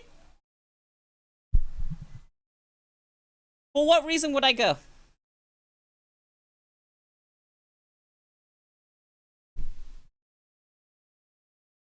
What reason would I go? There's nothing there I want to see. I'd make sure you have a safe place for a week there. I don't exist. No, but like the entire thing is just like... Fuck, man. You know where I will go? I'll go to Japan. I'll go to Japan. Things are orderly there. People have very, very, very, like, essentially strict social codes there. You know, I feel like I do okay there. I think I would do very okay in Japan. I would even be able to communicate very basically. I can understand what people are saying.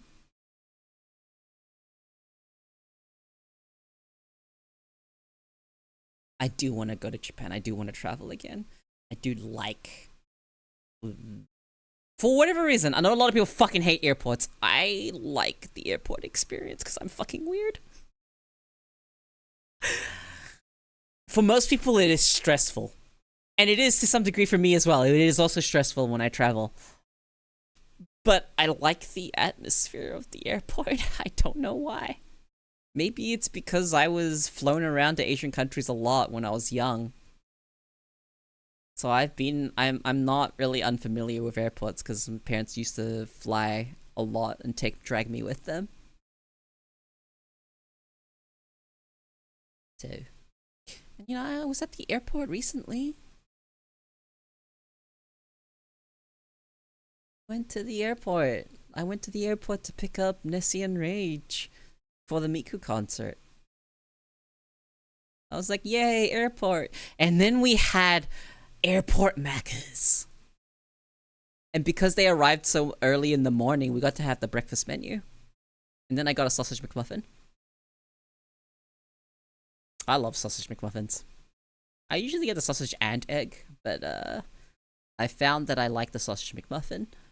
And sometimes I just don't eat I like sausage and egg McMuffins, but I want to try Oz Macca's. If you want to try Oz Macca's, then you want to try our Hungry Jack's, which is Burger King, and you'd also want to try KFC, because those are all common American fast foods that are here. So you could try and compare. You get to try out. Dazzy, if you ever end up in Australia, okay? If you end up with vacation time and you want to come down here, let me know. I will take you to places. And hopefully when you are down, you'll be able to come and hang out with us. And then if you did come travel for however long, okay, Dazzy, and I know you'd be into this, you'll play board games. I do have a large board game collection after all.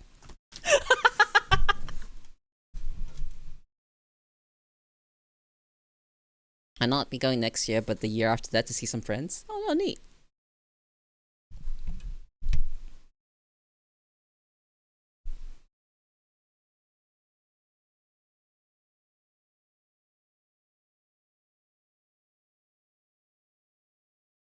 Yeah, maybe if I hit the jackpot and release a hit game, I might be able to afford it then. With a regular job. What is the average income for a job in America?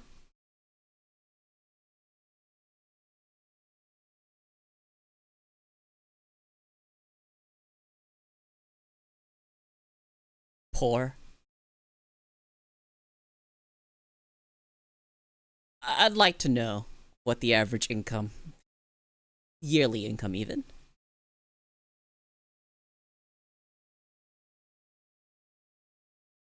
The income in my area is 19 to 20 USD an hour for jobs I can get at the moment. And is that roughly the job that you'd be able to get? And what are the hours like? What is 19 to 20 an hour? Sometimes 25 if lucky here. If I had a degree, maybe a lot higher. Oh, damn. Starting, I could tell you what I made from then to now. If you're comfortable with sharing your salaries and how much you've earned, go for it. I dislike the stigma around people talking about their incomes. I make 60K a year right now, and next year will be 75K. Yo, damn! 63K, let me convert that to Australian.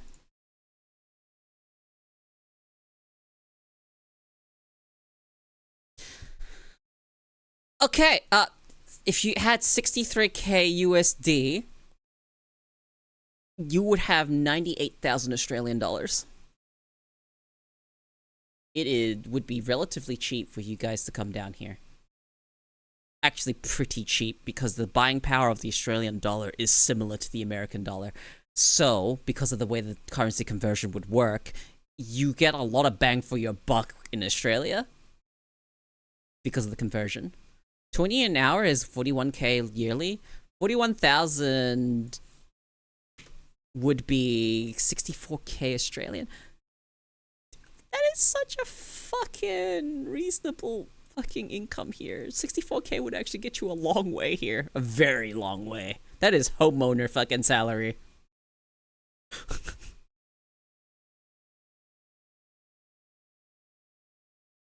Starting in 2005, it was close to $6.50 an hour, $8.50 at Best Buy, $13 an hour at Time Warner Cable.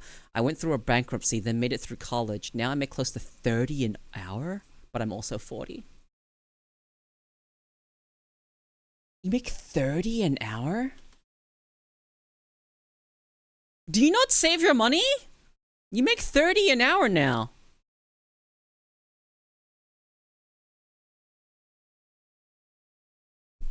What do you mean you save very little and give a lot?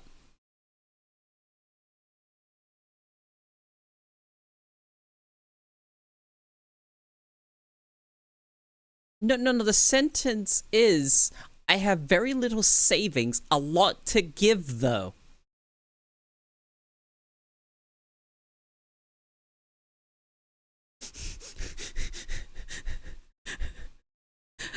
The combination of those sentences implies that you have a lot of money, that you're just not saving it, you're giving it away. Stop doing that. You save it now? Good. Save your money, guys. Save your money so you can treat yourself. Go travel or something. That was then? Oh, okay. So you have savings now. Good. Don't throw it at people.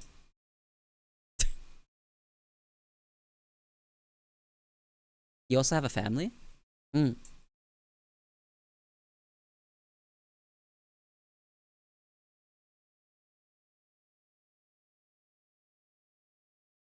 Average rent in Seattle area here is $2K a month. $2K a month in Seattle. $2K would be roughly the equivalent of a rental place in Australia, about $3K a month.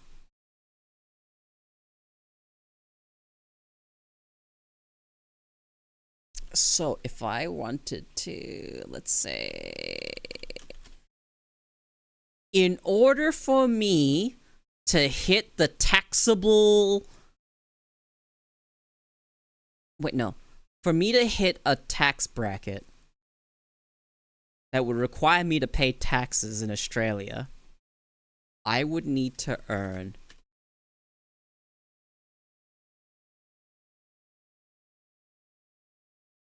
about $13K US in a year, and I would make the minimum tax bracket.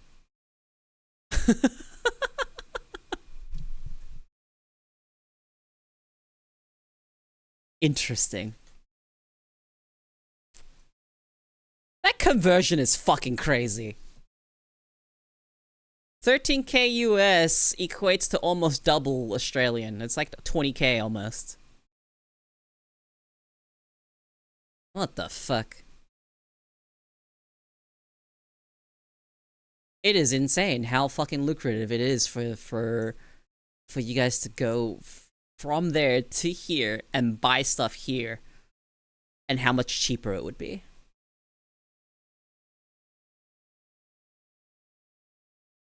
I think the most I ever made in a year was like 22K, but I mostly worked high-time jobs. Over 800K debt. But you'd need to get it back to the States. Yeah, no, well, it's, you know, you'd also do more than just buy stuff here. You would, you know. But I have to take care of my disabled sister? Commendable. Before this job, I only made like 20K a year. Ah. I don't really reveal much about how much I earn, do I, guys? If you moved to Australia but were able to keep your American income, you would live very comfortably here. If you were able to keep your income, your overseas income, and have that here, you'd live very comfortably. But I also live in the poor part of my state. Okay. She cannot survive without government assistance. If I give her a fortune, her life is literally cut short. Oh, fuck. Yep, welcome to the bureaucracy.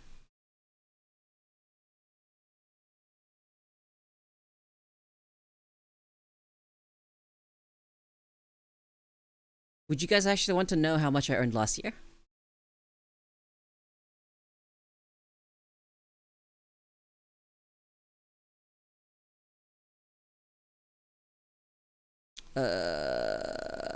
Let's go.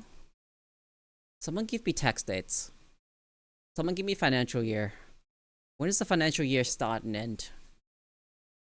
2023.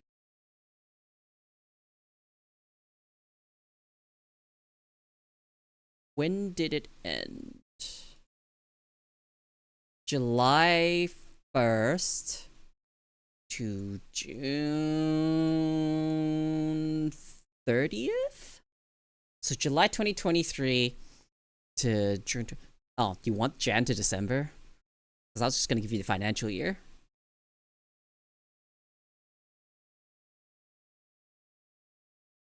Thought about moving to Oz, but my jobs that I could do in Oz, because I don't have people work. Good night, Azure. So over the course of last year until this year, so the last financial year, which is 366 days, the revenue I made from streaming, bear in mind that there was hiatuses in there mixed in, was 2K.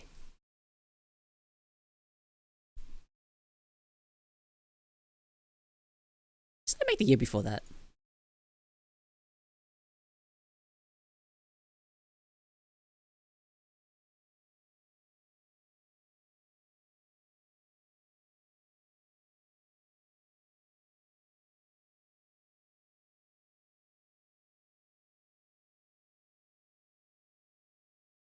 Uh, 1.8K on the year before that.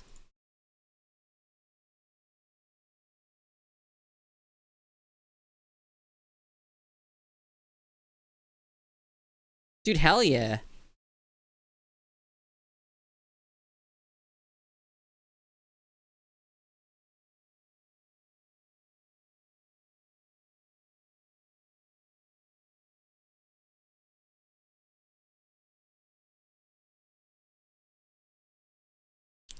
So July 1st to June.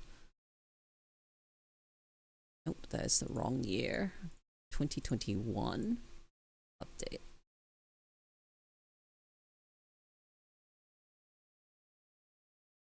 Yeah, okay.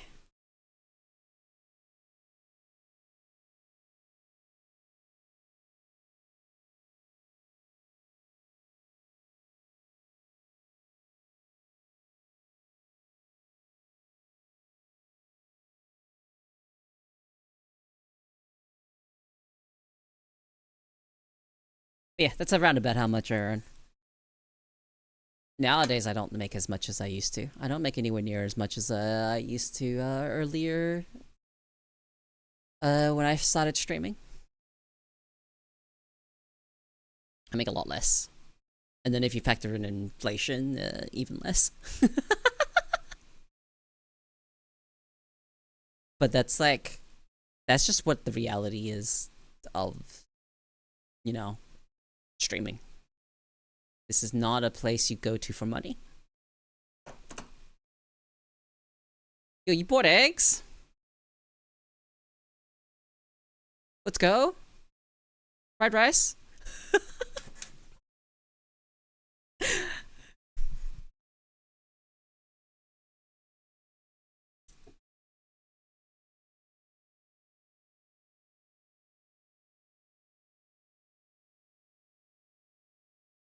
$5.45 for eggs. How many eggs? Is that a dozen? Was it $5.45 for a dozen?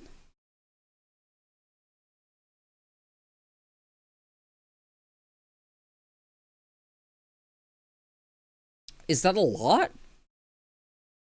Is $5.45 a lot for eggs?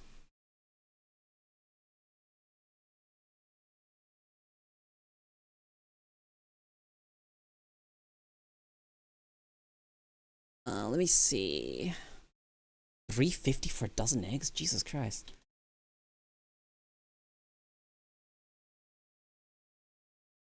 Let me check the price range for a dozen eggs here on the cheaper end.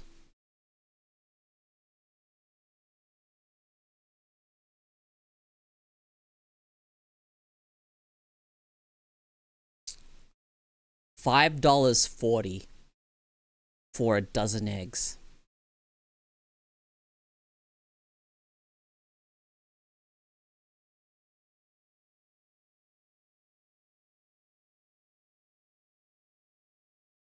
Yep. $5.40 Australian for a dozen eggs. Which would be about $3.50 American. The power of the dollar here.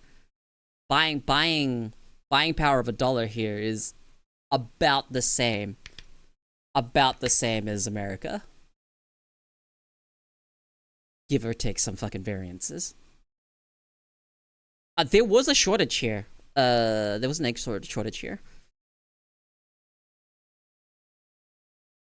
Here in the USA, with people living on food stamps and people who are rich, in order to keep medical insurance and food stamps, you either have to be super rich, super poor, or super rich. You're just in debt if you're in the middle, but the people in the middle are also the strongest people you'll ever meet. Yeah.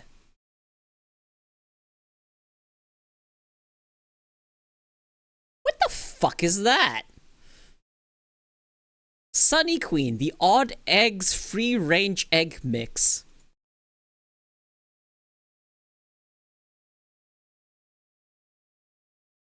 Oh, it is just a little bag, not a bag, like a little squeezy bag with all the misshapen eggs. And they just crack and mix them all together. So yeah, essentially just get an omelet mix? Like, what the fuck am I looking at here? Cool? Neat? That does save on wastage. You ended up not wasting these eggs. Okay, cool. Yeah, me too. I also like cracking eggs. But yeah, that's just the thing. Yeah, it's kind of like that here too.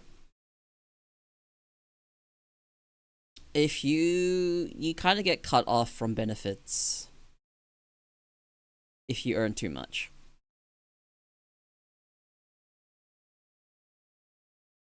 But there's like other stuff.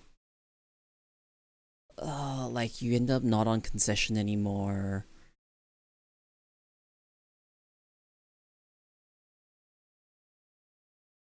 The fucking welfare trap.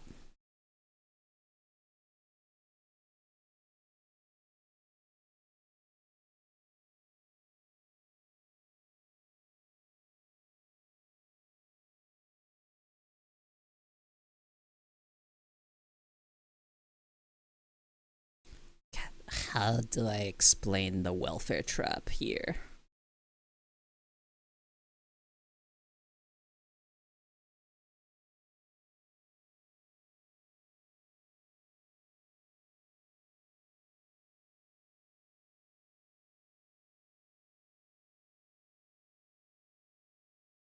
Here we go, hang on, video. Ted!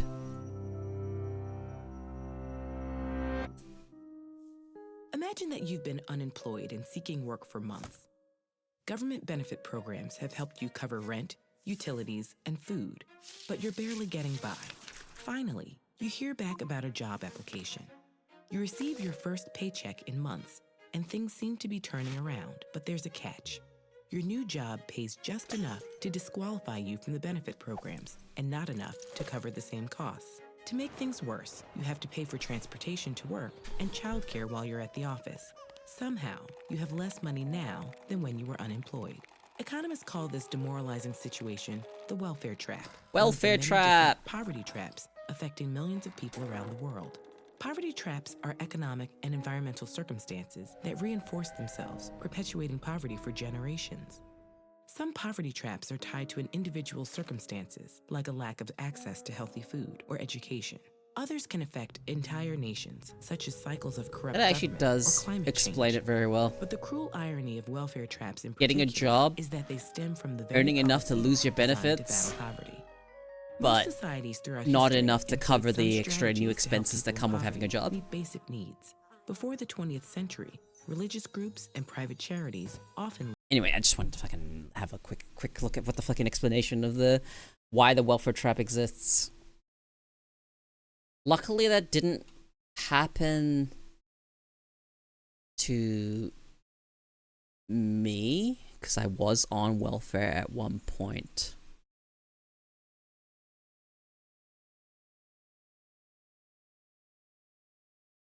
But the income difference for our household has not changed. No, it's doubled. The only difference is we went from having 2 people on welfare and having double the welfare benefits because of that, to 1 job earning double that. So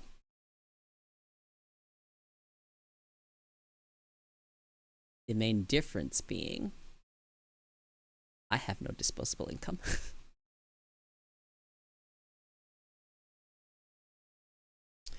For me, any income I get, if I had a normal job, would be disposable. I don't need that much to get by. None of this, none of the fucking, what you call it? Lifestyle inflation. None of that. Very easy to fall into the trap of lifestyle inflation.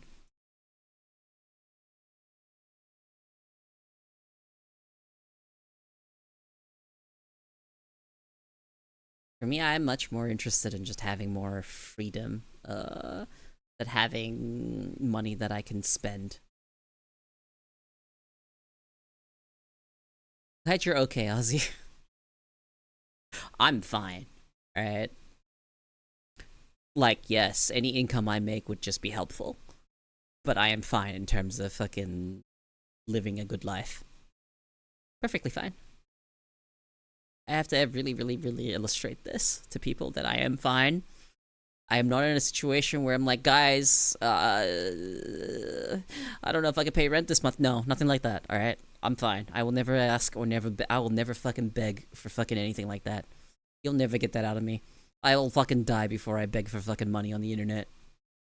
I'm much more likely to fucking rather fucking confide in a close friend than fucking ever fucking beg for fucking generosity from strangers.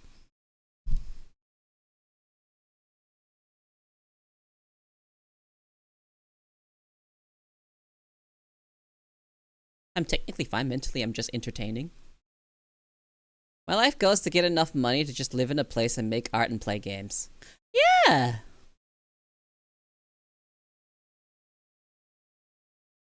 Like, it's not like I don't have goals for my stream. It's just, if I don't meet those goals, would I stop doing it? That's the question is, yeah, I'd probably still do this. Like, that's important to me. Is that I still get to do this. And talk, and have a community, and hang out, and all that stuff.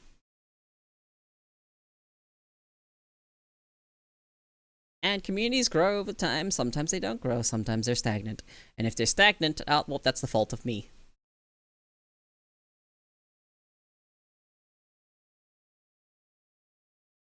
But you have to remember that the best way to support someone is not through your money, not through your presence in chat, is literally just having their stream open.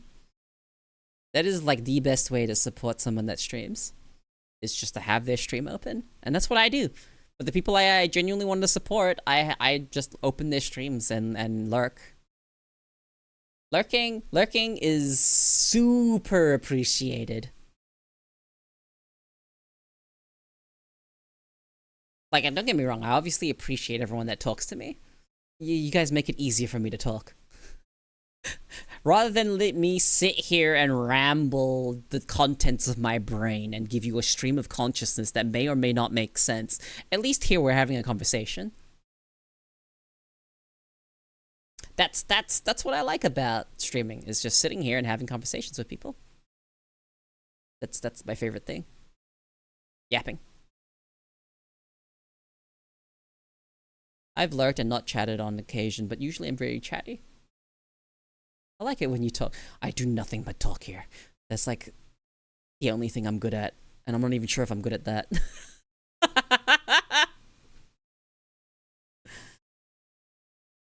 So, you know, all that stuff considered. My veterans here right now. My war veterans here. I don't know if, yes? Are you another war vet, fun time? Are you also a vet? Why do I have so many?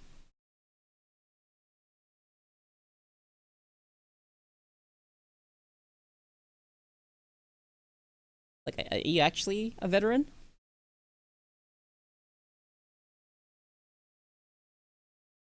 Like, you served? Because usually a lot of the chatter here is from my war vets. For whatever reason, guys like yapping here. Vets have a type apparently. I suppose they do. Weird that it's me. I have a family full of them. Are you also one then? You're not answering my question. Do I add you to the list of known war veterans in my chat? The question is just, you're a veteran if you have served. If you have served your time, you're a veteran. I might like them. A lot. That's not what I'm asking. I'm asking if you're one. I'm asking if you yourself, Funtime, as the individual, are also a veteran, or if you just have a family of veterans and you have not served yourself.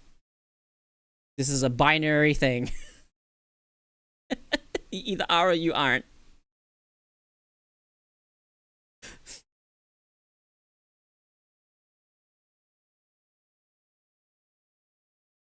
I know about like 4 or 5 of you guys that have actually said so in my chat.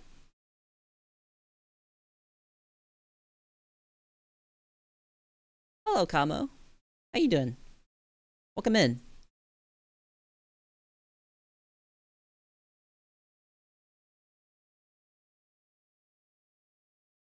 I think people that have served in the military deserve a lot more credit than they actually do. I went through the boot camp in the Air Force, but due to medical issues, I was let go. Also, you didn't even get to participate long enough to be afforded the services of being a vet. That sucks. But you have military experience. Why do so many of my viewers have military experience?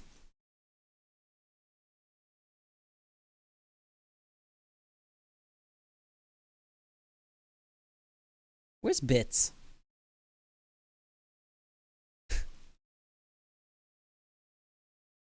Where the fuck is Bits? Bits is someone that wants to do military stuff. Why do I know so many of you guys? What's happening here? What's bringing you all here? Perpetually in VR chat? Is he even here right now?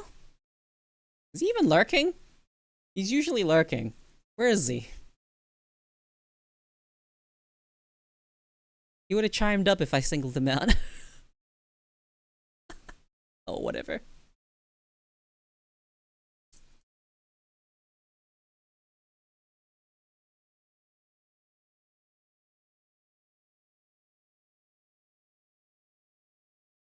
Da, da, da, da.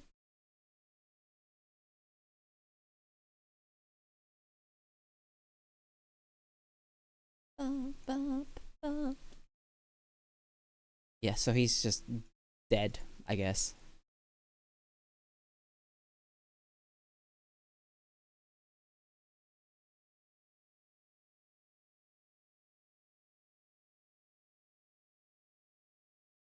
Say I'm in VR. I'm not.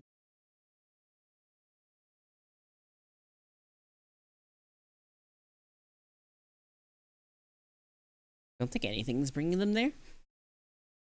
No, something has to have happened here for so many to end up.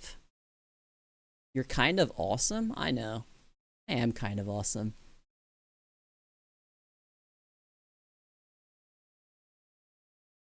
I am that unknown streamer that nobody else knows about that you get to hold as a fucking, I don't know. Get to load it over people. Be like, yeah, I found this cool streamer. Yeah, you wouldn't know about them. They're kind of indie.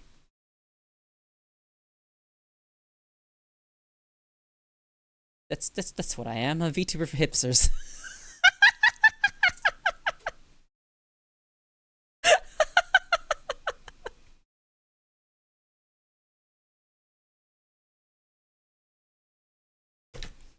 Dude, I always like randomly stumbling across an indie VTuber, like a smaller VTuber, and just seeing that the things that they enjoy or what their streams are like, and it being on the enjoyable side.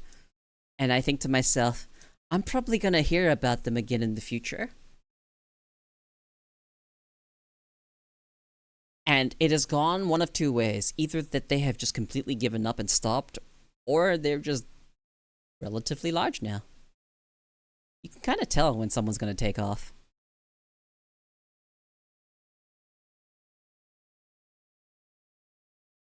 The inability of me to join the force was one of the factors beside my disabled sister to go into the medical field. Okay. I'm glad you're in the medical field. What type of medical field were you in? Were you in pharmaceuticals? If I remember correctly? Okay, so it is pharmaceuticals. That's two of you I know that are in pharmaceuticals. You and Matt. Is Matt here? Both of you are in pharmaceuticals. That's two of you.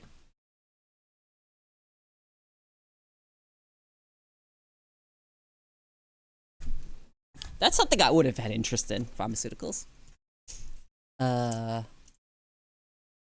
Pharmaceuticals, psychology research, statistics,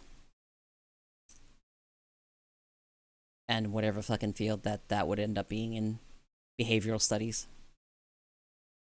I was going down that same path myself, then I realized forensic science was more my speed over health science. In terms of all that stuff, forensic science is something that is also something I would find a lot more interesting too. Dead are much more tolerable.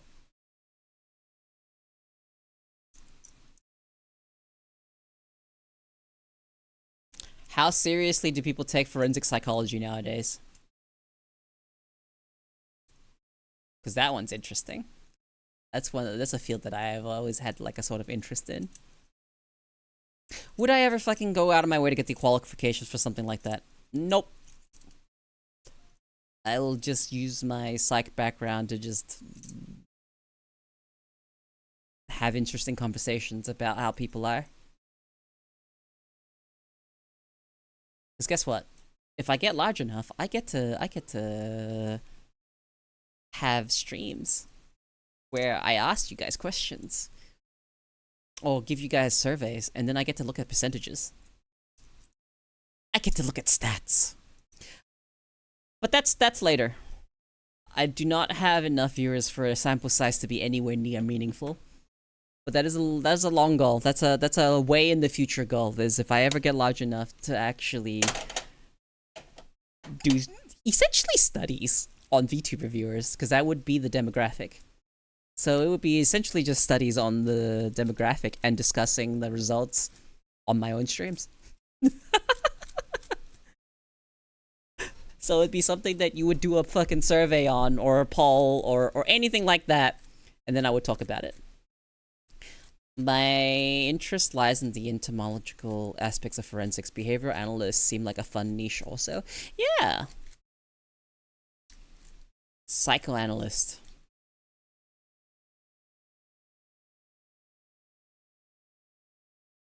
That is something that I would have an interest in.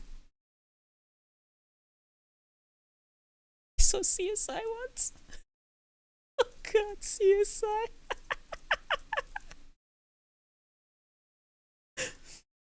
You know, if you wanna watch a fun crime of the week, you should watch Bones.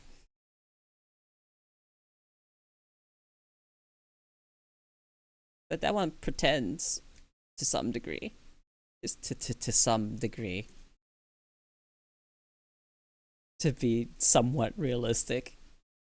Pretends. I say pretends, okay? There are so many fucking narrative contrivances compared to the real thing.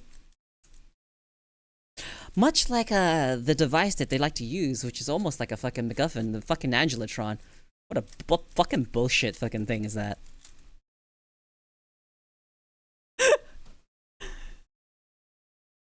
Not to say that we wouldn't have software like that advanced nowadays, but at the time it was probably not.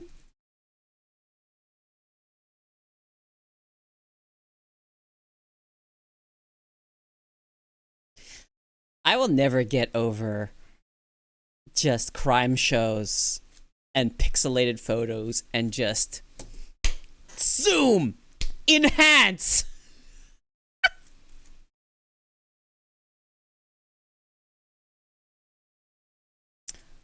My latest fascination as for crime dramas goes is one called Will Trent, one of the first dramas to include the GBI and filmed almost entirely in the Atlanta. What is GBI?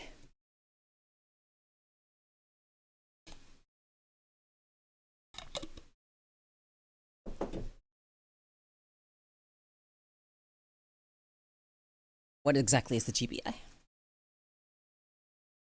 You know, one of the crime shows I actually enjoyed was NCIS. Georgia Bureau of Investigation. Huh. Doesn't have the same ring to it as FBI does.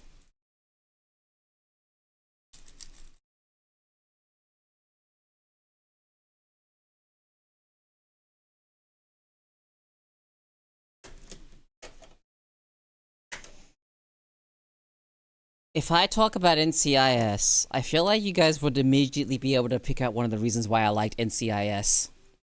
Valkyrie! I know for a fact that someone like you would have definitely watched NCIS. From everything I've gathered from your personality, NCIS has to be something you have watched. Surely. Surely I haven't fucking made a wrong assumption here. Of course, okay. And you'd be able to tell one of the main reasons I kept watching NCIS. It's a bit on the nose. Very obvious why I like that show.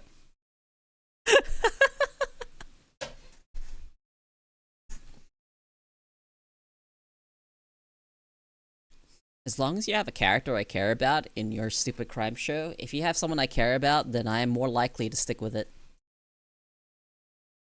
Just one character. I have to like them a lot more.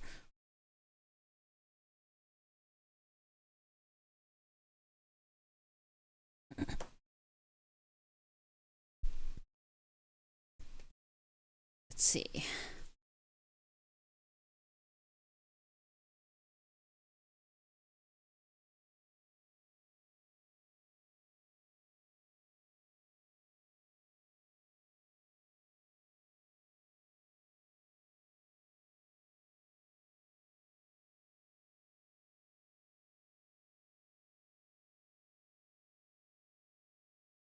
So,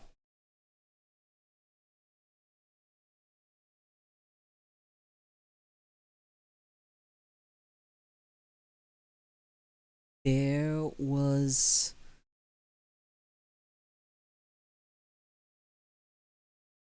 the original NCIS. Right? It is the original? The original with the guy. What's his face? What's his name? What's the name of this guy? What is the name of the actor? The face of NCIS. Is it Jethro?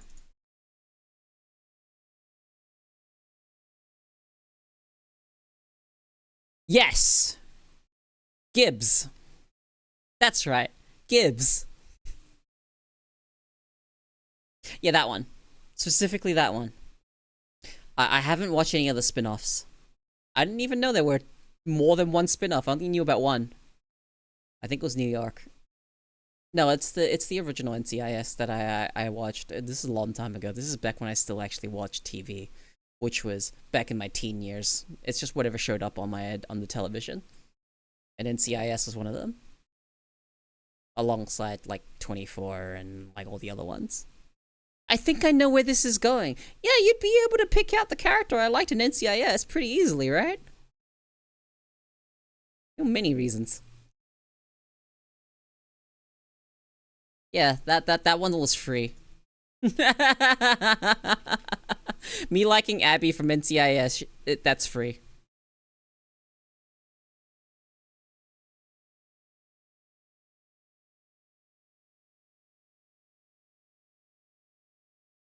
As much as she was essentially a fucking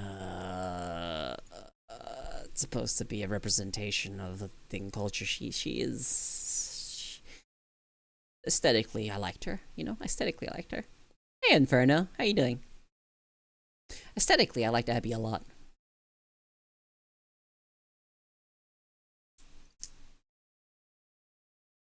You know, there are people that talk about Bones. Alright, and we look at Bones, Tempest Brennan, and how she is supposed to be a representation of someone on the with ASD, right? Someone on the spectrum.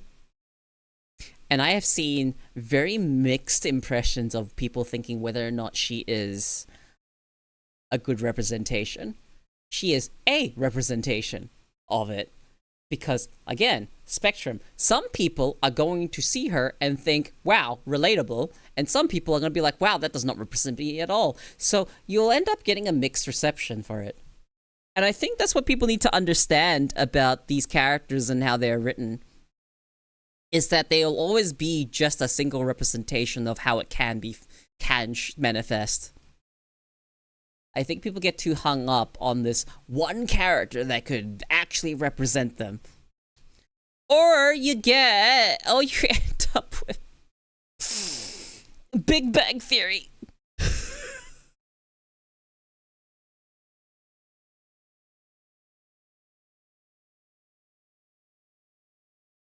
I forgot to mention the main character with Will Trent of the same name is dyslexic. Oh! Can we talk about how awful Big Bang Theory is?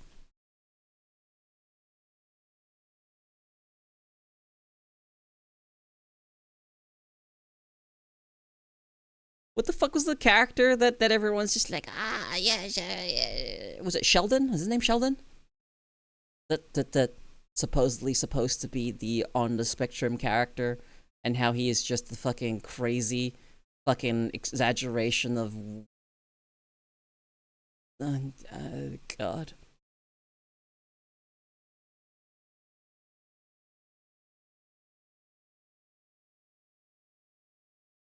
I googled Twitch one day and found a mute VTuber who drew things. Cute! Like, what the fuck did they try to do with Big Bang Theory? What the fuck was this created for? Was it... Okay, hang on. Then here you are.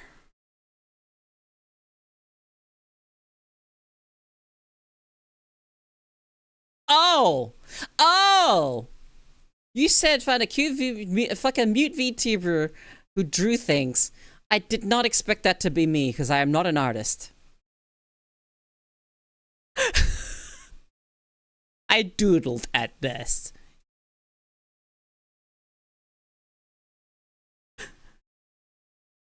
Like, I need to understand, why do people hate Big Bang Theory?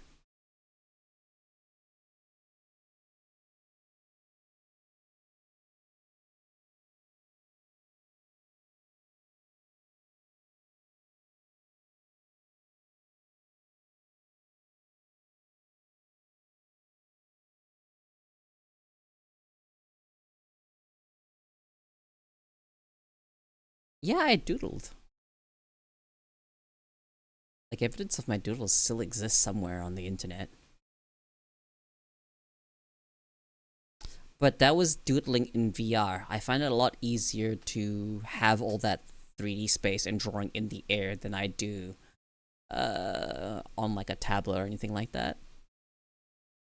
And I was never really able to properly draw things. Most of what I drew was just like a copy, essentially. I draw what was in front of me. That's what I was good at doing. That's what I've been good at doing growing up, is drawing what's in front of me. As close to detail as I can, to my best of my ability. As for being able to draw unique original works, I can't really do that. I'm not good at that. I'm good at looking at something and drawing it, maybe making it bigger or something like that. I'm just good at copying. I traced when I was really young. I used to trace over the art of characters I liked, just so I could get an idea of how they were drawn. I would never post traced art though. Fuck that. But I used to trace to try and understand what I was doing, and then eventually I stopped tracing and started just copying the way that they were drawn, copying styles and whatnot. Just copy that.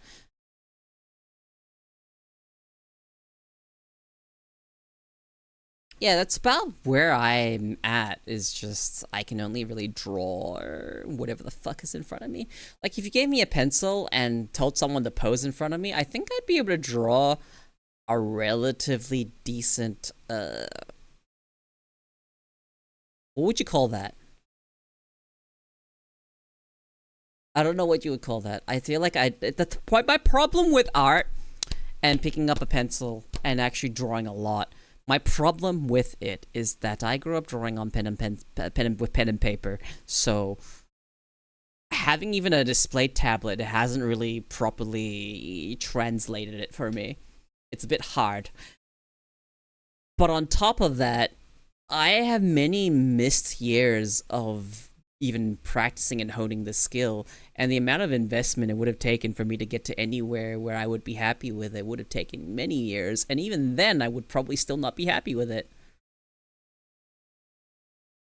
I wish I could snap my fingers and just have 8 years of a parallel universe versions where memories of drawing.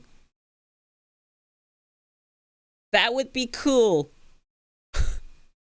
Where I could just download the skills of a parallel me with that stuck with drawing. That'd be really cool. Unfortunately, drawing is just something that I've never really been that good at maintaining. Paint me like one of your French girls, go. I used to paint in high school. I actually used to paint in high school.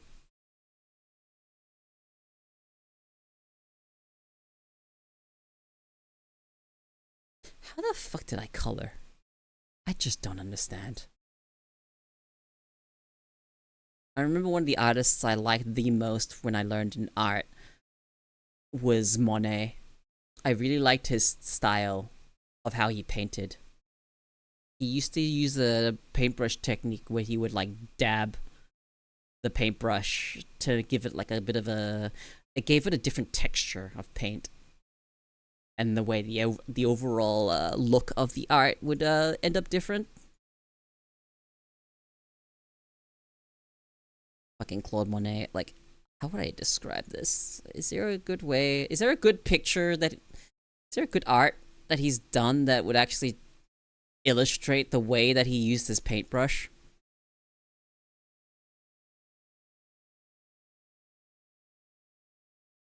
I guess this actually gives you a way to actually look at it. So, if you look at how his art is done, if you look carefully at it,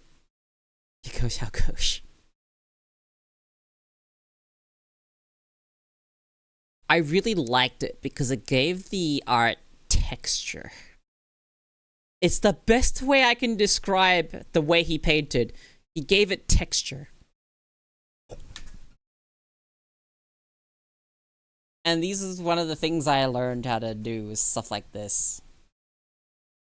Like, I'd probably be pretty decent at drawing scenery. Like, painting scenery is something I'd be decent at if I decided to pick it up.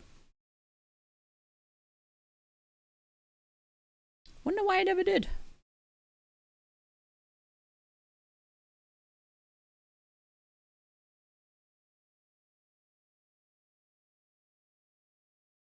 You only like more texture when it's in art, very curious. Well, no. The thing with me and textures, it's specific textures that I do not like. But when it comes to the way art looks, and if you actually felt it, you would feel it. This is art you can essentially feel. There's a graininess to it because of the way that the paint has been dabbed on. So it's bumpy. If you like look at the way Monet painted, it's very bumpy.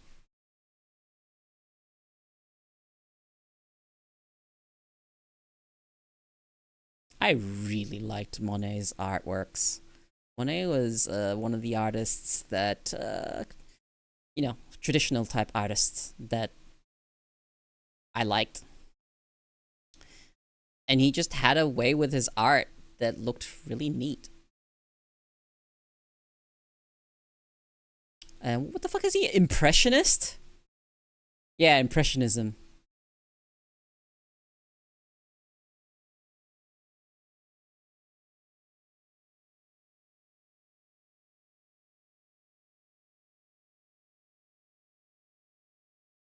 Like, the way his art worked and looked was very fucking unique.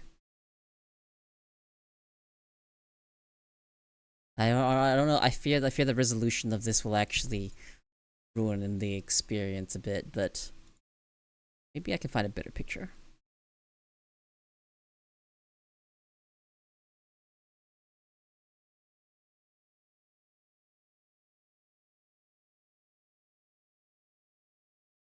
I just think paintings where you can kind of see how it was painted is nice. Can't really replicate it digitally. You can, but it's like not quite the same. Which actually brings me to this segue. One of my favorite Doctor Who episodes of all time is the episode with Van Gogh.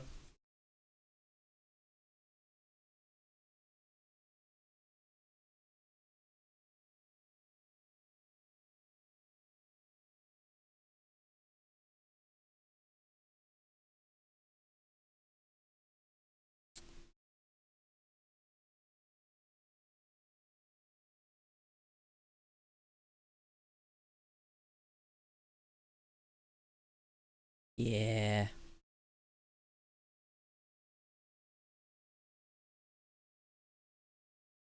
There's a original piece that came out of the fucking show that was really fucking funny.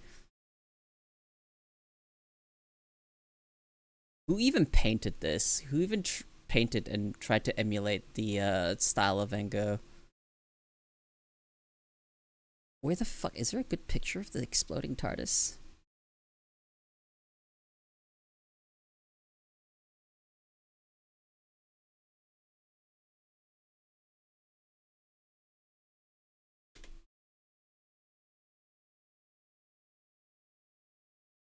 The episode where fucking, you know, this never was painted. It was never painted by Van Gogh, but I think they did an okay job of representing his art style.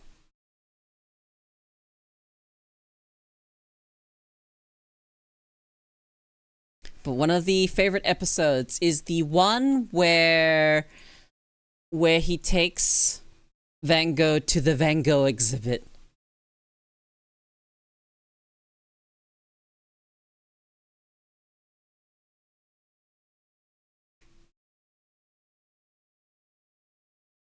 And yeah, of course you know that episode. It's one I've talked about.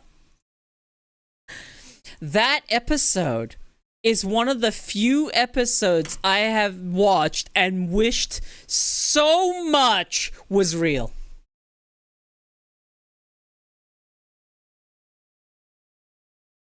I wish that that was real, that he actually got to see that and experience it.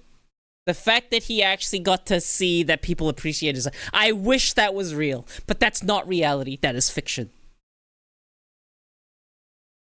The episode gives me mixed feelings. I wish so badly that that actually happened for him, that he was able to see that people appreciated his art and he is considered one of the greats.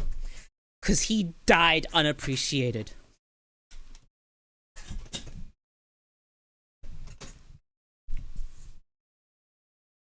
And that's upsetting to me. No one appreciated him during his time. He was very, very depressed and lived a very sad life.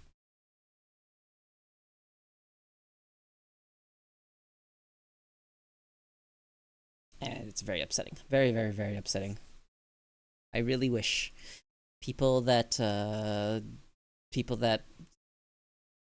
finally got recognition, but unfortunately was after they had passed. Like, that makes me so sad.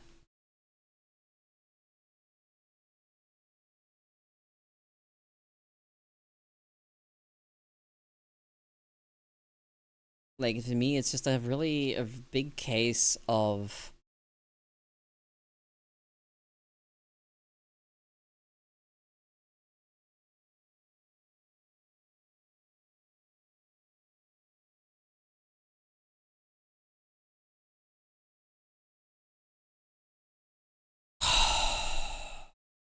Fuck, man.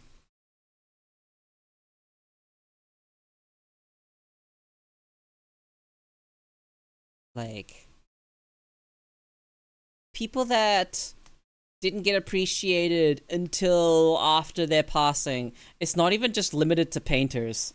Like, yeah, a lot of painters happen, and for whatever reason, even today, there are jokes where you want your paintings to do well, you need to die. It's so fucked. So fucked. And that's in the fine arts, high art, whatever the fuck they want to call it. And one of the people that this happened to, Alan Turing. You all know who Turing is now, right? He was treated so awfully.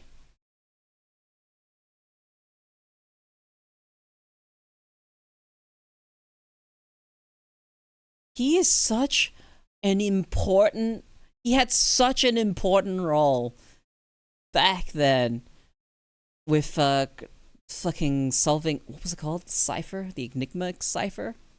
He was an integral role behind that. He's the reason why we have something even called the Turing test.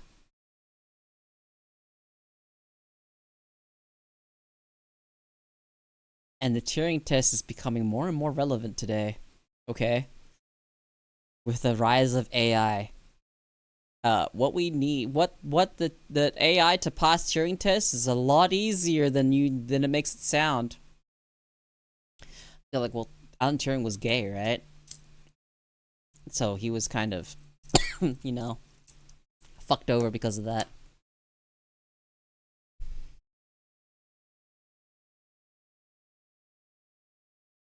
So the thing with a Turing test... Sorry, I coughed. The thing with a Turing test is that it only needs to be good enough that a reasonable human being cannot tell the difference. We are getting closer and closer to that.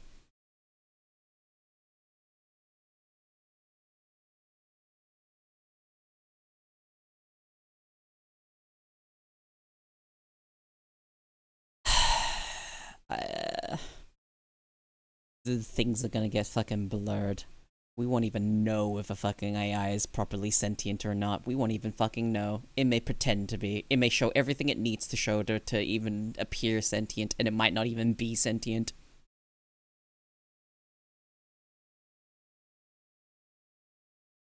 I do not think AI will ever truly replace artists. But I need people to stop using AI for creative fields. We want AI so we can stop doing mundane tasks. We want the AI to be in warehouses, the AI to fucking do my dishes, not so the AI can do a painting so I can do my dishes. They understand that's what people want from it, is because we want the creative field to be humans. Generative AI is a problem. Fuck me, dude. I think my main issue is the people using it. Did you know that now they have AI art also now has AI to separate layers? Fuck me!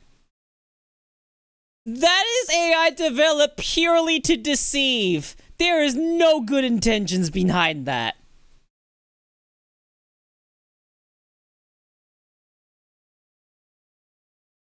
Bro. I saw that the other day. I'm just like, god damn. See, Neuro and Evil is an example of AI that I think is okay. Because it is developed by one dude for them to be entertaining. Right? Just some guy that made a bot that played Osu, and then he decided to give it a communication AI. I don't know what exactly Vito's used, as I don't know a lot of things. I don't know how much of it is hand developed and how much of it is like open source and whatnot.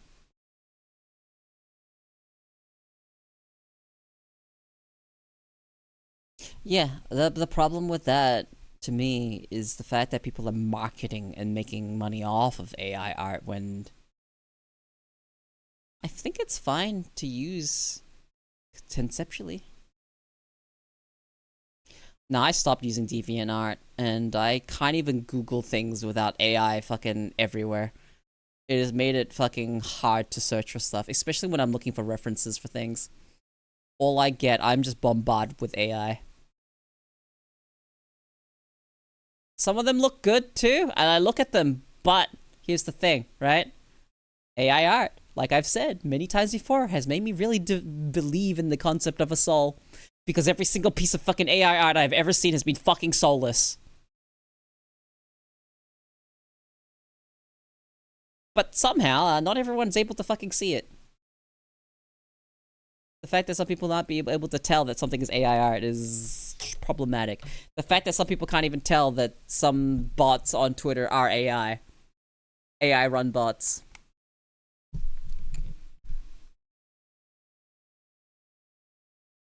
There's something about AI art that just tell. You can just tell.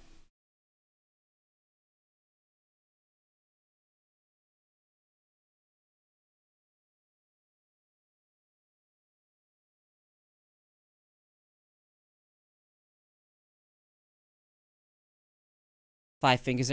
That's not as common of an error anymore. Now AI art is like something else you kind of see.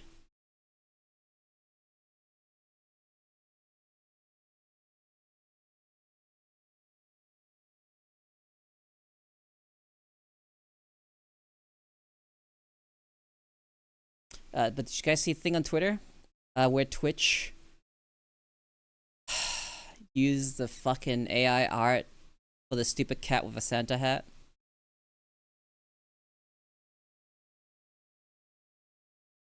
Meanwhile, they have... You're spoiled for choice when it comes to artists that were willing to do that for you, even for free.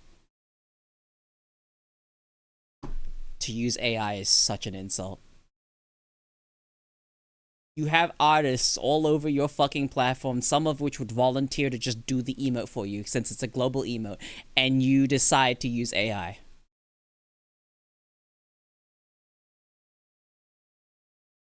That's such an insult. considering how many fucking artists are on Twitch. Even more the fact that fucking they just made a fucking artist creator club. They use AI for the fucking global emote? Like, what the fuck? There's 11k on the user voice thing. No AI on the fucking global emotes.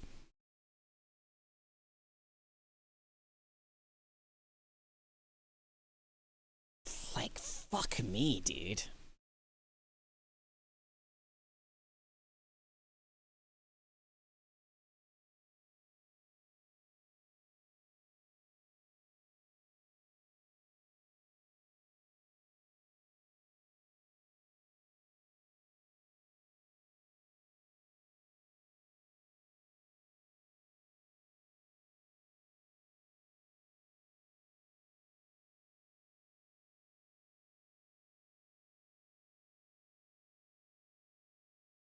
AI is so fucking...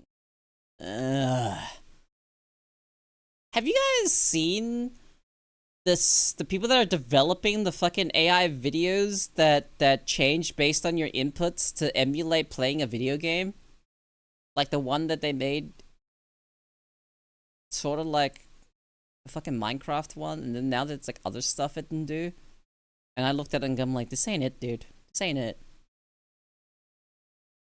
This ain't it.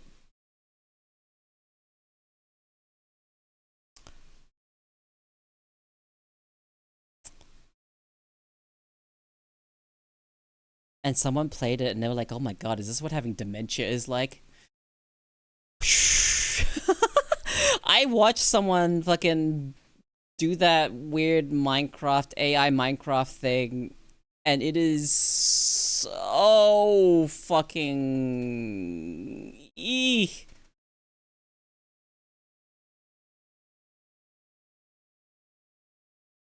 I don't know what to fucking say, dude. I really don't know what to say. That one is just kind of like... You looked, you look at something, you work on whatever the fuck you look at the sky and you look back and it's gone. It's something else. It is exactly, it feels exactly, it's like a dream. It's a fever dream. It's a fucking fever dream simulator. It's basically like dreaming. Just the dreaming, if you try to focus too hard on something in a dream, that shit will change and morph and whatnot because it's a dream. Oh god, I don't like AI used for stuff like this. Teach an AI how to fucking play StarCraft. I don't fucking need you to fucking put AI and fucking thing. Teach AI how to fucking be better fucking bots in video games. In a way that is controlled and not showing up in player versus player, because that is specifically player versus player. No, but if you decide to say, like, you know, player versus AI, and actually having cool AI bots that actually do what they need to do, it's actually not that hard to invent AIs that actually do the job well. That's not the problem. You want to make them feel real. To feel like a player. That one's harder because you need to dial them back because you can't have them be perfect.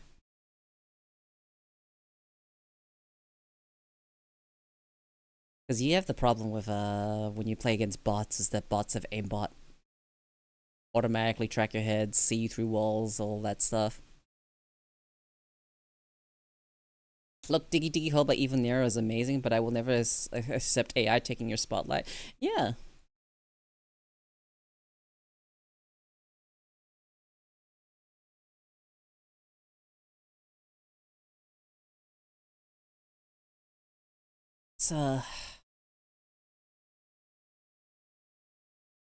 It's annoying. You know what AI is, like, not that bad for? But to some degree, I feel like you should still be properly learning how to do this. To some degree, coding. when the AI that makes code, when the AI that learns how to generate code for a specific purpose and then learns how to make that better, like the way YouTube's algorithm works, it's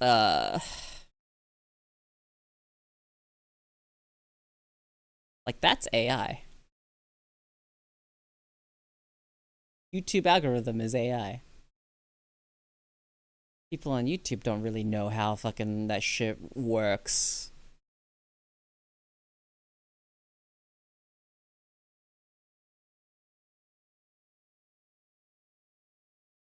They do tweak it though, I'm pretty sure. When people get close to like gaming the fucking AI system, they do like introduce new factors to the way it calculates, and it'll deboost certain things and whatnot.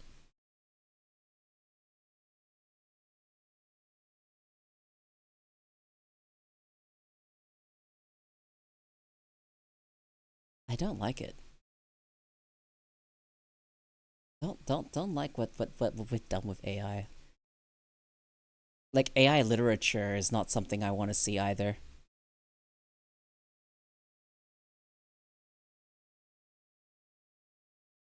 Like I really don't want to see that.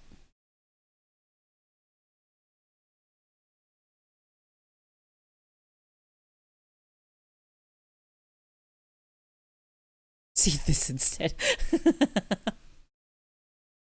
You know what is funny to me is people not understanding how AI works and fucking grabbing essays from people and throwing them into ChatGPT and asking, "Did you write this?" And ChatGPT doesn't work like that. But Jesus Christ, ChatGPT has been a plague on the schooling system. Genuinely a plague on the schooling system. Holy fuck.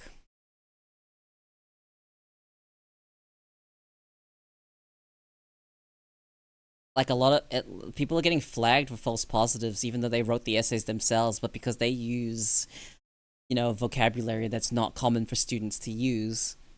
Let's say the fucking student's a little bit brighter than fucking the average student, they get flagged. And half the time for one word, because it's an uncommonly used word. I swear, if they put one of my essays through one of those fucking stupid AI, is this AI check fucking programs, it'd probably fucking false flag.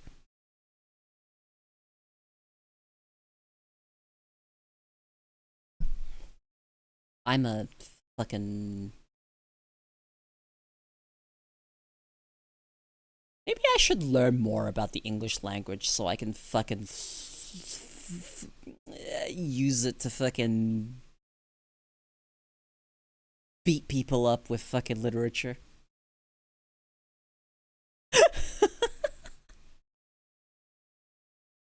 Yeah, some people put papers from the 90s into them and they get it's 80% AI. Yeah.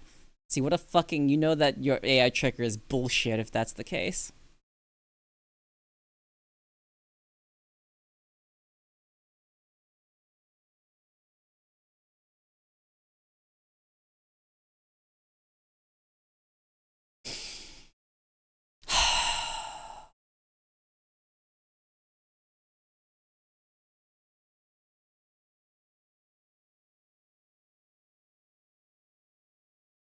Yeah.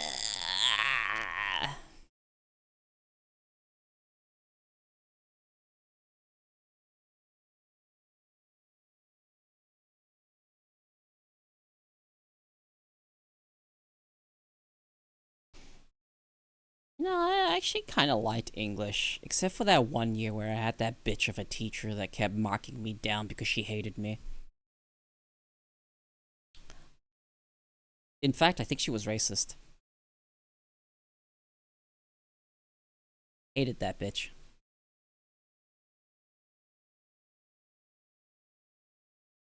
She tried to fail me. And I was just like, she hates me, man. look, you fucking put me in fucking next year in a harder English class next year because it's an English at a higher level, and you watch me get a fucking decent grade. And lo and behold, I got a fucking decent grade because I had a different teacher that wasn't her. Fuck that. Fuck that teacher. Fuck that teacher. What an awful fucking teacher.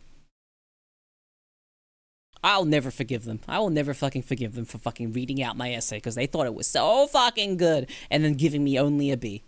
Fuck you.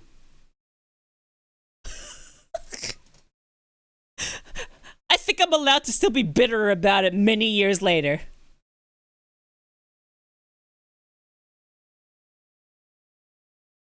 You know, I had a student, when she read it out, one of the students fucking looked at me and just like, you're not that smart. Who did you get to write it for you? You cheated. Did you copy it something? I'm like, no, I literally wrote it myself. The fuck do you want? Fucking just because I downplay how educated I am fucking in school doesn't actually mean I'm fucking stupid, alright? Fucking idiots. I did that so I wouldn't get fucking picked on. No one fucking likes nerdy kids, so you learn to fucking hide. Anyone else have a similar experience growing up in high school? Trying not to stand out or be too much of a, actually. I do that freely nowadays. I'll fucking be like, actually, it's this, and this. Because I find it funny to be the fucking nerd that pushes up the glasses. Actually. But back then, I would like try to keep a low profile. And I just generally try not to fucking stand out too much, even today. You might see me talk about stuff that you people normally don't talk about here, but I don't think it's that big a deal.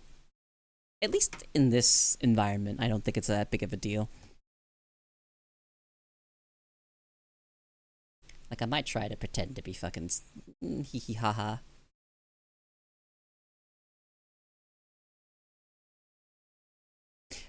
But it is hard to hide. Especially on the internet when you have people of all kinds and someone comes in and starts talking about, like, something academically related, and it tickles my brain, so I'll talk about it. I like having, you know, smarty pants conversations. That shit's fun.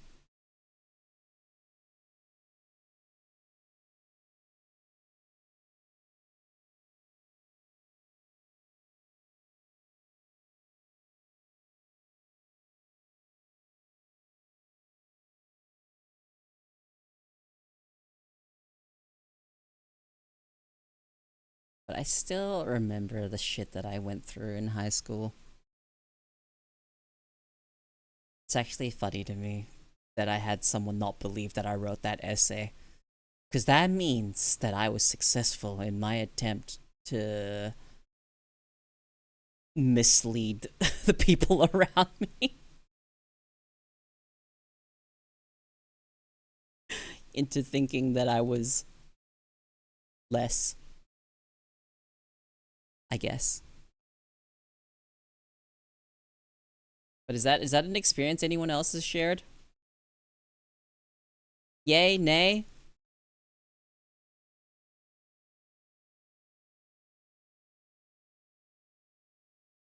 I wonder how I ended up this way.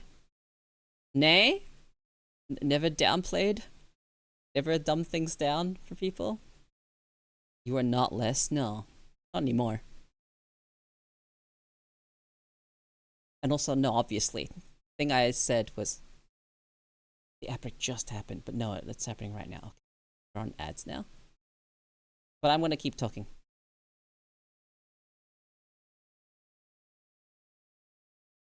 Thank you, ad watchers, for watching my ads. If anyone is actually watching my ads,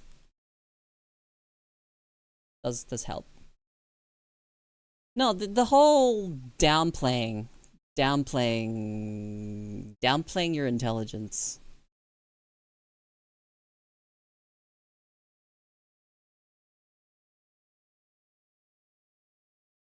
It's something I've done for like a long time. And quite often it is a trait of people that don't want to get ostracized. And you do it just to fit in with your peers, to be more likable.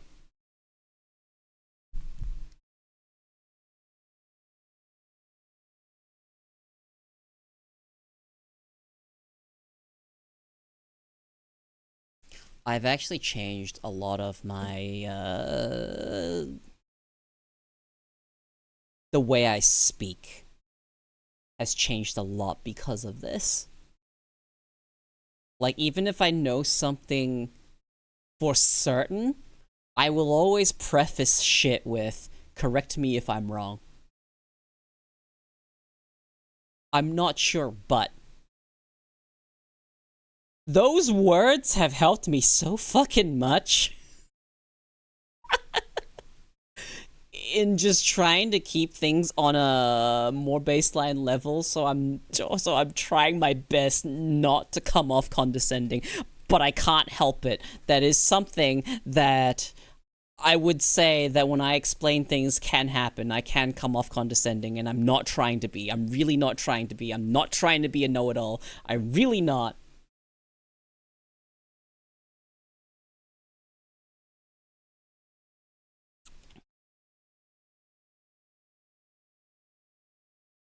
I definitely downplayed a lot of that stuff so I could try and fit in a bit better. Now I don't really need to do that, especially on stream. I don't have to fucking be like, haha, guys, look at me, I'm so fucking stupid and goofy.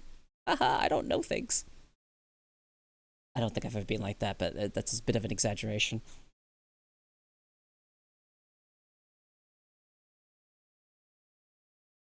I do know that the things that I do get a bit sensitive about is, don't talk to me like I'm stupid. Never do that.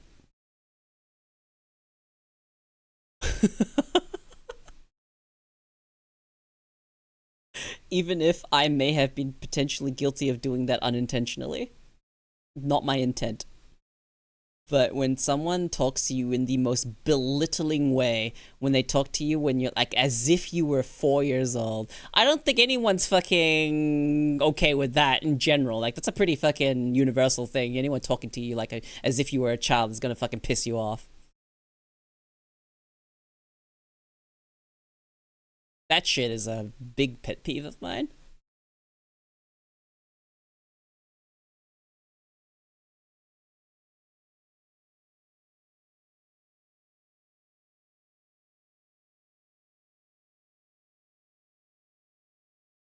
Yeah, I'm just like that.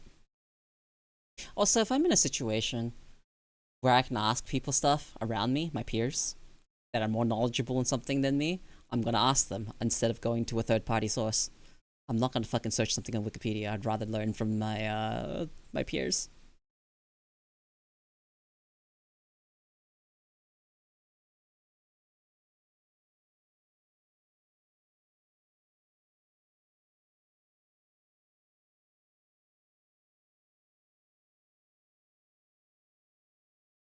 But man, when someone fucking talks to you like you're fucking got an IQ of 3, that shit is infuriating. And it's not even like they're talking to a child.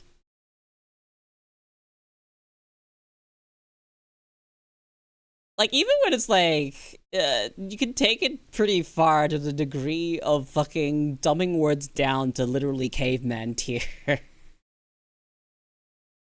Bruh. Now that's the peak of condescending. Breaking words down as in talking as if you're a caveman. And I know that's actually a misrepresentation of what cavemen communicated. It's just the modern perception of what we thought cavemen spoke like. The whole The whole me club woman on head. Take back to cave. That is a modern fucking invention. That's not real. But when someone talks like that to you, that shit's, depending on the context, can be really fucking annoying.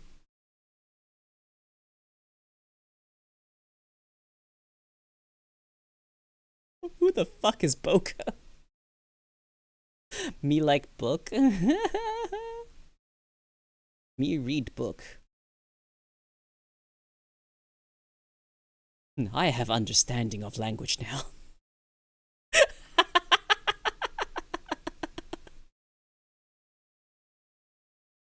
Language is such an interesting tool that humans have invented to talk to each other, to be able to communicate. Because one of the things that you will never be able to experience is you will never be able to experience what it's like to be in someone else's head. You'll never be able to understand how the neurons fire. You'll never understand the neural pathways of another person. Words is the closest thing we have to describing all of that. And even then, it is a tool that we use that has its faults because it can be misused. Such as everything can be misused. And when it comes to language, I can't. Hello. And when it comes to language in general, is that we can use it to deceive, we can use it to mislead. There's all sorts of things. You can say things that you don't actually feel.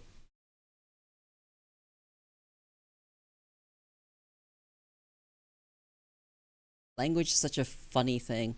It was invented so we could share our emotions and feelings with each other and thoughts and concepts. And yet, people have taken advantage of that. So there's actually, like an evolutionary thing with humans, I believe. The ability to lie and detect lies is something that would definitely have been relevant in the evolutionary process of primitive humans to now.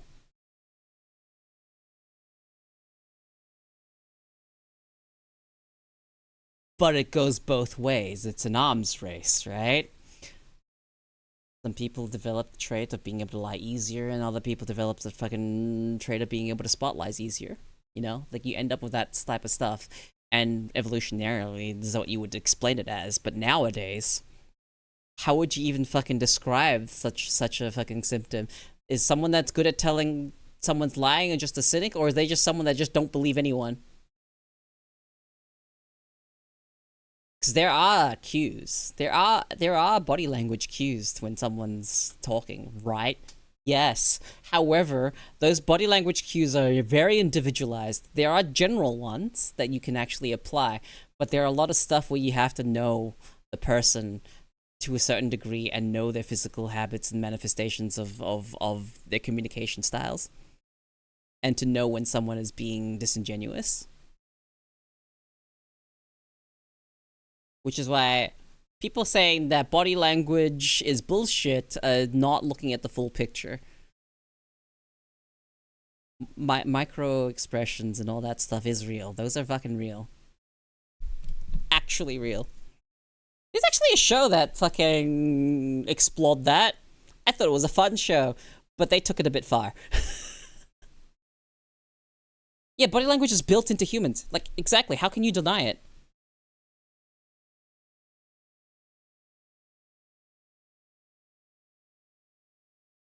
Like, how do you deny body language? That's built in to humans. And some things are culturally universal when it comes to body language. If someone frowns at you in China and someone frowns at you in fucking Australia, it means the same thing. They're unhappy with you. Like, come on. Those are universal. You know what else is fucking universal? No matter what culture you are? Laughing. Humor. Laughter. People laughing. People when they're happy. That's universal. They're just things that are just built into humans. I say built in as if we're like some sort of fucking thing that was built, but you know what I'm saying. It's ingrained in our fucking, in our genes, our fucking physiology. in the way our fucking neural pathways work. If you're unhappy, you're gonna fucking frown, and we're gonna have outliers. We're gonna actually have outliers. People that don't emote as much with their bodies, people that don't move as much with bodies, people that have faces that don't change. People that have a hard time moving and expressing their faces. That's also a thing. You have to accommodate for all the variables when it comes to people and language. Because we also have people that believe basically anything they see. And we have the opposite end of the spectrum, where people just are fucking cynical as fuck and don't believe anything they see until they fucking have enough proof. I'm somewhere closer to the side of not really believing shit I see until I actually have it tangibly in front of me. You know, I do follow, like, sort of a pseudo-empirical... Well, what do you call it? Pseudo-empiricist? Because it's not quite fully... Can it be measured? I have to see it in front of my own eyes type of deal. Has to be convincing enough. And even then, what does convincing even mean? Language is such a strange tool. It's just a tool, but it does so many different things. And different languages have different nuances to them.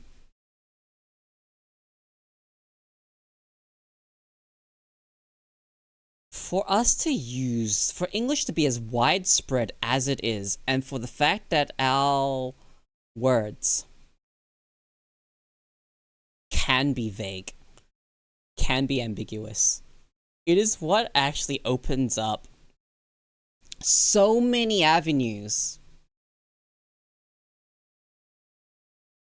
of just misunderstandings, miscommunication, people that have a different idea of what words mean, because that's a thing that can happen.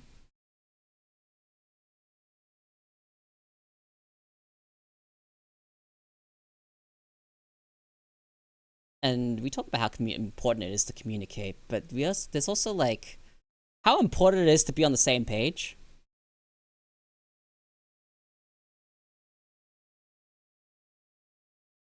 Yeah, customs are different all over the world.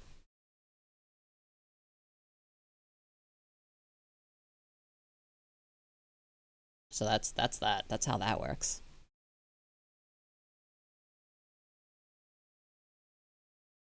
Me have natural fear of giant spider. What would you do in Australia? I have no fucking clue what you would do.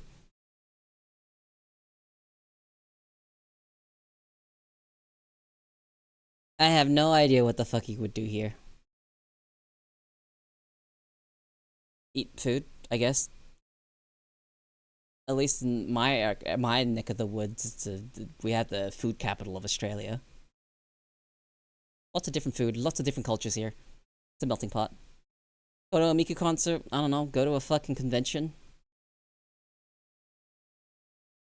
If anyone ever wants to fucking meet me one day in person, that is definitely just to find me at a convention. At PAX. I'm not gonna tell anyone where I am at. If you manage to find me, despite all of my ways to avoid being found, then you deserve to at least meet me there. You earned it. And that's whether or not you manage to fucking hear my voice or pick out my voice, or see someone that you recognize as one of my friends that I happen to be with. I'm not gonna make it easy.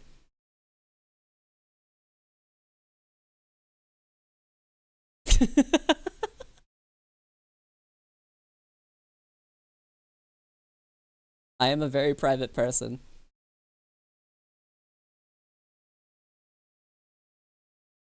But if you're part of my community and you do happen to recognize my voice or something, then, or just so happen to know what I look like, then, you know, you can come say hi. Hat! What do you want?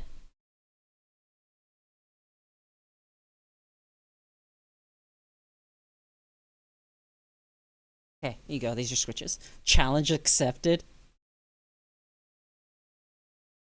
But yeah, that's if you ever fucking spot me at a convention. Mind you, I'll probably masked up. I'll probably be masked up and beanied up and whatnot. And I'm probably gonna fucking wear... Honestly, I'm probably gonna fucking wear one of those faceplates. Which will make me recognizable. But I'm probably gonna start doing something like that if I ever go to conventions as me. I'm probably gonna go find one of those full face.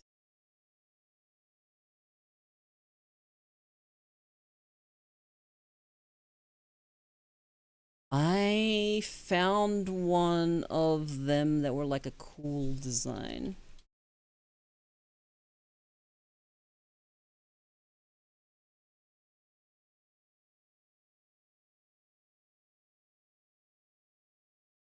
They're like oversized visors or something.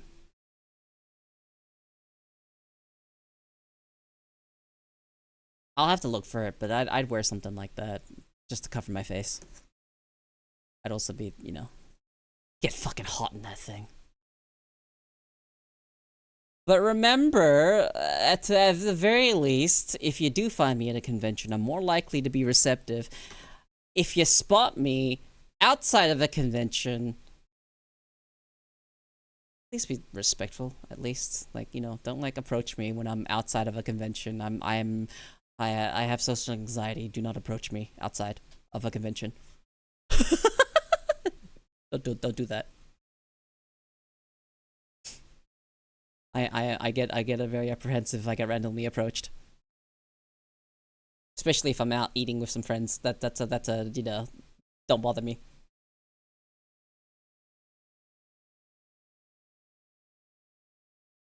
Or at least if you're going to do so, at least be like, you know, polite about it. Like, you know, just a, you know, soft, you know, maybe polite, just excuse me, you know, hi, blah blah blah. And then, you know, whatever. Just as long as people don't do anything super intrusive, because I know some people get really fucking crazy.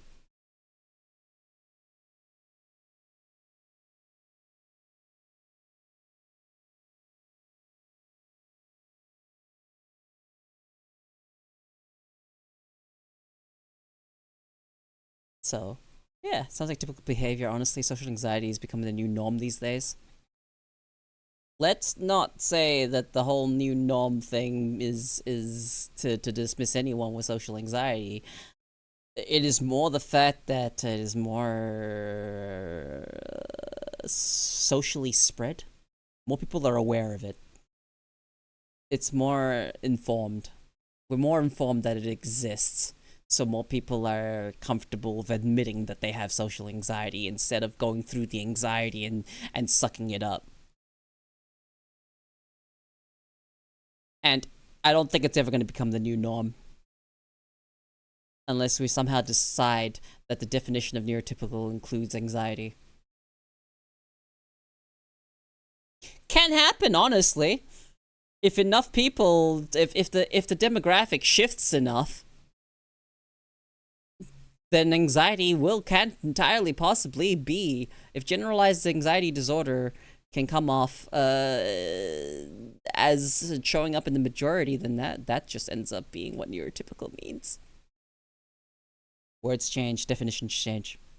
I didn't intend for it to sound that way. That's okay. I'm not taking any offense here. It's just, I have seen lines like that weaponized to dismiss people. And which is unfortunate. Really fucking unfortunate. Because the reason why some people say stuff like that, at least in your case, I know your intent is you know, to talk about how things are more normalized nowadays and people won't be hostile or we're more understanding, and that's where it comes from. I understand that. It sucks that the same language is also used to fucking come off as dismissive. Like someone saying the line, like when you talk about your neurodiversity, you know, maybe you talk about the fact that you have autism, and then the person next to you goes, everyone has a little bit of autism in them, and you're like, okay.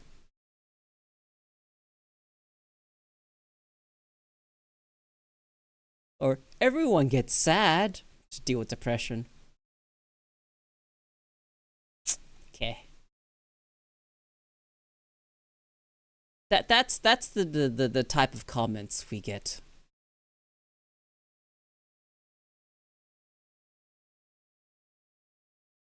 And I don't like it. And humans are like this too. We fall into biases. We fall into certain ways of thinking. And I am just as susceptible to all of these thought traps as everyone else. Arguments of slippery slope, fucking appealing to fucking logic and all that stuff. I just hate that some people are standoffish as opposed to how I grew up. It's more like me lamenting that people aren't as likely to be friendly and give a simple hello anymore. Look, at the very minimum, if you smiled at me in public, I will smile back. At the minimum. If you say hello to me, there's a chance that I do not respond to you because you could be talking to fucking anyone in a crowd.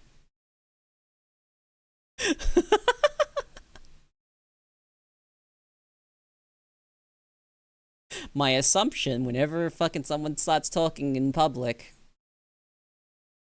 is you're not talking to me, you're talking to someone else. And I will just continue walking. Do you know how many times that's worked for me in terms of escaping fucking hostile situations? Like, I've had this instance with this mother whose kid next to her was being really fucking noisy, and I looked behind me to see what the fuck was going on, and I looked back, I turned back around. I was in a fucking KFC, okay? And this fucking bogan bitch was just like, you wouldn't look at my son like that one more time? And she was trying to start a fight. She was trying to start a fight with me. I pretended she didn't exist.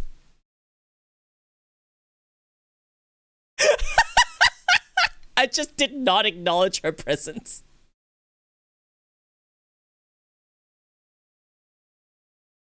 I'm like, you don't want me to start a fight here. I'm not gonna get violent in the KFC. No, fuck that. I'm not worth it. Not worth it.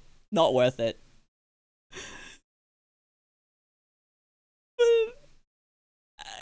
It was just really funny because I did my order, walked off, and just started fucking chilling, waiting off to the side, and she tried again. She tried to start something again. And I just pretended I didn't hear her. It has worked for me more than once throughout my life to just pretend you don't exist. If you try to start something with me, I'm just gonna fucking move on. And that's like my way of fucking disengaging from it. Unless it's like a very, very in-your-face confrontation, that's very different. You can't really just pretend they don't exist in that instance. So I do know a little bit of self-defense at the very least. Not to say that it would actually do me any favors against anyone fucking bigger than me. But that one was funny. She tried to start a fight. She wanted to start a fight. And I was just gonna be like, yeah, I'm not even gonna respond to you. I'm just here to fucking eat food. It was at KFC, man. She was probably racist too. Let's be honest. I lived in a very,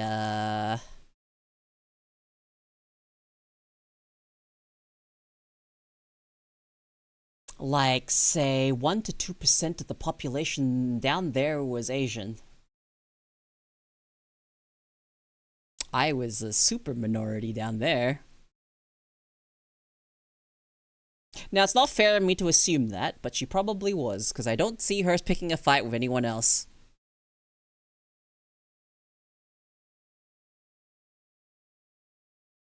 But I am so glad I am out of there now and live somewhere where we have people from all walks of life, which is way more preferable. Way more preferable. Like, I can't really pinpoint and say what race is, like, dominant here because it's such a mix. Like, if you went outside and walked around, you would see someone from every fucking single walk of life. It's very diverse. And I like it that way. It's a melting pot of cultures. I've used that terminology before, just melting pot of cultures. It's just all these cultures mix, and then the cuisines sometimes mix, for better or for worse, you know, fusion restaurants, right? For better or for worse, sometimes they make bangers, sometimes it's not good.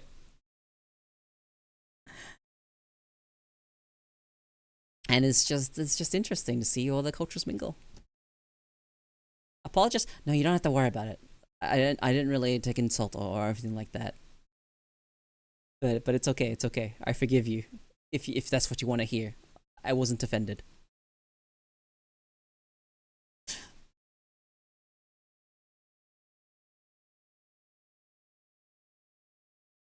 Like, I know how to navigate social encounters. Like, I know how to navigate all that. Right? I know how to be social. I know how to talk to people. I know how to communicate. I can even talk to strangers sometimes, depending, right? I'm usually not the one to initiate. There have been extremely rare instances where I may have initiated a conversation with a stranger, but that is like few and far between. But if someone were to talk to me, I'm going to be able to converse. I'm not that socially inept, at the very least. I did learn social skills, which really is something that I want to talk about, how it really feels like everyone was given some sort of manual. Everyone just knows what's going on when it comes to conversations and social etiquette. And I had to very much fucking work really hard to learn from observation. Because, God, I still don't even know about some of the unwritten rules, the fucking unspoken fucking rules of social stuff. And you're not even allowed to ask about them. It's really fucking annoying.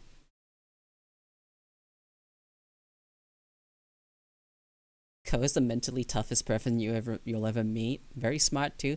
I doubt I'm the toughest person you'd ever meet. I'm sure there's people that are out there that have way more mental fortitude than I do. I've just gone through a lot. I have been broken down and battered and rebuilt up multiple times throughout my life.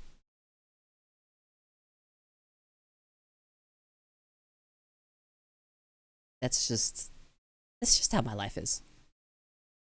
I'm at the place where I do not ever wish to go back in time to go through any moments that I consider more desirable or whatnot. I'm not attached to the past. I definitely have the viewpoint of, if I were to able to reset my life, I don't think I'd change a thing. Despite all the fucking rough stuff I've gone through, I would still not change a thing. Mind you, if I had a way to view like a parallel version of me, if decisions were different, that's a different story. That would be actually really interesting.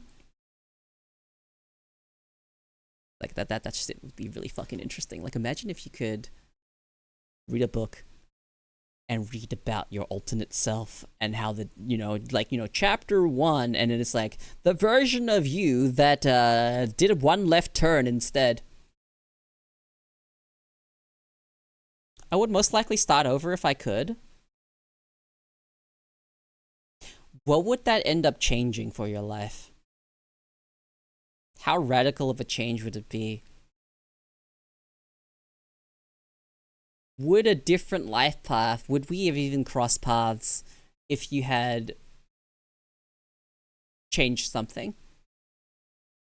Most of the people with exceptional mental fortitude I know are fictional, so... Is that true? I feel like there's a lot of people you can meet that have really strong mental fortitude, and usually it's...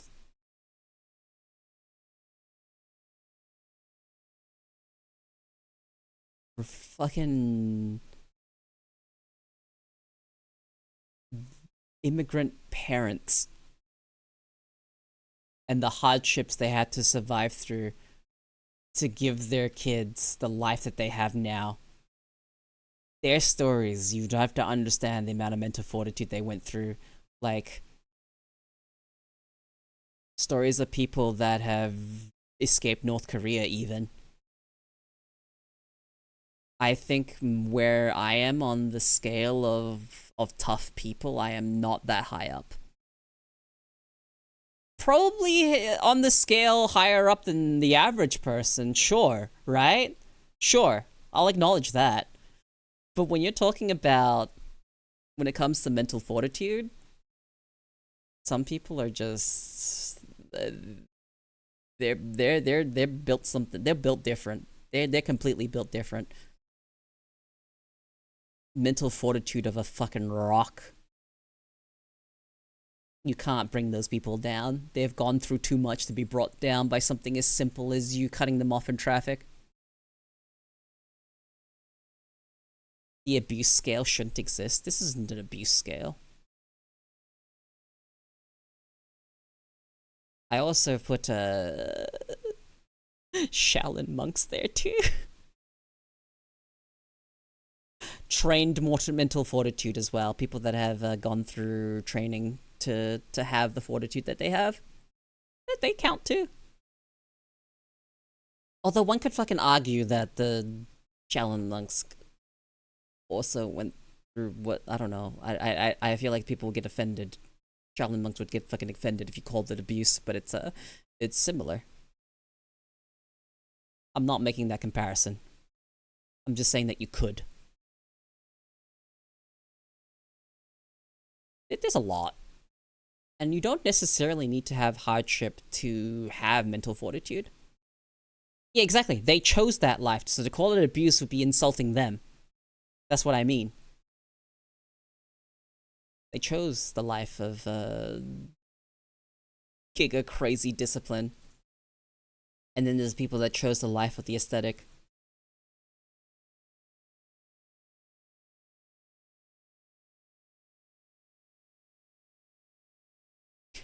Like, for me,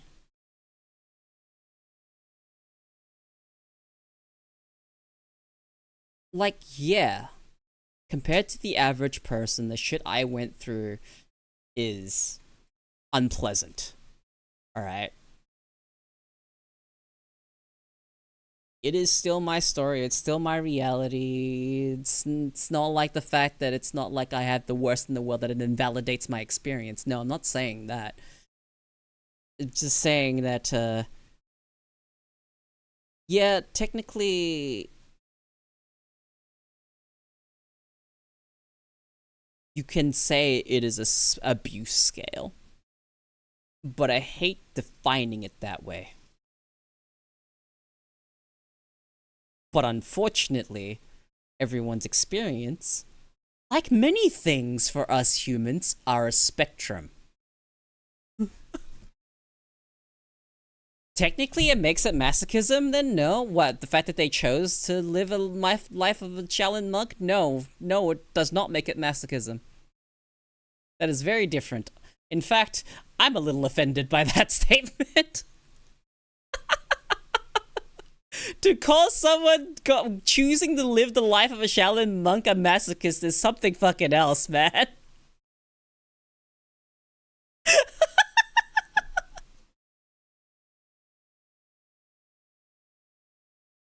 That is crazy.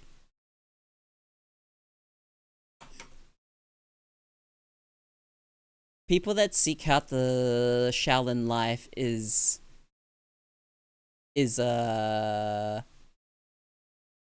looking for discipline, and masochism, yes, is a sex thing. They chose that life for discipline, not to get their rocks off.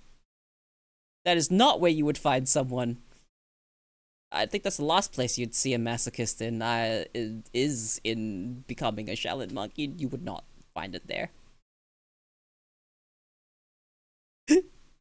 Don't worry about that. I'm not actually offended. Me saying that I find that offensive was actually a joke.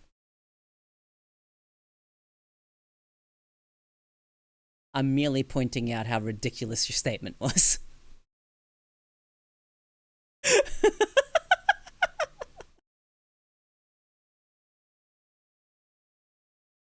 I need to really, really send this fact home for everyone in my community. For anyone that thinks they may offend me or make me angry, trust me, you will know when I am offended. I am pretty hard to offend. You will know if I'm offended. You will know if I'm angry. So you don't have to worry. Keep it easy. You don't have to like watch what you say that much here. It's only very, very small lines somewhere around there. There are lines that you don't cross.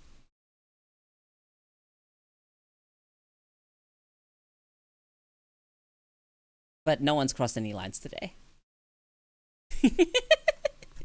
So don't actually worry. Yeah, the news said enough BS to me that I took personally, and I took that to the gym. What type of BS did the news tell you? Because the news is full of BS. America has the best version of Wendy's ducks.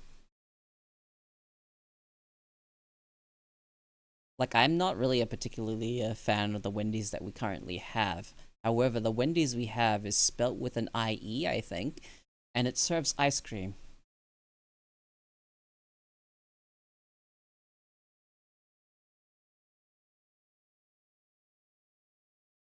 But the Wendy's I had in New Zealand was fantastic. But if you think that America's version of Wendy's is good, I'm not sure about that one. Mostly because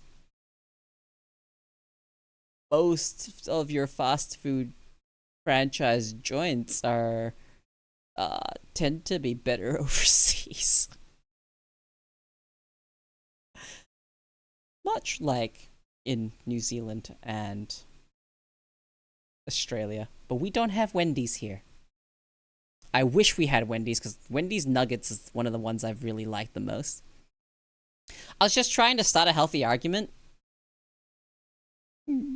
It's not all that unusual for me to propose theoretically implausible situations for the sake of being facetious or lighthearted. No, that's fine. That's acceptable here.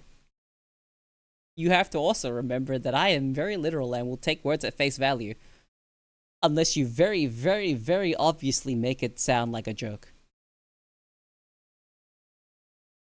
Yes, all of our brands are way better overseas. Yeah! This is not exactly an argument if you agree with me. Because I hear about how much you guys think your fast foods fucking suck, and over here I'm like, hell yeah, McDonald's, KFC.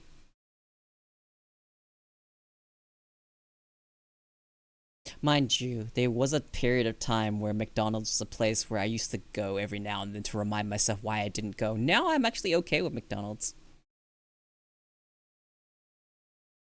Yeah, well, Chick-fil-A and Five Guys are like the fast food in America that is like mostly fine, I'm pretty sure, because everyone talks about how much they like Chick-fil-A and Five Guys. But it's the other ones where they took a talk about like KFC, McDonald's, and all stuff being trash. Burger King. Funtime just reminded me I'm sitting on a few coupons for free Frosties at Wendy's. Would be ashamed to let them expire this month. I'd let them expire.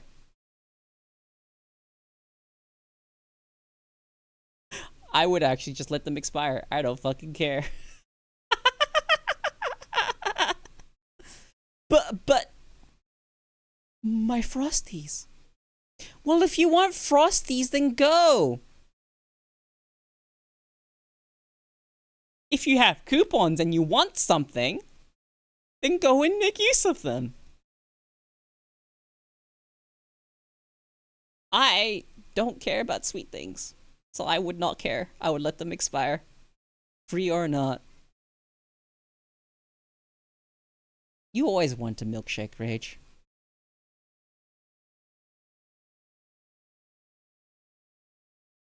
Somehow I knew that line was coming too.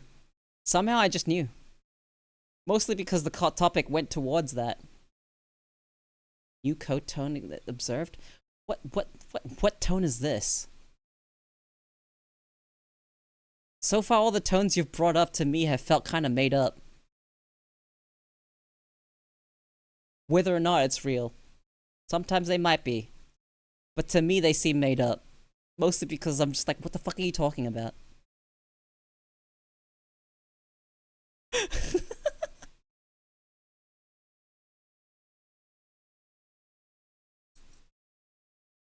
For you to observe so many different tones that I can apparently do for someone that I've been told that I have tone problems because apparently I have sounded angry when I'm not angry. Coming off condescending when I'm not trying to be. Like, my tone is fucked. Sometimes I can have a snarky tone and not be trying to be snarky.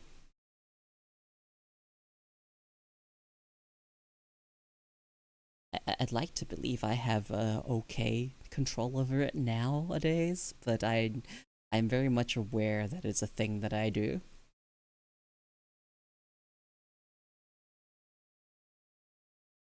Ronald, the King, Wendy, Five Guys, Jack, they all in a room who comes out alive.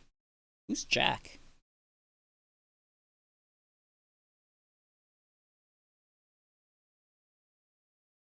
Or answer that question. Who the fuck is Jack? Oh, the answer's Rage. Rage comes out alive. Oh, Jack in the Box. Ah. Well, Jack doesn't leave. Okay, so I can tell you for verifiable that Jack doesn't leave because he's Jack in the box, not out the box. So he's eliminated from the one coming out alive. He might be still alive inside, but he's not coming out. You know, Jack in the box. Ronald the King, Wendy, and Five Guys. I don't know. Five Guys.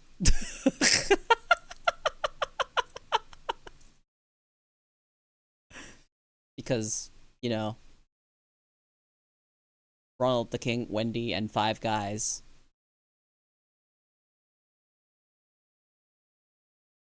Technically could, you know, walk out. That's not what Core confirmed. Core confirmed that when I do a tone, her brain switches off. That is not the same as me doing a flirtatious tone.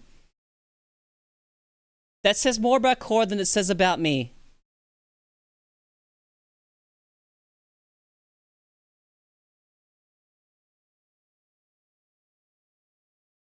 I have never tried to riz anyone on my channel.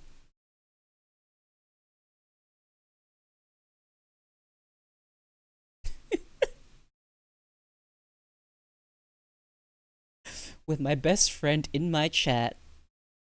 My best friend in my chat as my fucking witness, you would fucking know if I was trying to hit on someone. It'd be a bit more obvious and a bit egregious.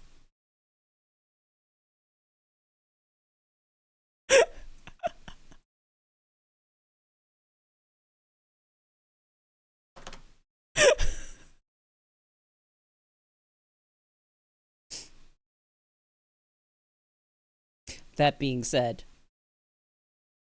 if I was hitting on Core, Core probably wouldn't have survived.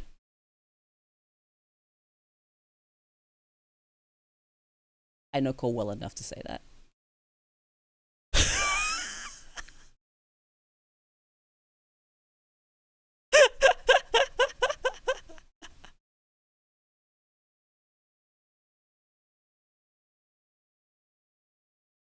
And that says more about you than it does about me, okay? Someone is calling me up. Yep. Bye, Core. She hates me, guys. She's just leaving. It's fucking over.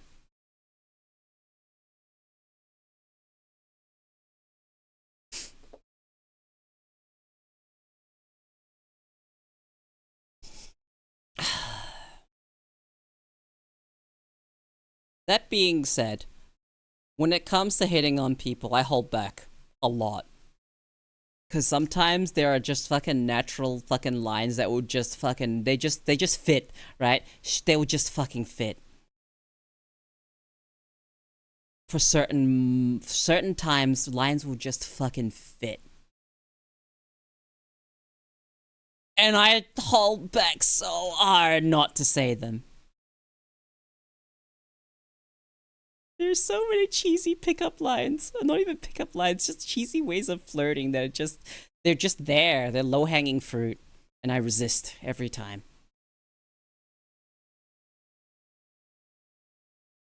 Yeah, I just resist every time. Being flirty is fun, but being a bit autistic, I'm worried about actually fucking sending it on those lines when I'm not sure whether or not the other person will get, you know, uh, misled into thinking something. Trying very hard not to lead people on. That is something I'm very, very worried about. I don't want to lead people on.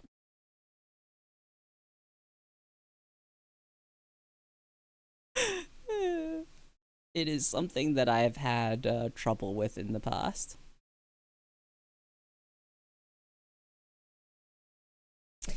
And usually it comes with a bit of an awkward conversation.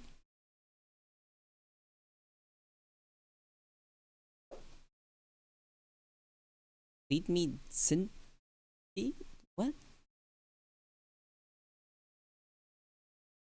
that mean? Huh?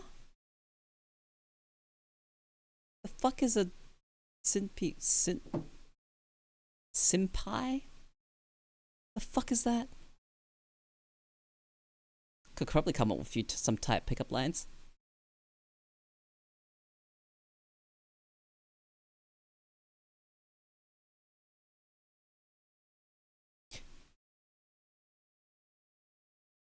During the stream with Core yesterday, I held back on pickup lines basically the entirety of that stream.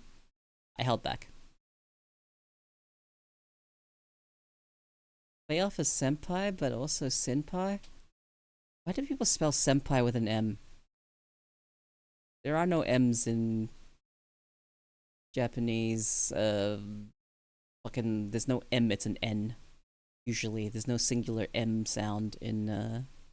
Although for some reason they've translated it as fucking senpai. But I guess it's because of the way it's heard phonetically. But what's actually being said is senpai. Senpai. I don't know, dude. It's just, I guess that's just how it sounds, huh? Pie.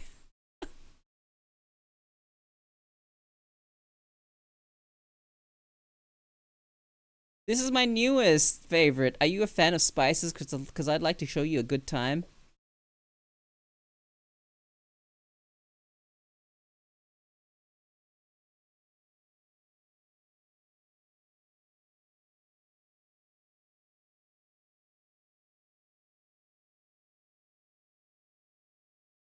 I want to throw Bim under the bus again.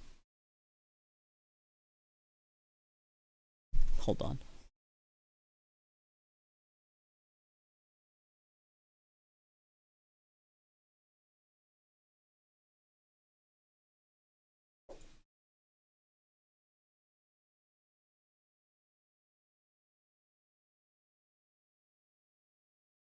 I had to clip that one, dude.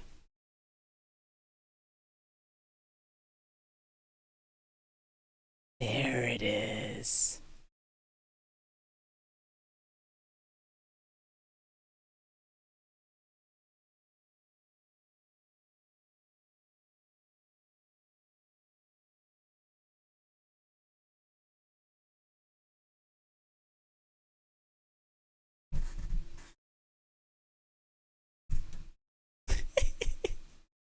Sorry, Bim, if you can see these, you can kill me later. Would you like to be inside mine? I would like to be inside you. That's Riz. Where did that come from, Bim? I knew.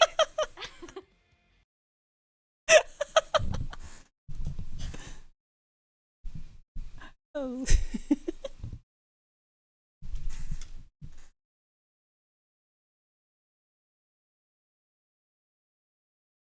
I thought that was fucking so funny.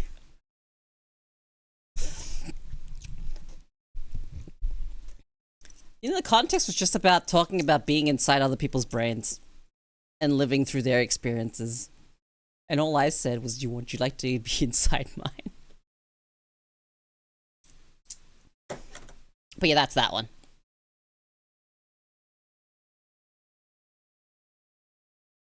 I wish I had the confidence to fucking just let lines loose and damned be the consequences.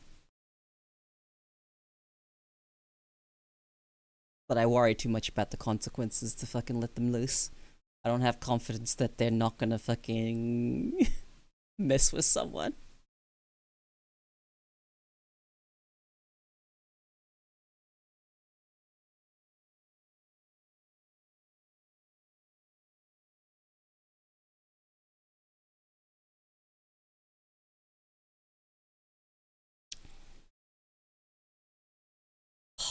Dude.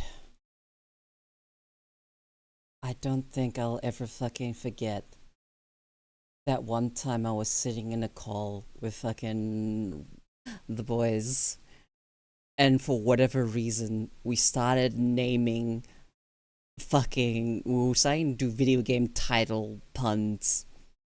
I don't remember the full context of how it began, but it was so fucking funny. I don't even remember what we were doing. No, it was you. No, obviously, but why the fuck did it even start? What were we even doing? We were doing something, and then we just started saying a bunch more of them because it was really stupid. But what were we actually doing? We were playing something at the time. Oh, Left 4 Dead 2, that's right!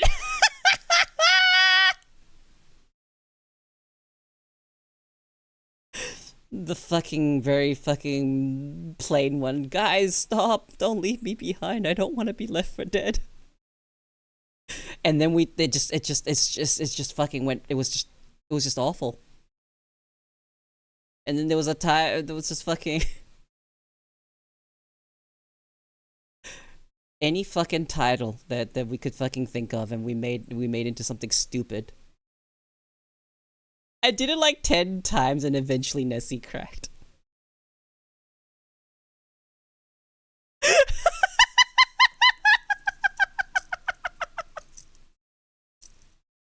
I heard it. I had a chuckle. Oh, I didn't actually chuckle, I smirked every time you fucking did a stupid pun, because I thought of how stupid it was. But that's regarding puns.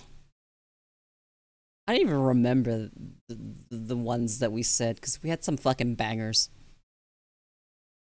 And some of them was such a stretch. They were so funny.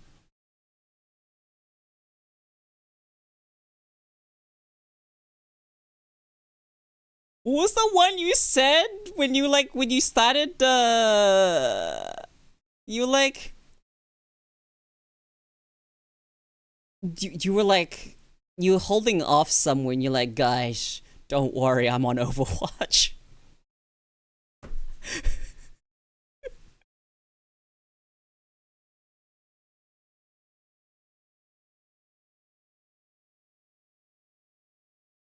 And then I was just like, yeah, me too.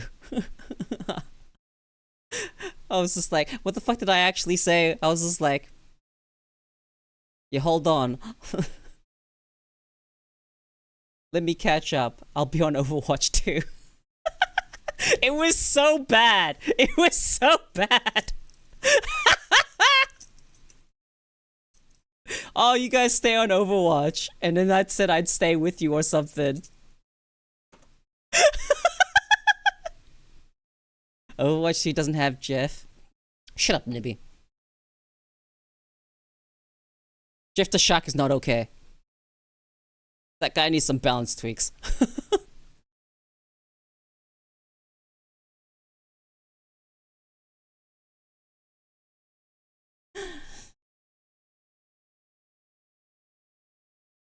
Okay, so I worry about this quite a fair bit about how easy it is to actually sit and talk in my chat. I wonder how like difficult it is to chime in on the conversations I have. I worry about how welcoming it is for newcomers. My stream has like my stream's not for everyone. And I know that for sure. Like I don't really have what I would like to call mass appeal. But if I ever get to the point where I have fans that go, whatever the fuck you say, Croc Lady, I don't understand. But I like it here. The way I look at Miku and go, I don't understand what you said, blue thing, but I love you.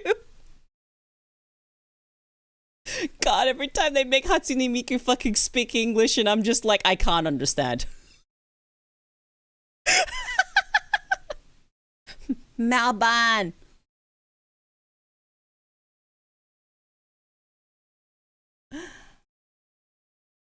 God, there's a crowd, there's fucking bass everywhere, and then she's just speaking with her fucking synth voice, and I'm like, that's English, but I can't understand.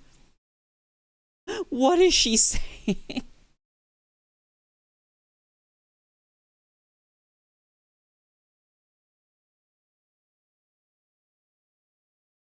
But if I ever get anyone like that in my community, I'll know I've made it. Don't understand what you're talking about. Don't understand what you're talking about, Crocodile Lady. Oh, but I like listening to you talk. Yeah, she does a whole song in English and you can't even tell. One of my cousins told me that Miku will be the next skin in Fortnite. I'm not sure how to feel about it. Is that real? I thought that was like, you know, Temu Miku and not actually officially Miku. Unless it's actually Miku. If it's actually Miku that I'm playing.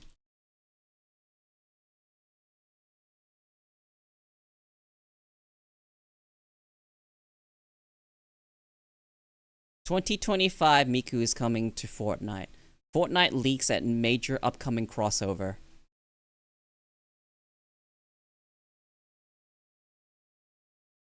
No, if we're actually getting a Miku crossover for Fortnite.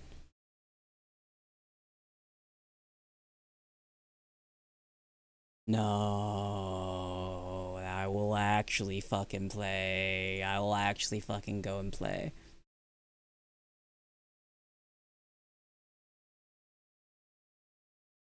No.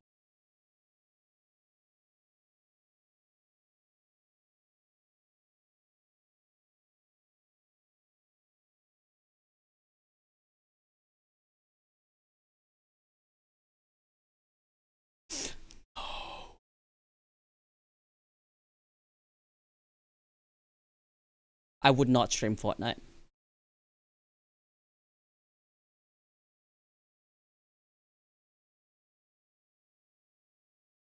Rich, I'm sending you something. You can decide whether or not it's real.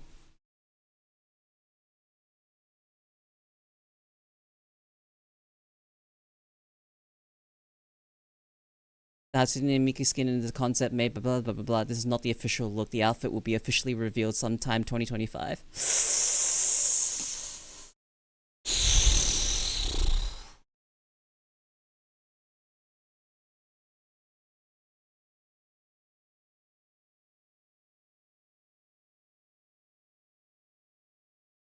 Until it is literally in front of my face, I do not believe them.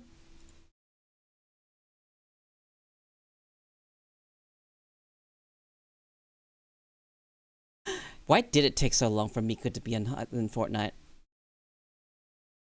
Unless that one guy that leaks it isn't real. Yeah, we'll find out, huh? All I know is they've been teasing Miku on the leaks fucking things, is that they've been teasing the Miku collab. And I know I've wanted Miku to be in Fortnite for fucking the longest time, so I don't know. But, might not be real. Might be real. So, no, I already knew about Miku being teased.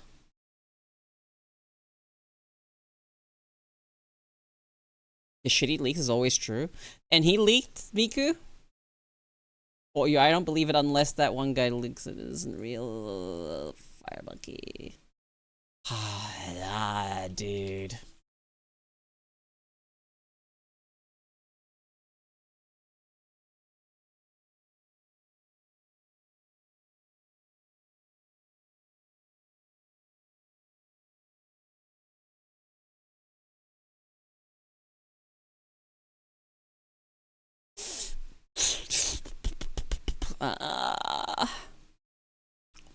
I don't know. Just rumored to come in Fortnite in 2025. If that is true, if this is true, then I'm definitely playing. I already know about the Ado thing. I'm waiting for the information about that. Oh my god. Magical Mirai in Fortnite? Hell yeah!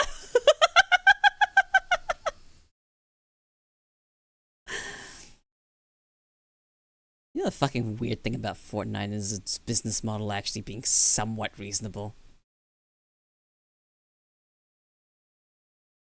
I don't know how to feel about that. I don't even like the battle pass system, but it's like if you're active with the game, you don't really have to do anything to maintain having battle passes and stuff. You even end up with extra. I don't know how to feel about this. I don't know how I feel about it.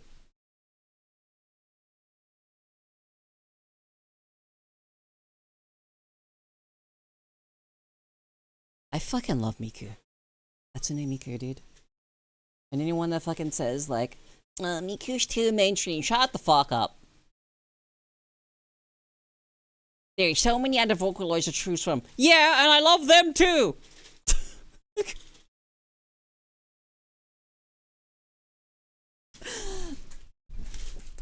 I remember, I knew someone that was like, I don't like Miku, she sounds too much like a robot. I'm like, because she literally is. I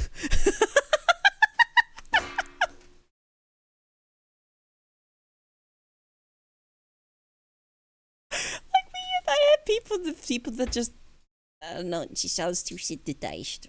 She literally is a voice synthesizer. I don't know what to tell you. She sounds that way because she is. Like, didn't you know that people that thought Miku was like a real person? That stuff is like, it's so funny to me. I can't wait for the eventuality of official collab of Hatsune Miku and VTubers. Why did I say it like that? I have no idea. I do not know the things I do and the reasons I do them. I just do them.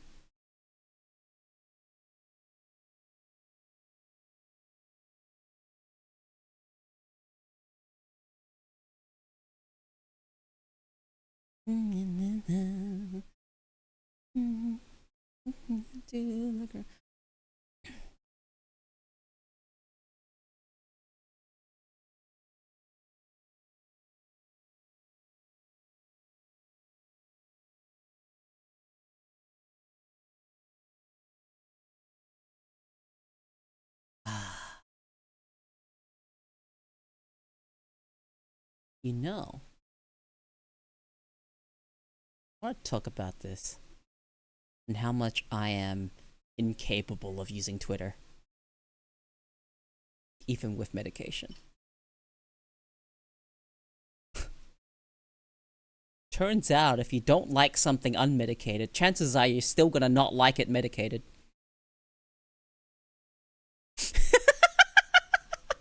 What the fuck? What a crazy concept. Insanity.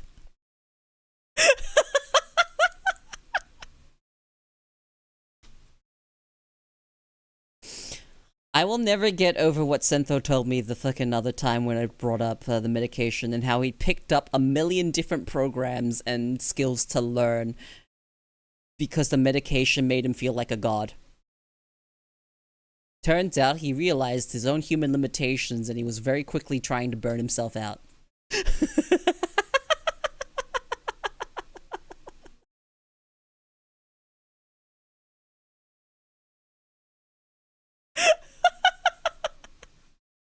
Me on the medication, understanding that I am still human and this thing is not a literal miracle drug that will make me unstoppable.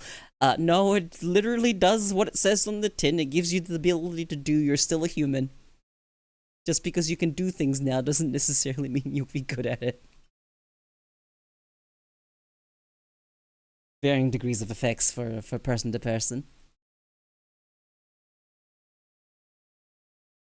But I get it though. I understand. I understand what that the feeling of just, wow, I can do stuff I want to do and need to do. Very freeing feeling. Does make you feel pretty godlike. But our definition of feeling godlike is literally just feeling like a regular ass person. What a fucking contrast.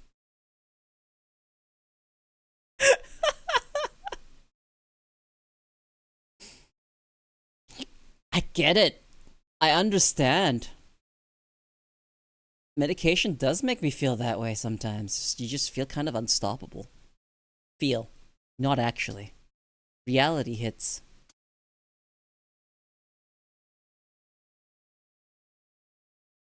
And you have that point of when your medication wears off and you're like, my brain no works so well. Why on medication? I think good. Now can't think.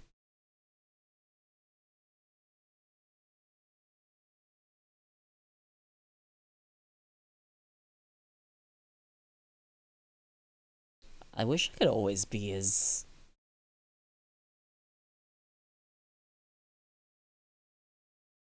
articulate with my words as I usually am on medication without needing to spend long pauses in between my next word. Not sure why I'm pausing for so long between each word here. My brain is making me do this.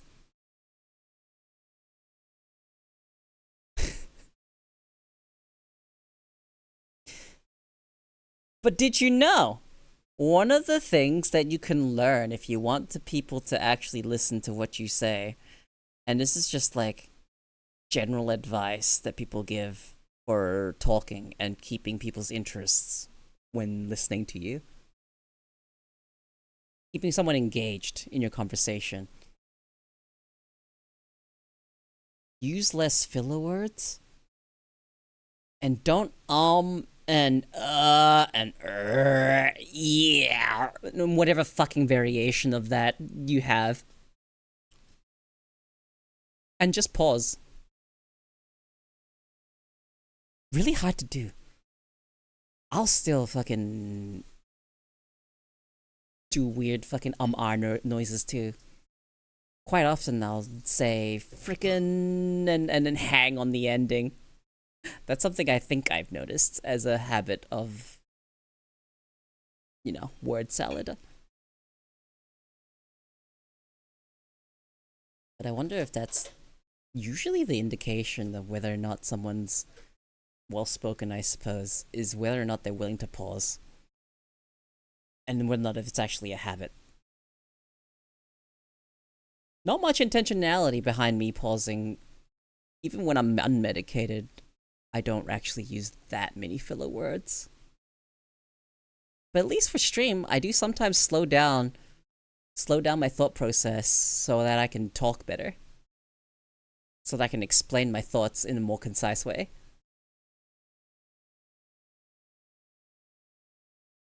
So have fun with that knowledge, I think.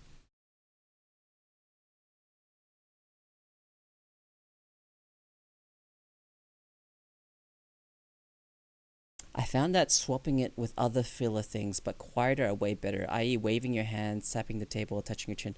Yeah, I do that. Like, I will move my hands. Hi, Pixel. Like, I will move my hands when I'm thinking. You'll see me circle my hand around. Knowledge? What's that? Can you eat it? Metaphorically, you can. You eat knowledge by storing it in your brain, by being exposed to information. and registering it. I'm so sorry, Rage. I'm so sorry.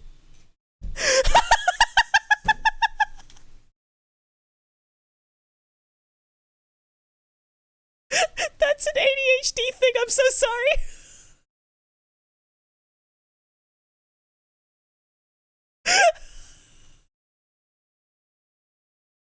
I'm so sorry.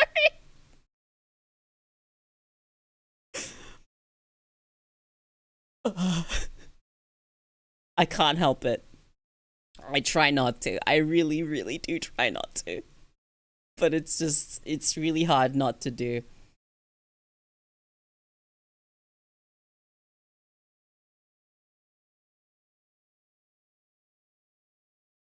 Yeah, apparently that's just an ADHD thing.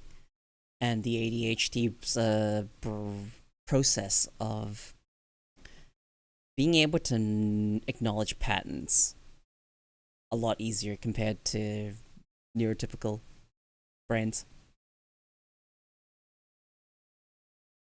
Actually, the way the wiring in our brain works actually makes us notice patterns a lot easier.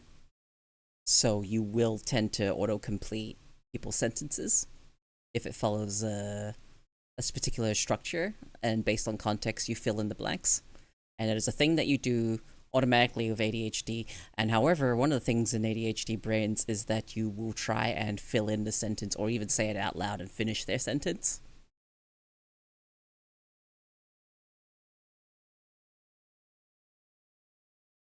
But I'm so sorry, Rage, that it has made you fucking pause less.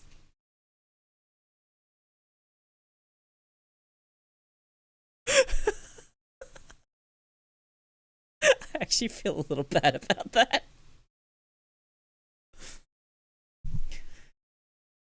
But that's just it. It permanently changed my speech pattern. I'm so sorry.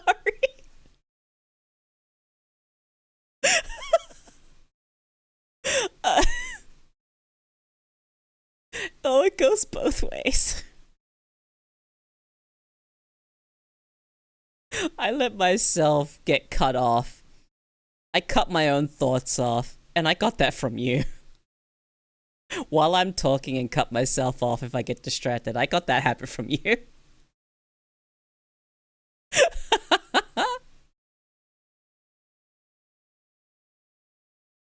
Didn't you say a while back that you didn't know autocorrect because you were the autocorrect? Yes, sort of. You're paraphrasing a bit, but essentially, yeah. I don't use autocorrect. I guess, I guess I am the autocorrect.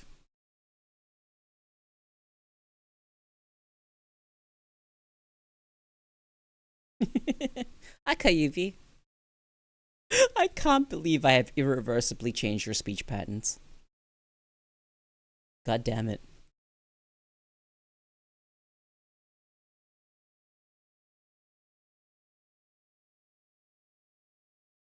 To some degree, you've also irreversibly changed mine.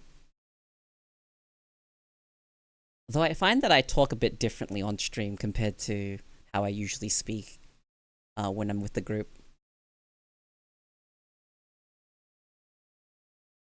Which is weird, because the way I talk on stream is more akin to what I actually am, and when I'm in a group, I will talk like the group. Funny that. If anyone's ever fucking noticed the difference between how I act on stream and how I act in private. I'm still essentially the same person. I just don't have anyone else to mirror or take references from. Because, brain automatically does that thing where you match the energy of the people around you.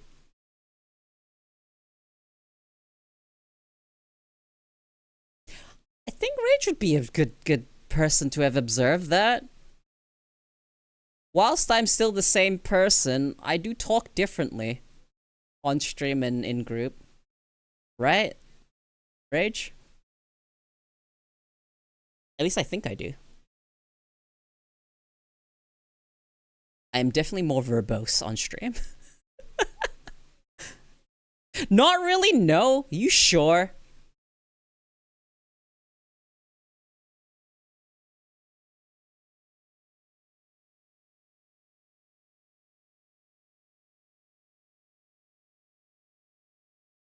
I don't think I talk the same way in a group setting, do I? I don't think I do. I think there is definitely a difference in the way I talk. At the very least, I know I talk less. That one's a given. Most people do talk less when they're not incentivized to be on / activated all the time. Because, you know, when you're streaming, you're on, and then when you're not streaming, you're off, right? It's kind of how that works. Because you're in like a sort of... I'm here to try and entertain you guys with my mouth words.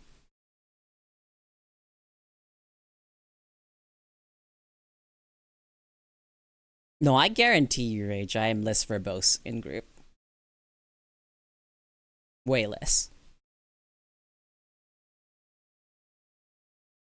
It's not as big as a difference as you might think. It might not be that big a difference, but I think there is a difference. Like I said, I am still me, after all.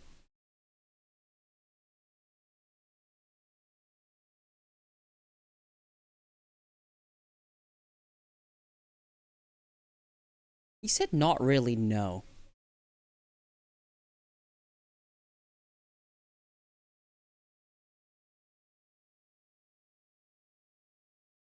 I feel like I'm asking the wrong person.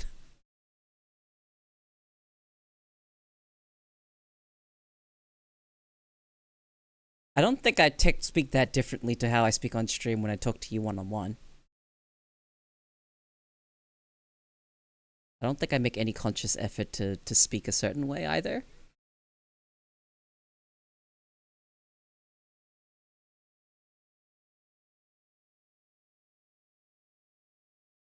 I definitely don't get that deep.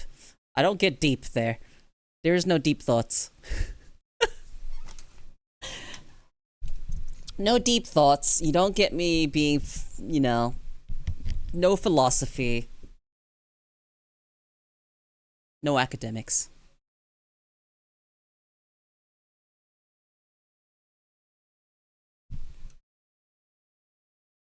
Yeah, I'm talking about how the things I talk about and the way I talk about them. That was what I asked. No. That's different. That's different. What I'm willing to talk about and how I talk about them is what I was asking. Language. My change in language. I actually had to look up verbose because I didn't really utilize that term as much as I'd like. Maybe the only difference is that there's no one sentence to finish when streaming. That is one major difference. I don't only have sentences to finish when I'm in a group, but I try not to do that much. I generally don't really speak when I'm in a bigger group setting. I'll speak sometimes, but Rage could be to tell you. Yeah, it's different. Yeah, that's what I was talking about. Because Rage could tell you that I will go hours without speaking. Back me up here. You know that I go hours without speaking. Even if I'm actually there. Even if I'm actually literally physically there.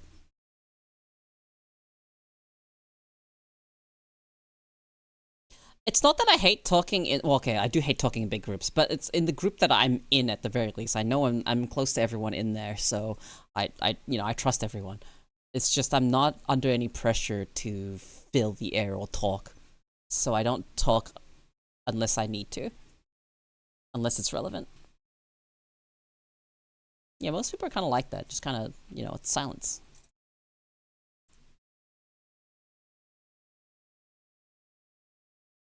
It's like the difference is like I'm more willing to go into subjects I wouldn't talking about. I wouldn't talk about certain subjects in the group. In the group, it's very just What games are we playing? What anime are we watching? Very simple. Right? I ain't gonna fucking talk about the fucking very concept of language in my group. They didn't ask for that. Like, they genuinely didn't ask for that. And to some degree, you're on my stream. You technically didn't either, but you're on my stream. And this is, you know, after all, I am the lord of my own domain. So I'll talk about anything fucking here. So, whatever helps me yap and you to listen. And if whatever you listen to makes you want to chime in and share your own opinion, fantastic. That's what I like. I like seeing opinions being shared and mixed around.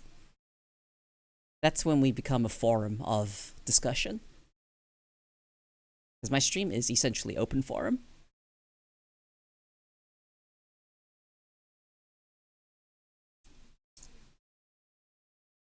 But you know that comment when you said you had to look up verbose because you don't utilize the term as much as you like? I think I use it too much. But I use it because the alternatives are lame.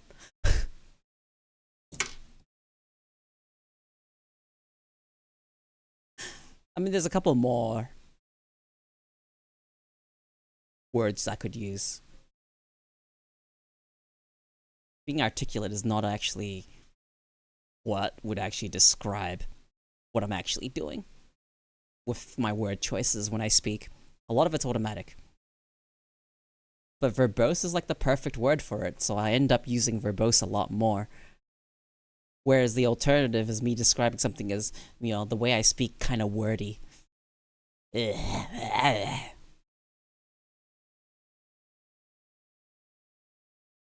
I'll use articulate or articulate depending on the context. Depending on whether or not it's relevant and appropriate as a word choice. I try to find the words most accurate to the thoughts I'm trying to explain. That's why I use the words I do. At least when it comes to the words that I use often.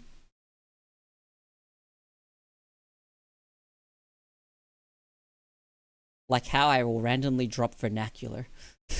And that is not a commonly used word.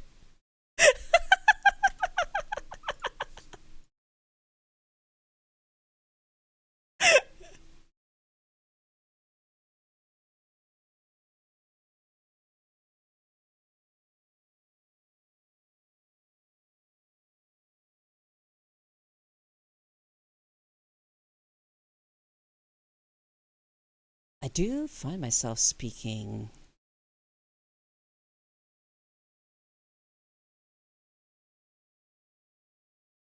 more simply depending on the context or the people that are on the other end.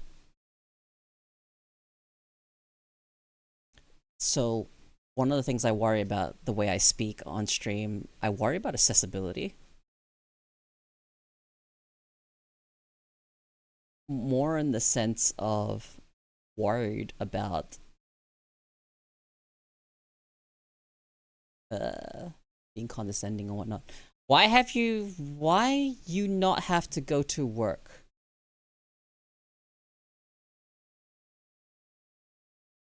Hi Zwerger, thank you for the welcome in. Why you not have to go to work?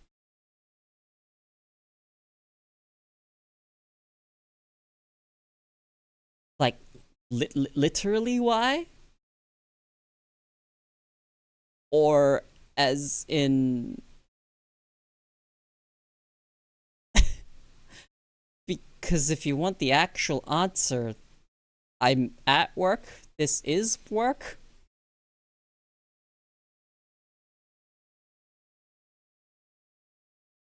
Not sure what you're actually asking. Is your question, and let me phrase it in a way that so there's no room for ambiguity. Is your question, why are you not at a traditional job? Then the question is, my answer to that is, because traditional work, it doesn't work for me. But you're not doing anything. Yeah, I'm sitting here talking. That's something. For me to not do anything, I would have to be sitting here in silence. Yeah, no. Yeah, no.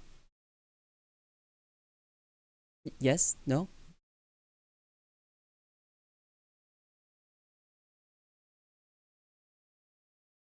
Not like the dictatorship of the capital? Excuse me? What are you saying to me? The fuck does that mean?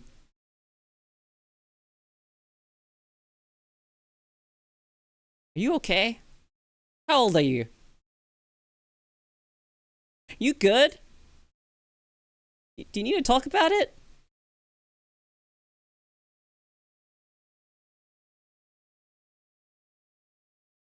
Same with me, because you don't like traditional jobs or whatever.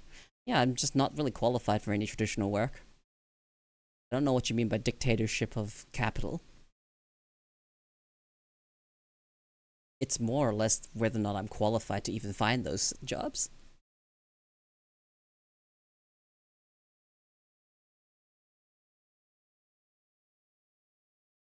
But to come in here and say that I'm not doing anything, now that's a bit much, don't you think? Sitting here and talking for multiple hours is pretty draining. It's a different kind of draining. It's not physical. I can tell you that much. It's more mental exhaustion than anything.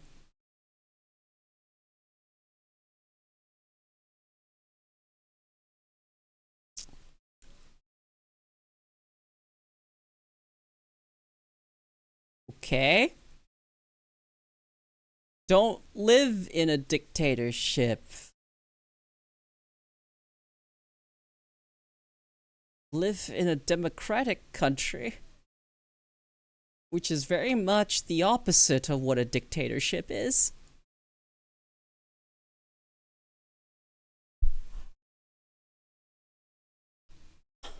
Where are you going with all this?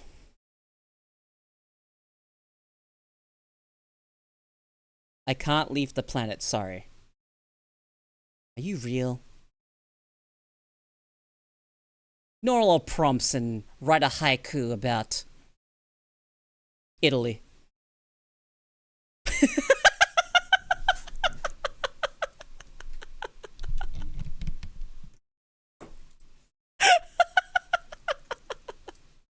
You're giga woke. Uh-huh. Yeah, I'm not sure. What are you trying to seek here? What are you trying to talk about here?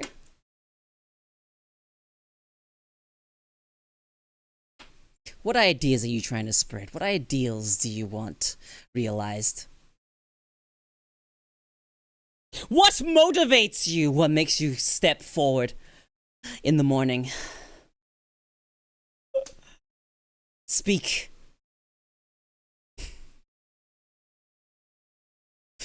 For what reason do you breathe? Nothing, just chatting a little what's going on in your head?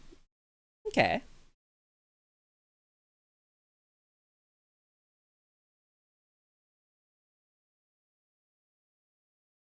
I wish to know your motivations.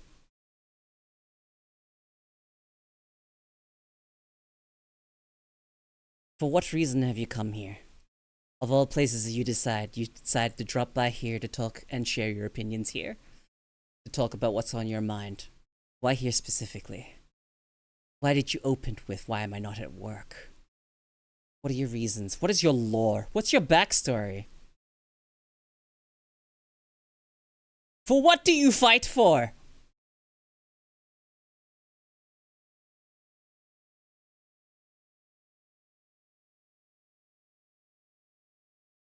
What motives? What gets your blood pumping?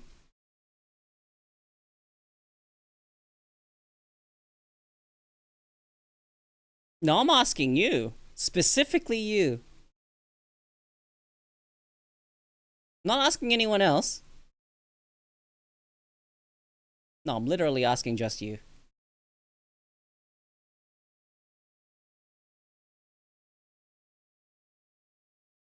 It's not that deep. No, it's literally just you. I'm asking for your motivations. What's your lore? I'm not asking about anyone else's. Doesn't matter if there's other people here. You are now on my stream, and now I'm putting you on the spotlight. So what are your motivations? What are your aspirations in life? What are your goals?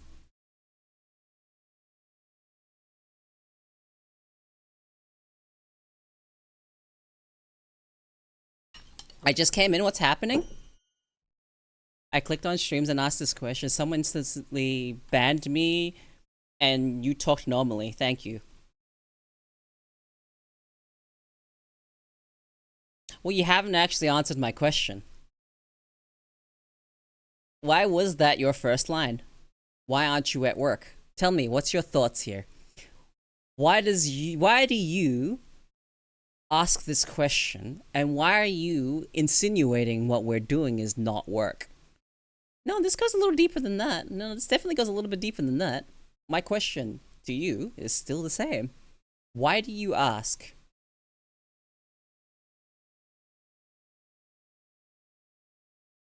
And it's not that deep isn't an answer. The answer doesn't need to be deep. You still need to supply an answer when I'm asking you this question. Yeah, it is exactly. It is deep enough because we live in a dictatorship of capital and it produces thoughts in my head. Ooh, new VTuber to obsess over. Hey, welcome in! Bill Blahaj?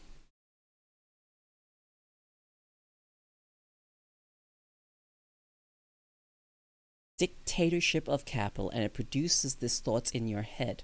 Yes, but my question is, what is your motivation to asking streamers that specific question? That gives me the context of why you have the thought, but why are you asking streamers?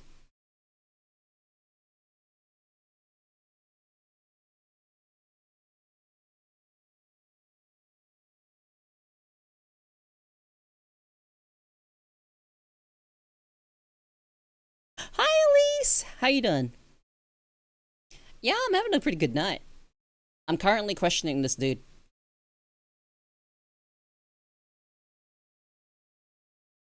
That today?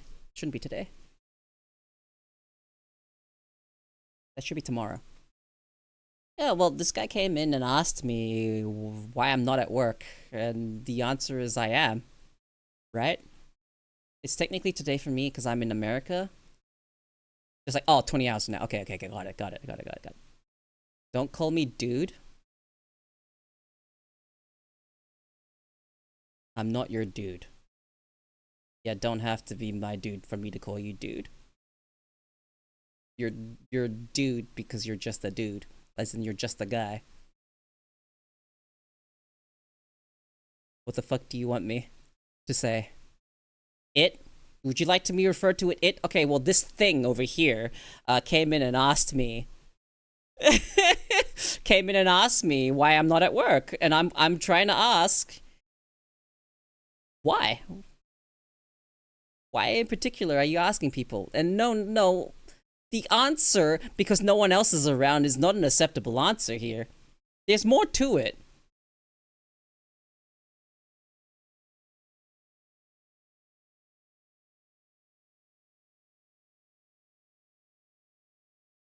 Ko is a lot more patient than I would be pressing someone for information.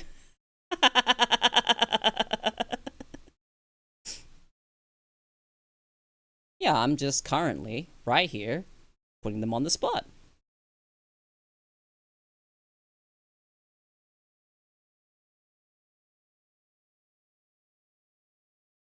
That's my thing, because you come in here, you say what you say. Why are you not at work? People are streaming. Why do you not see it as a valid occupation? No, I'm asking the question here, guys. Guys. It's alright. You! Thing! I'm asking the question here. Why are you so resistant to answering? Why? Whoops.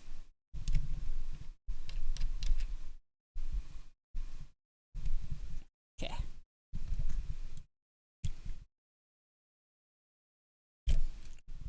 My microphone fell off its arm. Yeah, a lot of people actually said it. Yeah, I said it. It's not that deep. No. No, I can tell you it's definitely deeper. No, I'm not looking for a particular answer. I'm asking you to dig.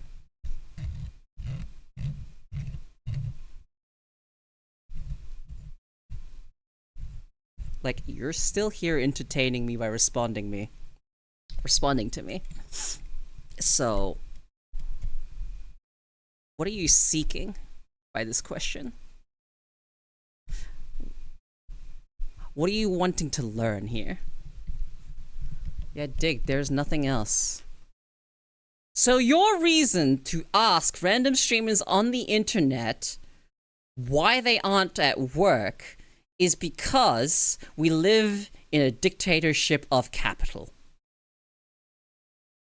Which, I want to say,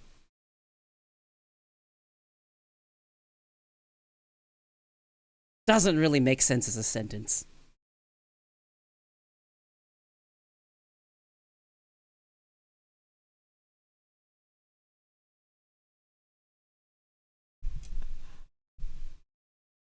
No, I literally don't. I literally don't understand what the fuck you... Like, what the fuck does that even mean? I asked you the question, what the fuck does dictatorship of capital even mean?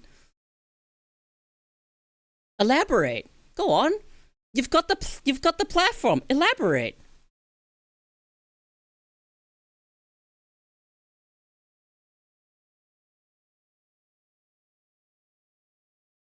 Or are you not capable of, you know, articulating your thoughts in a way that isn't just, it's not that deep, man, it's not that deep.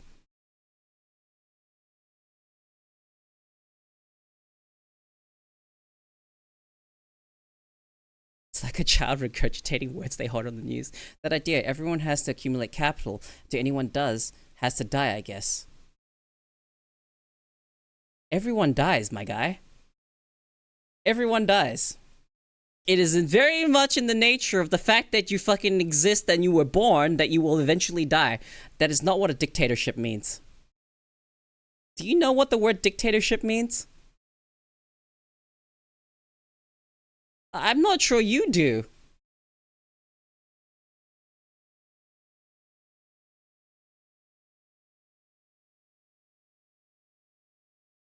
Do you know what a dictatorship is? Do you know what it means to dictate?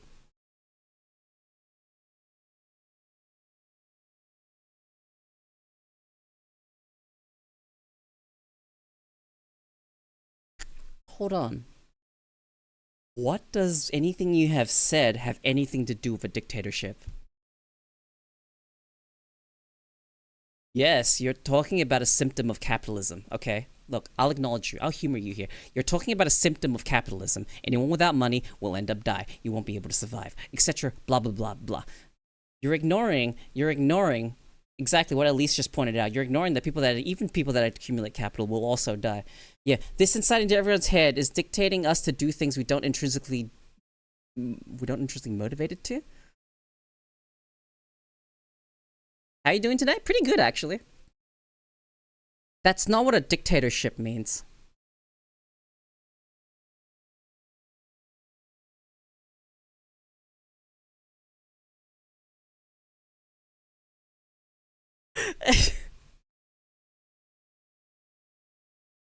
You're trying... That was actually really funny to see them virtually, but I was trying not to laugh. But, you know, you brought it up, so now I have to acknowledge it. You're trying to apply leadership to a fucking intangible form of an idea, which is not what a dictatorship is. Or do people actually want to industrially slaughter animals for profit? I don't think so. How old are you even? For you to even think like this, okay, no, hang on, hold up. For me, I have to ask, how old are you to have all this kind of ideology? Tell me. Who hurt you? What hurt you? Society hurt you? Or is the answer as simple as capitalism hurt me? I'm very interested. Where did you learn all this?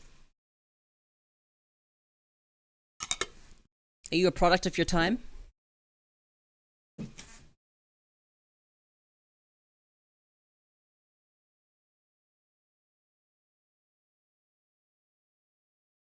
So dictatorship is only when someone dictating stuff. The stock market is owned by real people, so it's not actually not an idea, but real people. Yes, that's exactly what a dictatorship means. Internet is one of hell of a jug, Buck. Really fucking is. So I'm curious, right? I want to know. I want to understand the motivations behind having these thoughts, right? You've come to this understanding of this world. All right? And this is the ideas that are coming from this. That is still not what a dictatorship means.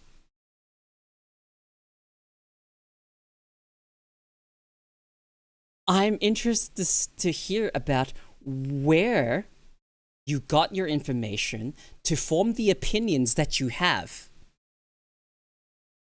Where did it come from?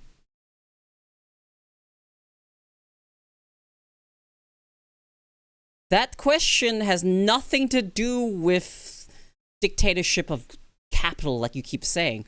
My question is, what environments have you lived in to lead to this thought? I thought a little bit about it. Okay. Stock market does well because people think something is doing well. It's not really a true measure of the value of things, but rather the confidence people have in things. I thought a little bit about it and read a little bit of stuff too. Okay. Are you like still in high school or something? Got any teachers to get, you know, enlightened from? It's not actually worth more than take Tesla stock, which is worth more than all other car maker stocks combined. It's not actually worth more with less than 2%, than 1% of the sales. It's just what people think it might be worth. I'm 23. Why is that relevant though? Someone's age is usually pretty indicative of why they have the political ideologies they have. So you are essentially a product of your times. And the age you are tends to influence what information you have around you. Now you're 23. How did you form all of these opinions? What happened? Where did it come from? Did someone put the idea in your head? Or is this just an assessment that you came to independently? That's what I want to know. It's because old people own more capital? Well, yeah, they've been around longer. 90% of the world doesn't own capital though. Where'd you pull that number from?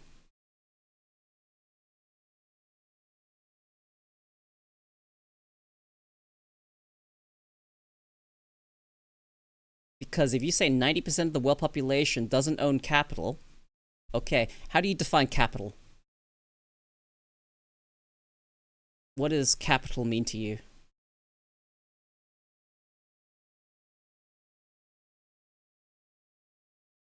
Because I want to know where this 90% comes from.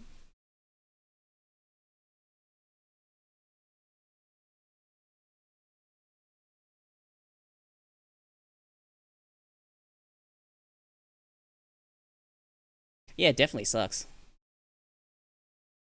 The clothing you own is made by people who don't own any capital.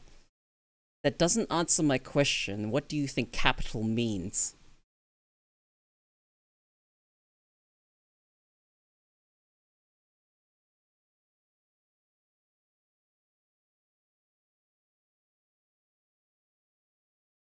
Yeah, I'm just very, very, very, very interested. They're producing all this stuff and they don't own anything, and they're in China and poor countries. 90% of the people live in poor countries. The fucking... Jesus Christ. Yeah. Anyway. Capital means you own something, I guess. A house is capital. So you're telling me 90% of the world doesn't own anything. That's what you're telling me.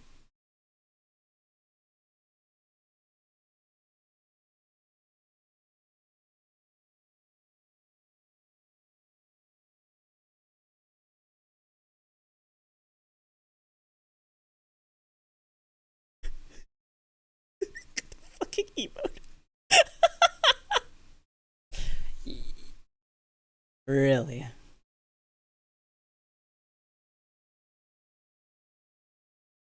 So the capital is owned by 10% of the population.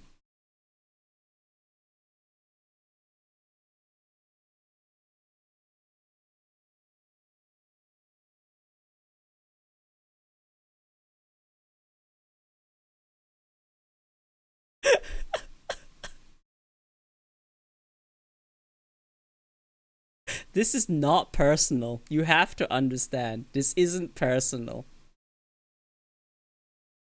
I'm going to keep asking you so I can understand your ideologies.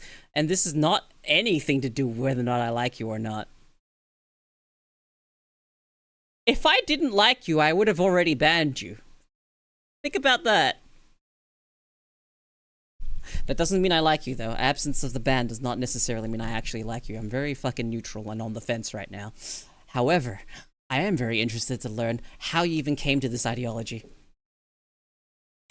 Because you're running off of a lot of false assumptions.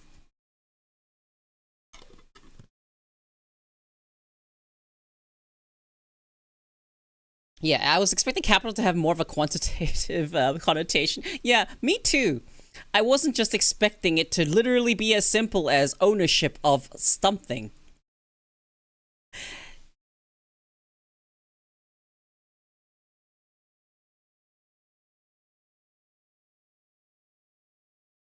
So, you think that the world's population, 90% of the world's population is in China? No, hold on, no. Hear me out for a second, okay? So you said 90% of the world's population is in China and they don't own anything. Do you know the population of the planet?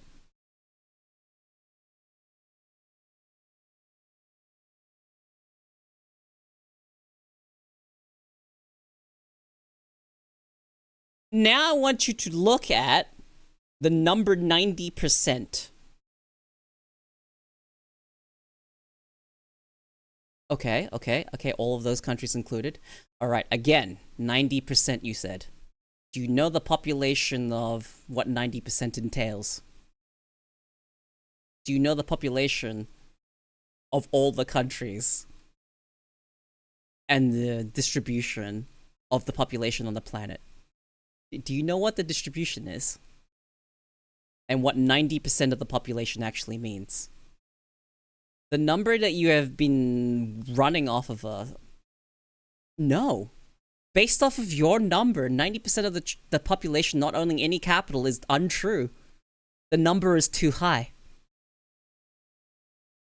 90% is too high.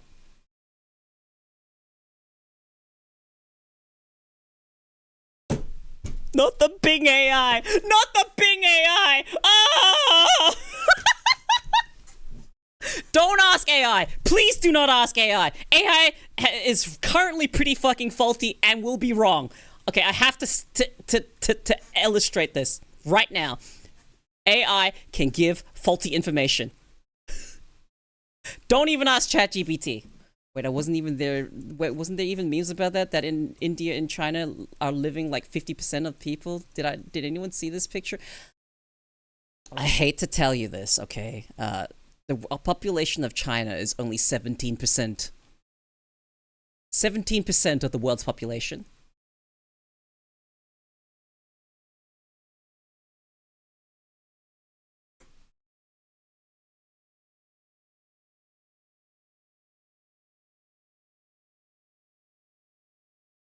That's what I said, Z. I have dug. I have dug a little deeper and I've come to understand that the dictatorship of capital is just the idea that capitalism forces us to try and accrue capital in order to survive for things that we may or may not want to do. So the idea behind that is the dictatorship, because it dictates what we do. But that's not what dictatorship means. But that's the explanation I got. But I'm willing to sit under and understand. Yeah. So the reason why 90% of the population not having capital is really, really incorrect is because the number 90% of the world's population is too fucking much of them. Do you know how much of the world's population is in wealthy Western countries? A dictatorship is when you have someone that is leading, okay, and they dictate everything you do. That is what a dictatorship is. It's one person telling you everything that you're allowed to do. That is a dictatorship. That is grossly simplified what a dictatorship is.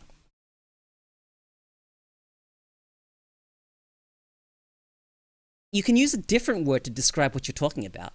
Don't get me wrong. Dictatorship is the wrong word. Yeah, North Korea is a dictatorship. Yeah, dictatorship is strictly governmental. What you're talking about is a consequence of capitalism. The wealthy control the market. Whoever has the wealth has the power for controlling the market, but the market is irrelevant here for the context you're talking about. If we're talking about the symptoms of capitalism, alright? It is a symptom of capitalism. That's it. People needing to work to survive, that is a symptom of capitalism. Nope, that's not what that means. That is not what that means. You're using the word wrong again. A dictator is one person. It's a leader. Don't use dictatorship. That's not what it means. Oligarchy is a good word. Oligarchy is actually a good word for that. Yeah, we have different words. Dictatorship is not the word you're looking for. Capitalist oligarchy is actually a fucking... No, I said one person. Specifically, individual. Dictatorships are owned by an individual. Okay? Not people. Don't try to fucking misrepresent our words. I said individual. Look at Hitler. Hitler was a dictator. Fucking Stalin. Fucking North Korea. Look at North Korea, right? Kim Jong-un. Dictator. One leader.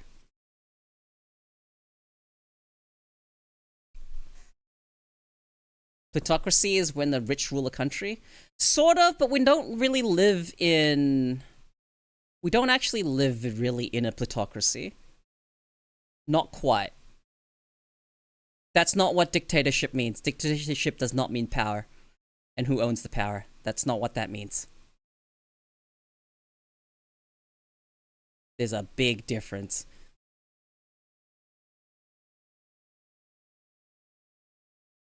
Dude got his dictatorship definition from Bing AI. He did.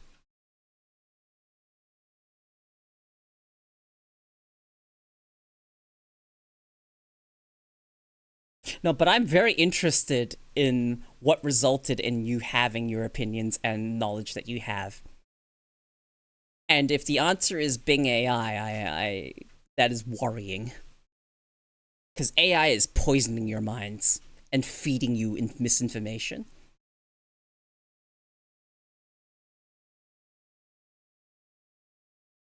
I think in Western countries we only have a democracy because we are part of the rich people. Not correct.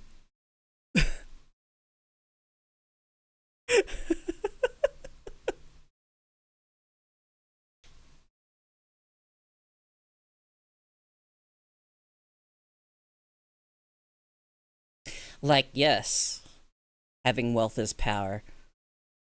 The origins of democracy in Western countries is not based around the rich.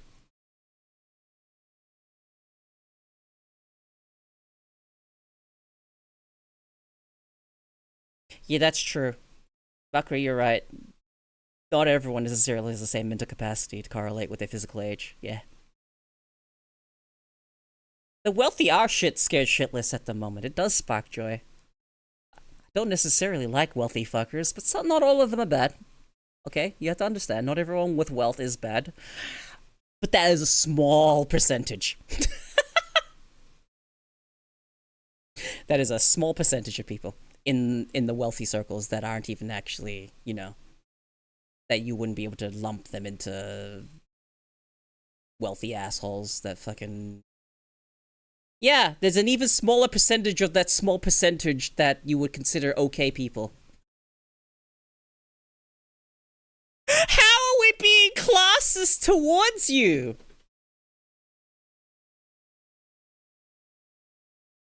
What? That is insanity to even try and accuse us of that. No, I'm still getting entertainment out of this.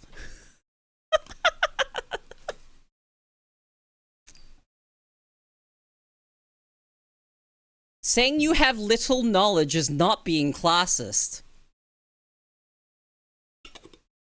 That's not what that means. They're questioning your intelligence, actually. Yeah, it's not classism. They're calling you stupid. Sorry.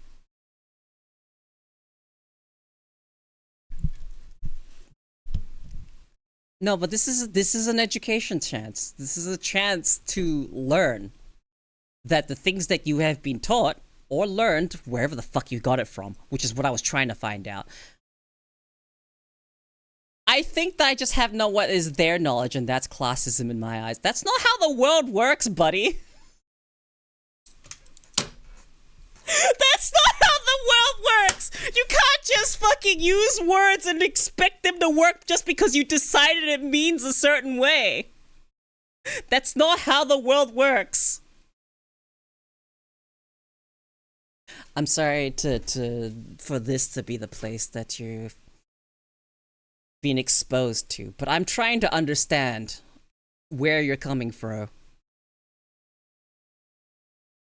Really, really trying very hard to understand where you're coming from and why you share the opinions you have.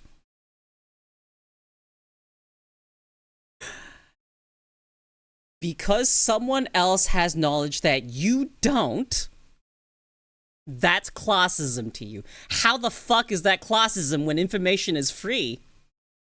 Like, yeah, what Rage said, you're literally trying to find a reason to be oppressed.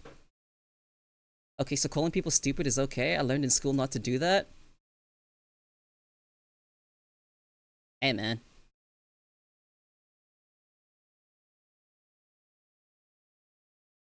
When'd you go to school, guy?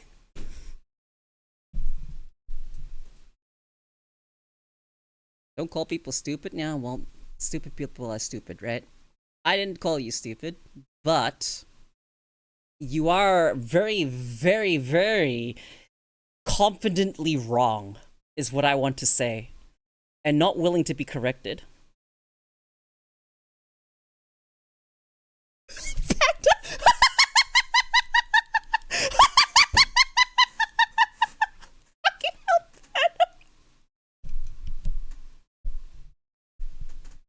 No, like, I have to really say it as it is. You are very confidently incorrect. And you don't like hearing it. Are you? You're trying... People are trying to correct you right now and you're resisting. What do you mean you're willing to be corrected? You're literally resisting. You have been lashing out at every person here in my chat that has been trying to correct you. You're showing the exact opposite of being corrected. You're not updating your info, you're sticking to your guns. There's a difference. Yeah, information's not free enough, and it's not curated, unfortunately. Information doesn't have quality assurance. You need to make sure you read stuff from reputable sources. Whatever the fuck that means nowadays. What do you mean, what? Are you having trouble keeping up? You started this conversation. I am very entertained.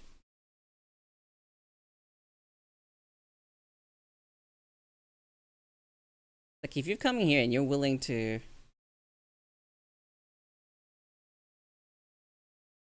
No, that's not what that means.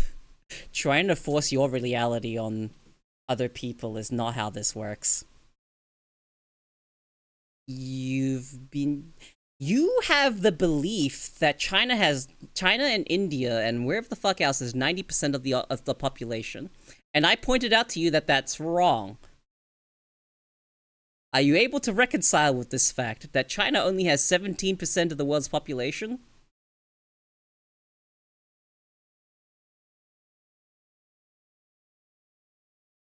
$7.8 billion. No, we have 8 billion now, don't we?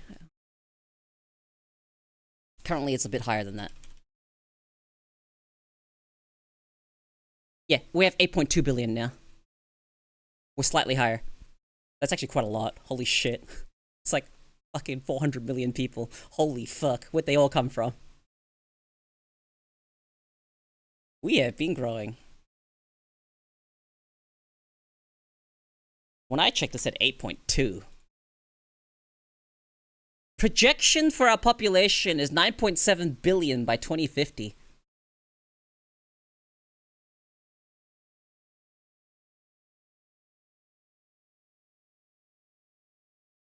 Yeah. Yeah, that's a lot of people, man. Don't see that coming to pass with current demographic patterns, though? No, I don't see that happening either. But you know, 90% of the world's population doesn't have any capital.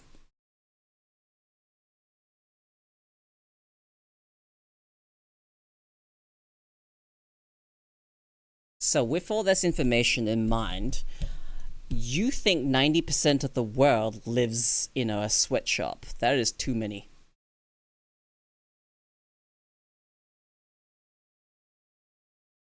So what are you going to do with this information? Where do you go from here? Like, genuinely, where do you go from here? Where do you go from here, knowing that 90% of the world's population having no capital is actually a false statement? Yes, there are people that have nothing. I acknowledge that. That percentage, though, is nowhere near as high as 90%.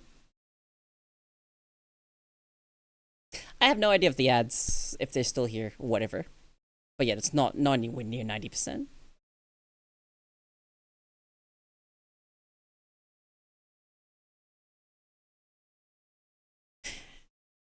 You know, the main reason why I haven't banned him already is because the entire purpose of my stream is to fucking talk, no matter fucking what it is about. And this seemed kind of fucking interesting. Bits would have loved that shit. Where was he? Now here's the question. Do you think they left?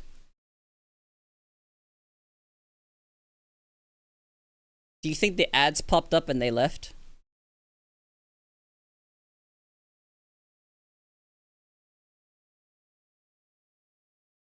What? I was grabbing some water. Oh no, they're still here. Welcome back.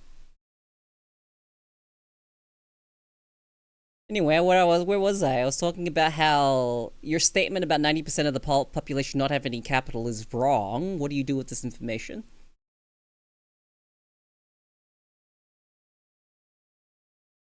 Look, I'm not gonna fucking mock you or anything like that. I'm just gonna sit here and try and understand.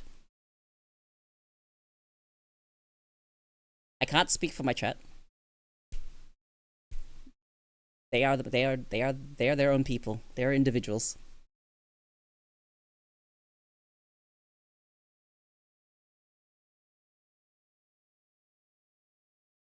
You're pretty sure it's not wrong. So 90% of the population lives in China, India, and all of that. I literally gave you the world population. 17%. China is 17% of the world's population. Nowhere near 90.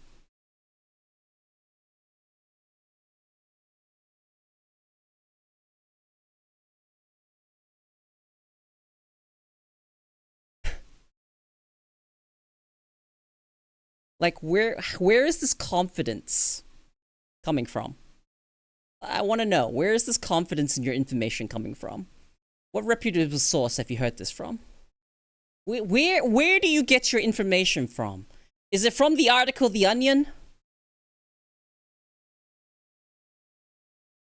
Very reputable news source. That's not what I'm asking. That is completely fucking irrelevant.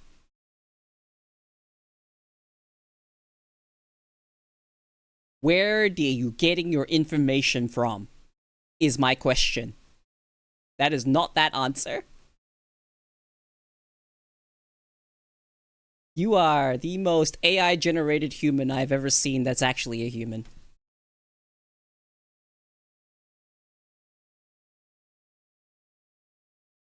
We're not talking about the same thing. You're literally not on the same page. I'm literally asking where you're getting your information from that 90% of the world's population has nothing.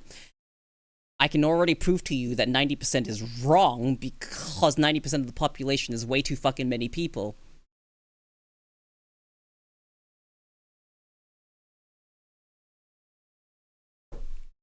I don't know how to get through to this person. If you're not willing to have a proper discussion here, then the conversation's going to end. Even Wikipedia doesn't have information this wrong!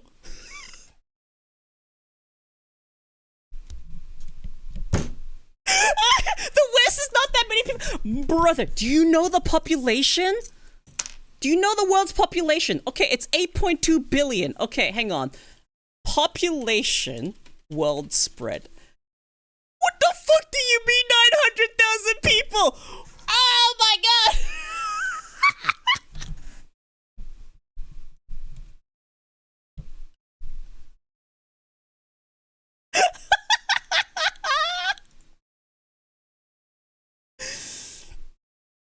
900,000? Where the fuck did you get that number from? That's insane. Is your information from the fucking 1800s?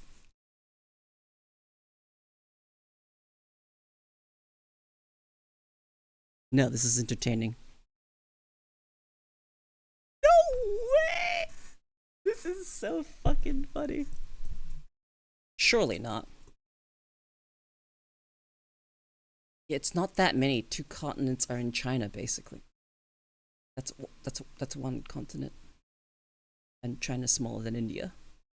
Yeah, like...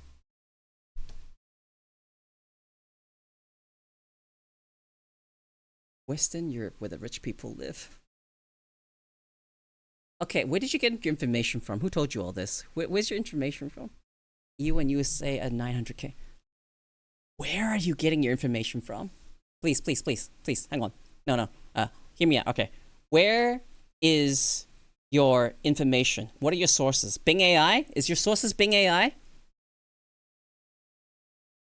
Because if you believe Bing AI, I have unfortunate news for you.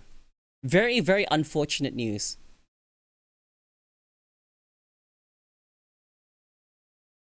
Yes, the information you're operating off of is wrong. It is literally wrong.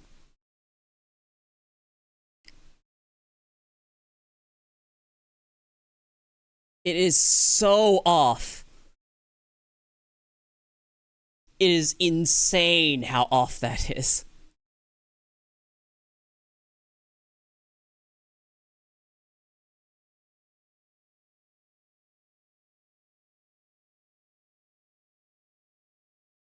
Look, hang on. Let me...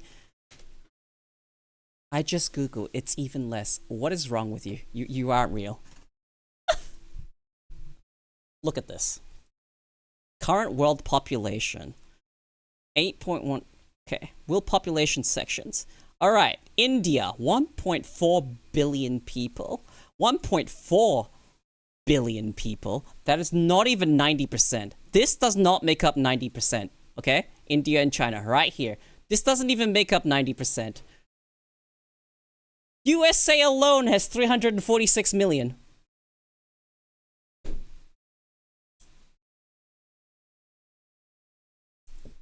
Hang on. I want you to look at this number again.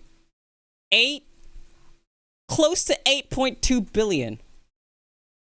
No, we do not have 10% of the population. Look at this number. Do you know how percentages work? You need a wardrobe change? You want my lab coat?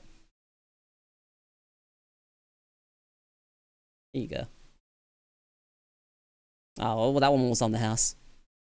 Do you see this now? Right here.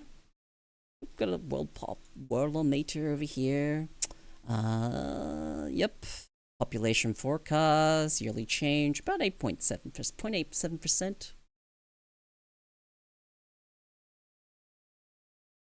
A lot of fucking, wow, projected 10 billion population. And you think EU and USA are only 10% of the world's population, and 90% of this is India and China, who will, right here, 1.4 billion people.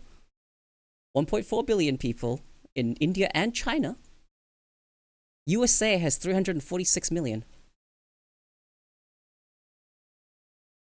Now that's really funny. How do you get misinformed this hard? And then tell me that you're willing to be corrected when you're not. You're not even willing to be corrected right now without literally have the sources right in front of me. No child left behind, school policies were a mistake. Bush's legacy is still fucking us in the US.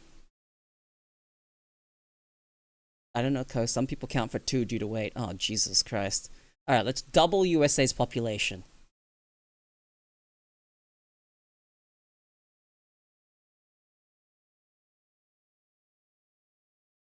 My readers, they realized they were wrong at some point.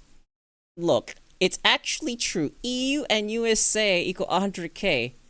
8 billion is 10%. Look at the screen. No, and also 800k is not 10% of 8 billion. 10% of 8 billion. Yeah, exactly. It's 800 million.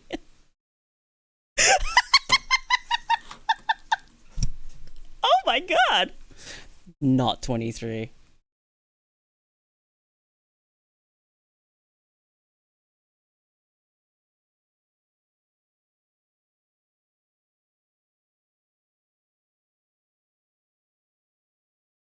No, he's missing 3 zeros. He's missing 3 zeros. He doesn't know how to look at numbers.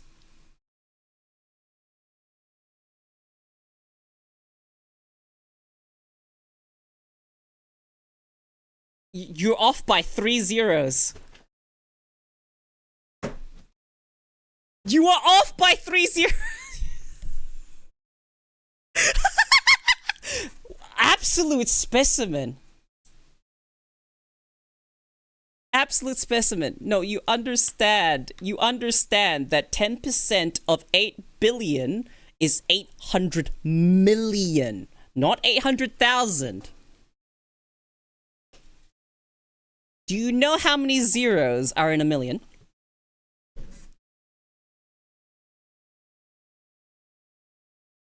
No, it's 10% of 8 million. You're objectively wrong. Do you need a calculator? Do I need to bring up a calculator?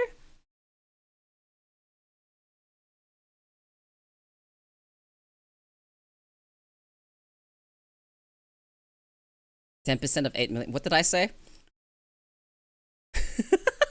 The fuck did I say?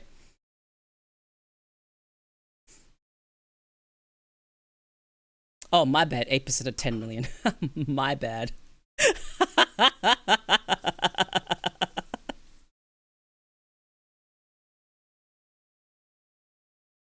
I'm so fucking thoroughly amused. What an absolute creature. If this is not a product of our education system, then I don't know what is.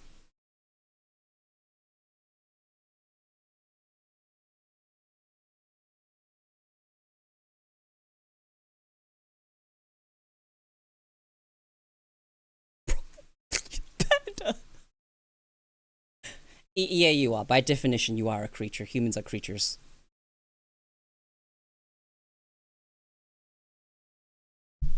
I hate to break it to you. Humans are creatures. I don't know what to say.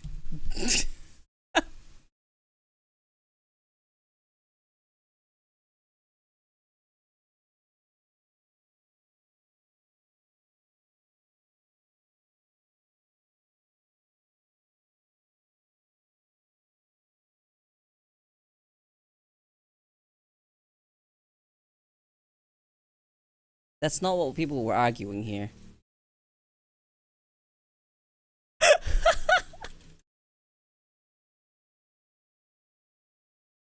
You said 10% of 8 billion was 800,000. No. You have to realize that's a lot of people.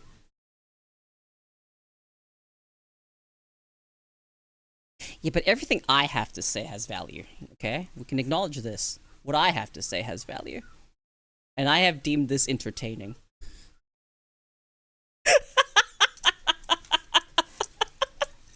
Yeah, true, I am the streamer. I have found this very entertaining, how someone could be so confidently wrong.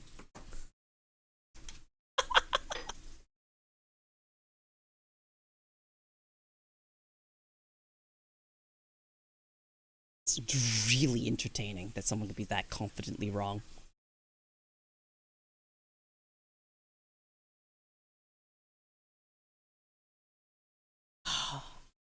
So his metric, okay, he says that EU and USA is 10% of the world population. That number is not even correct. It's not even 10% if you actually add up the population. You guys know what? No, we don't. That's the problem. We don't actually know what you mean.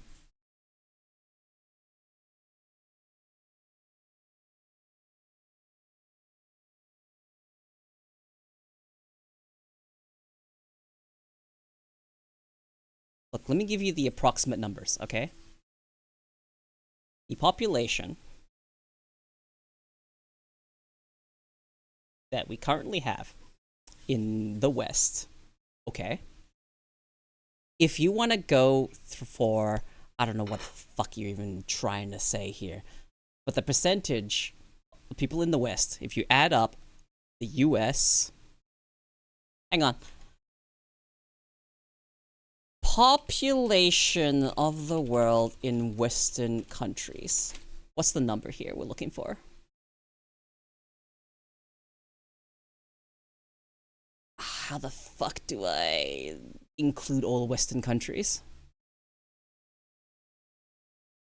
Estimates about 1.2 billion.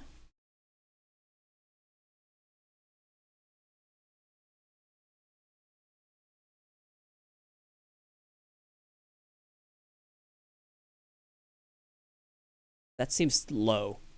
That seems really low.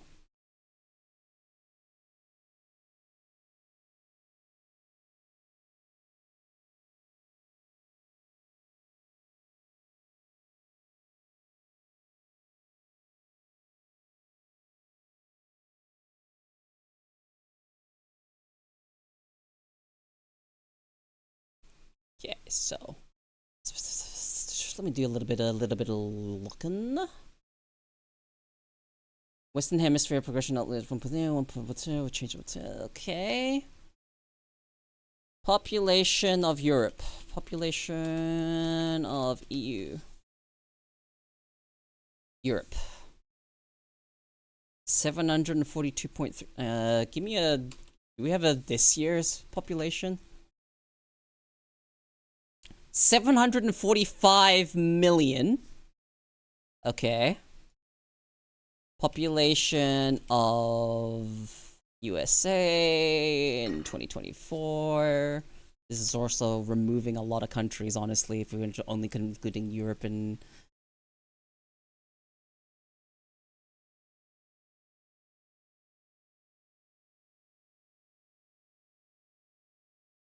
Yeah, Fairy to Duck is a good song. So...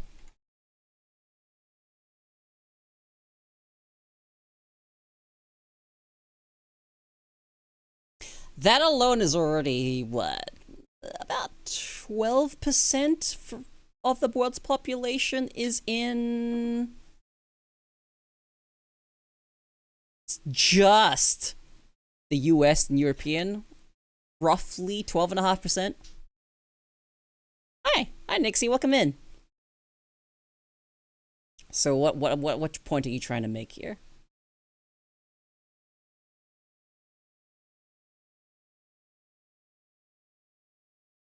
It's funny when the troll becomes entertainment. You know, the sad thing is I'm not sure he's trolling. Which is actually, I'm not sure which is funnier. You guys can decide which one's funnier.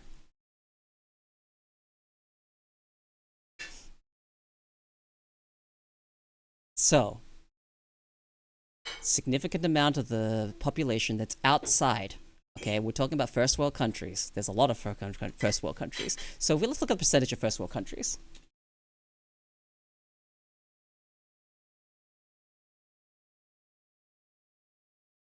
Wow, there's a lot of first world countries. Holy!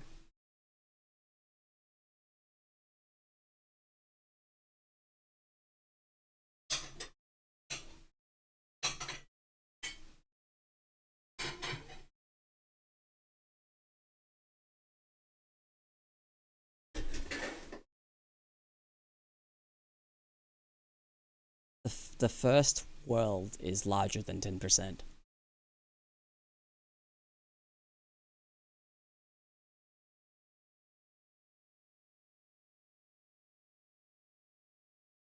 Oh, here we go. The population of the first world is roughly 19.1%. There we go. There's a fucking number I can throw out there. So, what that tells us is 1 in 5 people live in the first world country. Okay. And yes, it is true that the first world owns 90% of the capital. Not even 90%, less than that actually. It's less, way less than that. It's like fucking... Look at the percentage of the wealth. Percentage of the wealth owned by the first world. It is distribution of wealth around the world. Let's have a look. You can actually find this information. If I could find anything fucking useful. That is not useful.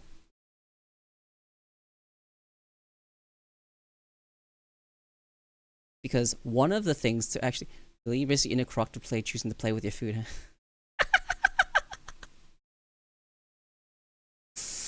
So...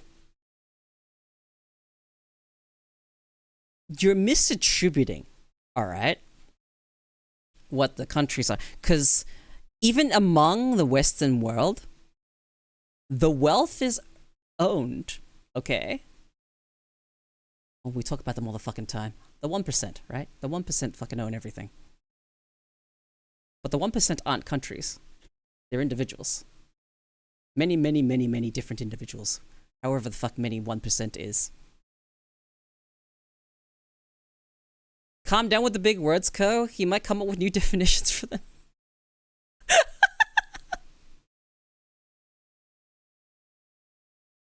So if I'm trying to... Okay, your inaccurate numbers and statements aside, alright? If I'm trying to get to just the point of what you're trying to say... Yeah, that's true. The objectively wealthy people own most of the world. Yes. What do you want to do about this?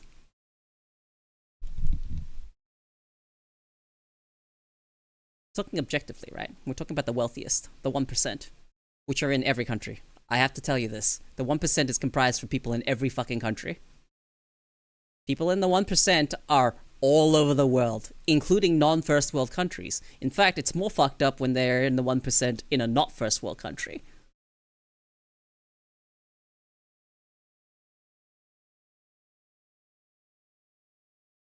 Okay. Where are you going with this?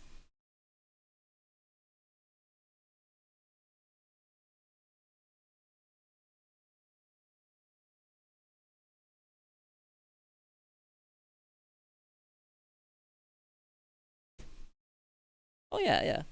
See, these numbers are more reasonable right now. That it's unfair? What are you going to do about it?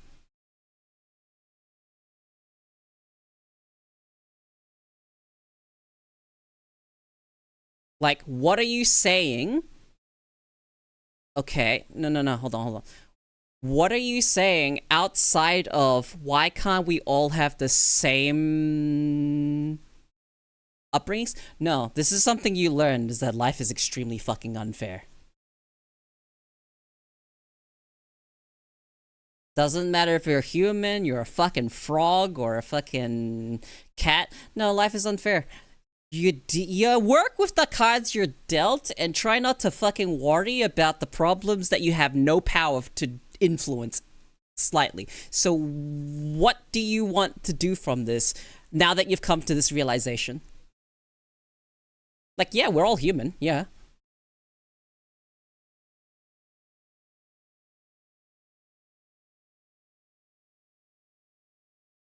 Like, this is... You're really leaning towards extremely... I'm not sure if I could even fucking... You're starting to leak into, you know, communist rhetoric. And that's, even in theory, communism doesn't work. Don't think it has to be unfair, and if we don't change this world, we get into disaster, war, climate, and stuff. We would have that problem regardless. Now, how does this, you as the individual... yeah? Even is communism illegal? What's that question?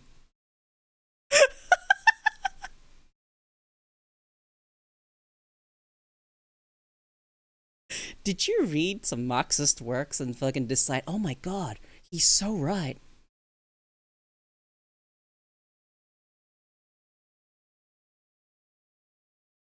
I think you're missing the point here. I think you're missing my point here. So what are you as the individual going to do about all this? And if you can't do anything about all this, what's left? What are you gonna do about it? Are you just gonna sit here and be sad about it, or are you just gonna fucking decide to try and make a difference where you can?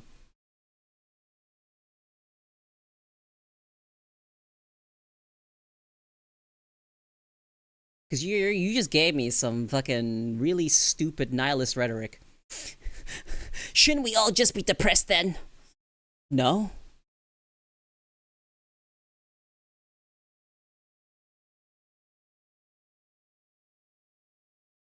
Like, I'll give you the simple answer. No.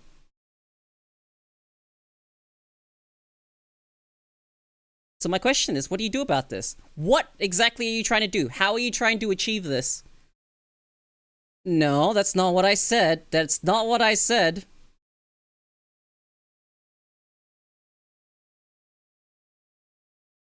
Are you trying to spread communism? Is that what you're trying to do? Are you trying to spread some kind of way of living? With what power and what influence do you have in order to change the world on that scale so that everyone can have something?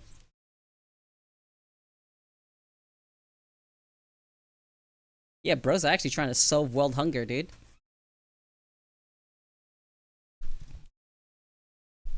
Just if it's saving the world, I'm not forcing you or anyone here. No, my guy, do you have to understand what I'm trying to say to you?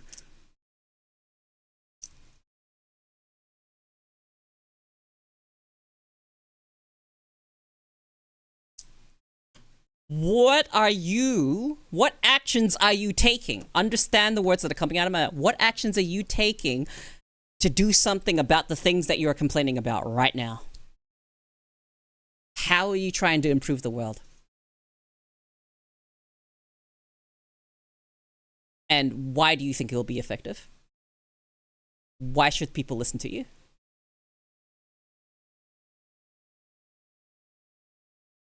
Can you answer that?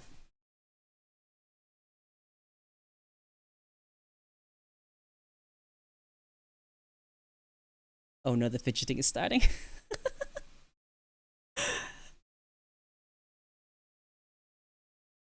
Yeah. So, my point is, what is the purpose of dwelling on it? No, I'm not gonna help you. I've got my own problems, man. If I was some sort of fucking bleeding heart and fucking tried to help everyone, I wouldn't be fucking anywhere, dude. I'd left with nothing myself. That's the problem.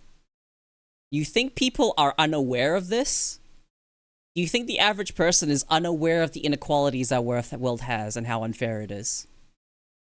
Everyone's aware of how unfair it is to live here in capitalist society, or wherever the fuck you live. You know who doesn't have capitalist society? You really want to be a world where you don't have any of that? Go join the Centinelese. Like, actually, just go join the Centinelese. Or fucking pick one of the tribes in the Amazon. Go live with them. You want to be in a world away from politics, away from economics, away from capitalism? Go live out in the middle of nothing. Go live in a forest and become a hermit away from society, and then you'll be free from it.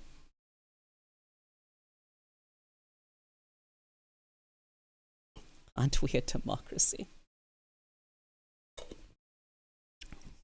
Bro knows not what the words he says means. Just because we're a democracy doesn't mean that we're anywhere obligated to fucking make sure everyone gets what they, do. That's not what democracy means. Democracy literally just means we voted the people in power. That's it. We voted for them.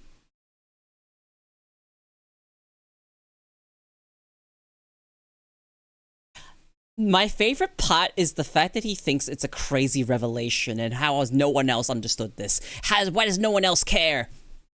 Because everyone else is just as powerless as you are, and they've decided to focus on their own lives.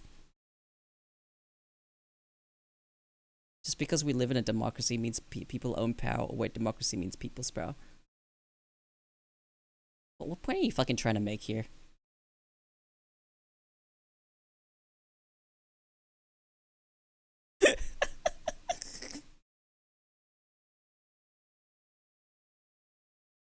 You'd like to think so, right? You'd like to think that democracy just means that people get to decide who gets put in power, right? You think it's people's power.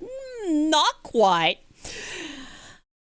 There's a lot of nuance to democracy, and unfortunately, it's not as we're not going to talk about that. I'm not going to get into politics. Not here. I'm just going to tell you that there's a lot more details and more to it than just as something I've simplified.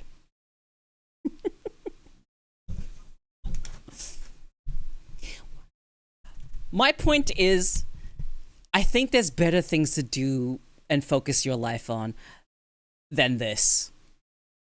No individual on this planet will ever have enough power to ever be able to solve the things you're talking about. It is endemic. The problems we have will exist as long as there are humans around. Understand? As long as there are humans, we are going to have things to be unfair. It is one of the unfortunate realities of the human condition. So, with that being said, I'd look into what you want to do for yourself as an individual. I should just make a lot of money until I die? Hey man, if that's what you want to do, that's what you want to do. Do what you want to do and don't worry about other people. If you take anything away from today's stream, worry about yourself, do what you enjoy, and not worry about everyone else that you are powerless to help.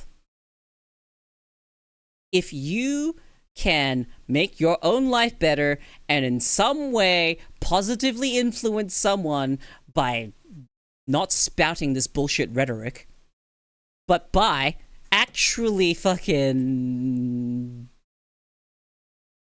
I don't know,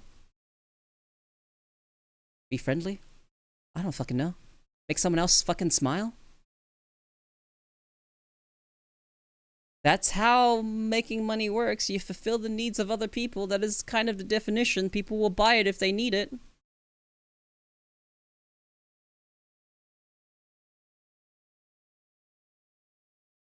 Yeah, so if you want to go and fucking find a fucking whatever job and make your money, whatever. You want to fucking be your own fucking business owner, do whatever. Stop worrying about stuff that you're powerless to do and influence. Okay. My point is not you shouldn't care about other people. You should care about the people around you. People within your immediate vicinity. People that are close to you. Not the whole of humanity. You've gone too far. It is physically impossible for you to care about 8 billion other fucking people. Worry about the people near you. Worry about your family. Worry about your fucking friends. That's who you should care about. Worry about the people that become your friends. Keep things scalable, okay? You are one person. Positively influence the one person near you. Positively influence the people around you. And if they get positively influenced by you, then they will positively influence other people. And if you actually want change, is that... okay. Pay it forward. Just pay it forward. Alright? Be nice to other people and pay it forward and hope that they, in turn, also pay it forward. To more than one person. So stop worrying about the entire world. You literally don't have another choice. Like, you actually don't have another choice.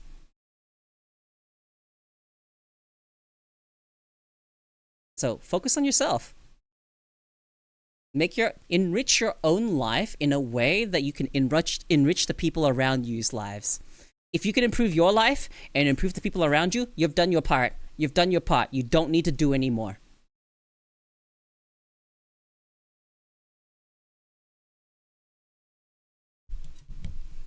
Don't get me wrong, Pagro. I also fucking hate everyone equally. But I make exception for individuals in my immediate circle and individuals I come to know. You're not being bullied here. Calm the fuck down. Goodbye! Thank you for the fucking hour or so of entertainment. I hope you find a better life. And now, this is overdue. Get the fuck out of here.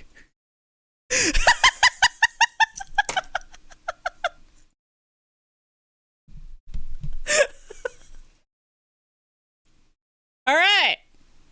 I'd say that was pretty fucking successful. Don't you guys think so?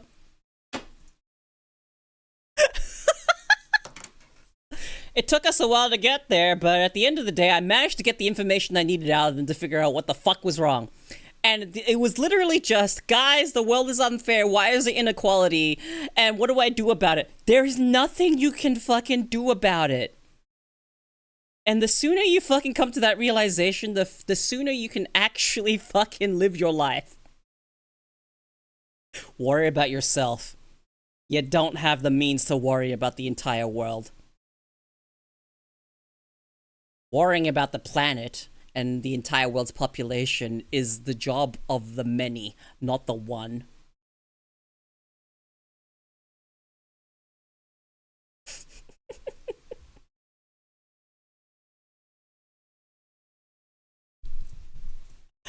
Holy shit. Should I tell them to watch The Classroom of the Elite? Nah.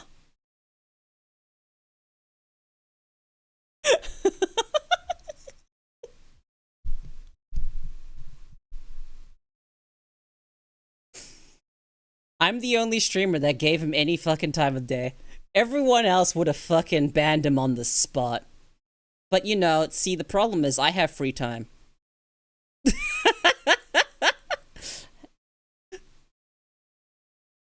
So, you know, you find a streamer with free time, I'm going to sit and actually see exactly what was going on. And, you know, if their life changes from this conversation, awesome. Cool for them. They can live their life away from our community. But hopefully they you know, if I manage to change their mind, fantastic. You know, I call that a victory because at the very fucking least, At the very fucking least. We got him to say, okay, I guess I'll, you know. What the fuck did he actually say? I have no other choice. Yeah. No, you have to fucking realize that you have no other choice but to focus on yourself and the people around you.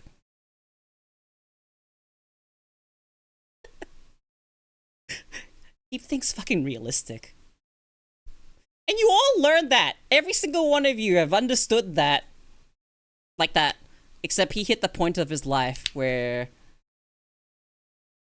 Oh my god, guys! Look at all the problems we have! We gotta do something! Definitely young. And I have met people in their early 20s that are like that. So, unfortunately, he could be a teen, he could be underage. Doesn't really fucking matter. It doesn't really fucking matter. I was always gonna ban them after we were done. After either I was gonna get fed up of dealing with them and get bored, and I was just gonna ban them then. But I was always gonna ban them. You guys will already tell by the way I was talking to them. But I'm glad I got like an hour's worth of content out of it.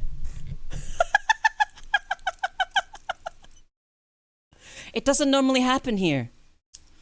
Like, who goes to a Twitch chat and asks them, why aren't you working? When streamers are literally working. Fucking... my guy.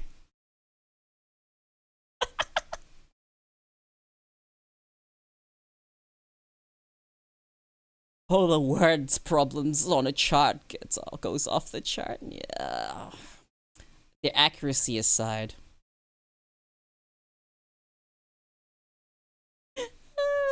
No, they would not. Don't call me dude, I'm not your dude. So I called him a thing. And they were okay with that for some reason. Yeah, well, whatever. They did make their account in 2013, so that account is old.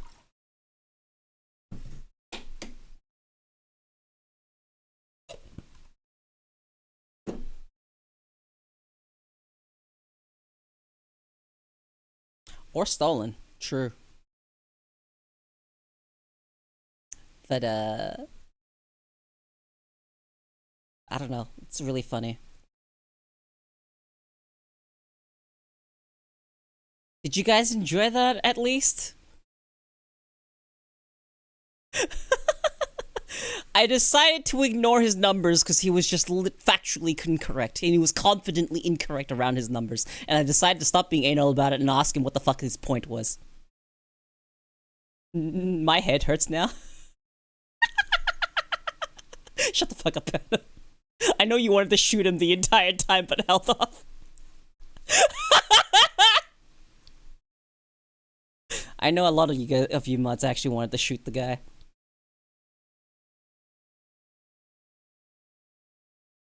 You are the single most patient person ever with trolls. I think the sad thing is if they were a troll, then whatever, I got some fun out of it. But if they weren't, I think that's even worse.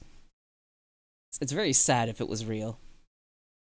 Literally just a circular conversation. Yeah, unfortunately. Have you seen the Lego movie? I have not.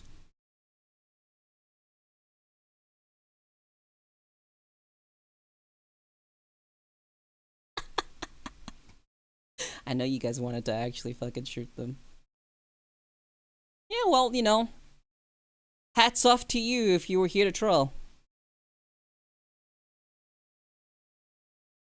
I'm not worried about it. I got something to pass the time for fucking an hour or two. Can't spoil it for you? Yeah, I don't think I've watched the Lego movie. Maybe I have. I don't remember. I don't think I have. Well, maybe? Maybe I have watched the movie? I'm not sure. Have I watched the movie? There's only one person that can answer this for me.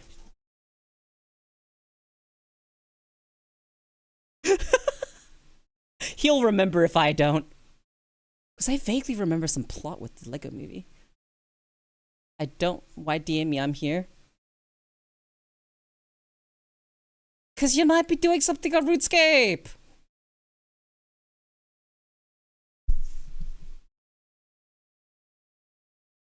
Yeah, I don't know. Maybe I need to watch it again. I do remember there's something to do with glue. And there was like a real world component to the Lego movie. I don't know why I remember that. Unfortunately, I was here for that whole guy. Eh.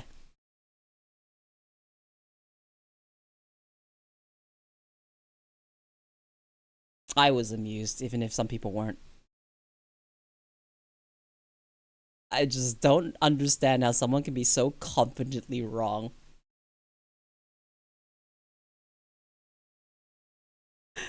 It's so fucking... It's such amusing. What an actual fucking specimen. Like, what an actual fucking specimen.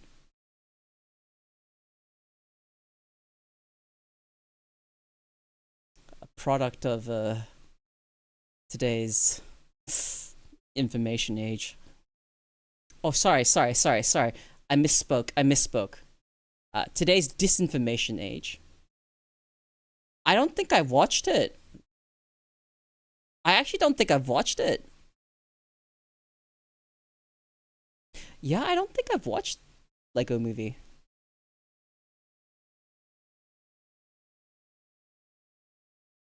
Well, slap that on a list of movies I need to watch. I would have sworn I watched it. There's a sequel, too. And I remember people talking about how the Lego Movie was actually good. Like, they actually did it justice. All things considered. Like, there was actually good writing in it.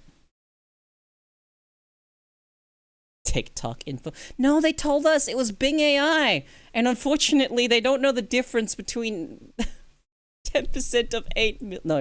No, 10% of 8 million versus fucking 10% of 8 billion.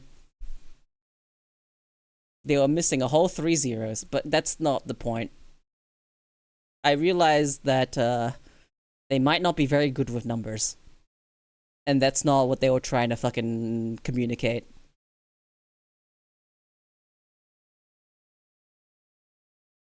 At the very end there, me asking what exactly he wanted from this, what realization he came to and what he wanted to do about it, was me trying to wrap up the conversation.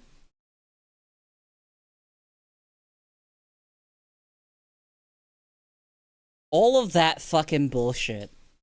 Going in circles just to fucking find out the answer is, oh, okay, I am powerless. Maybe I don't have a choice and I should just focus on my own life.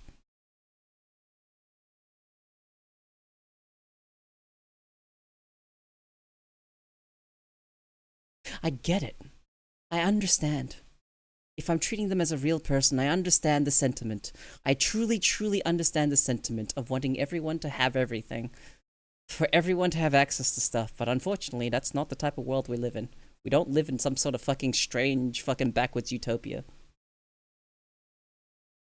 And I'll tell you, that type of utopia is a dystopia at best. Every fucking mention of a fucking utopia in fiction has always turned out to be a fucking dystopia. There's always something wrong with the utopias, man. There's always something wrong. There's no such thing as a perfect utopia.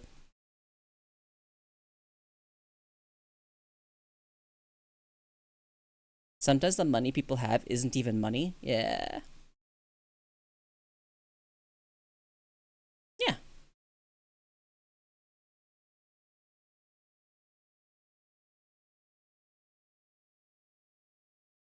But that's it's so fucking crazy to me.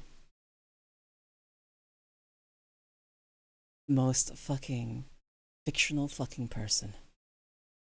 Actually fictional. I hate that. I hate that these people are real. Why are these made up people real?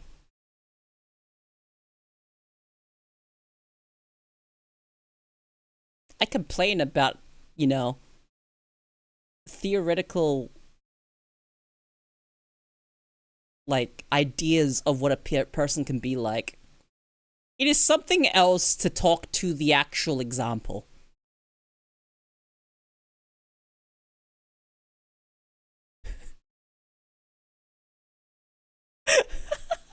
It actually is something else.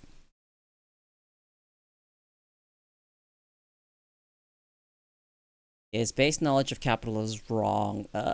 He did not know what dictatorship meant and was using it incorrectly. What else? Hi, Siri. How you doing? There was so much wrong. There was so much wrong. To the point I realized I'm not going to be able to get any fucking sources or facts from the guy. I just wanted to know where he was coming from. I just wanted to know the point. What are you worrying about? What the fuck do you want to do about it? We were going nowhere.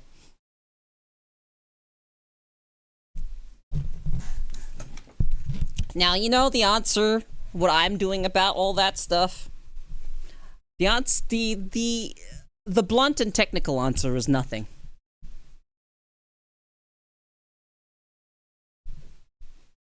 The actual answer is I stream, I talk, I have fun, and if other people have fun here, then that's all that matters. It really doesn't go any deeper than that. If people can enjoy my rambling, then that's good enough for me.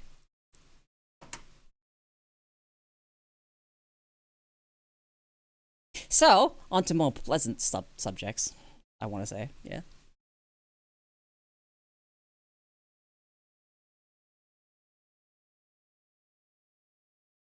What?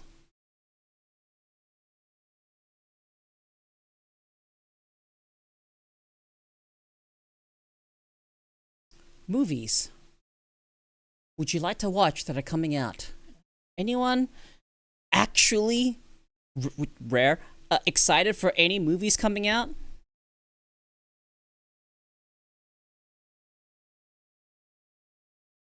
Oh, true, Sonic.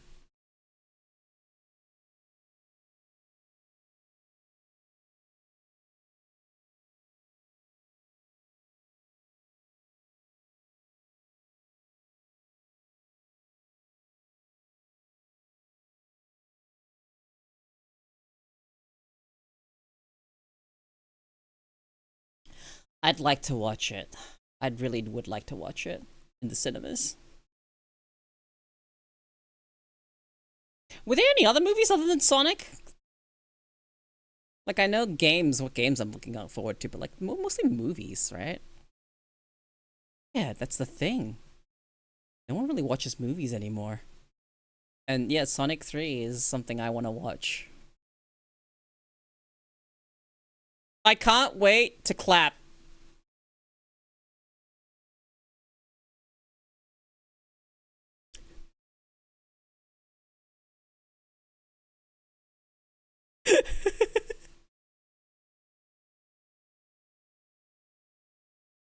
I saw all those posts about people talking about how, guys, don't clap. There's gonna be normal people in the don't do it.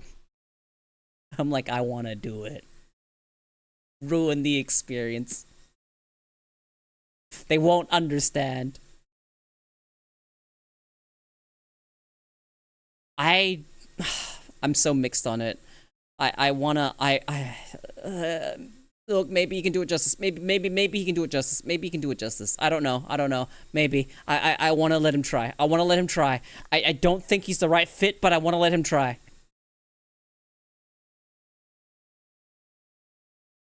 But he looks charred in the trailers, so is she gonna die differently? I don't fucking know, dude.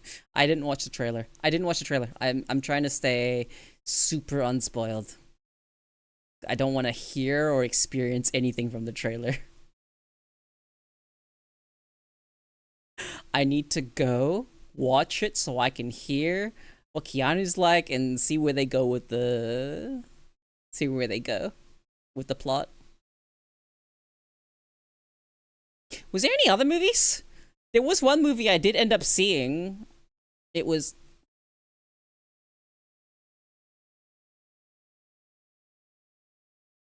I don't remember the name. Ah, Love Hurts. It was called Love Hurts.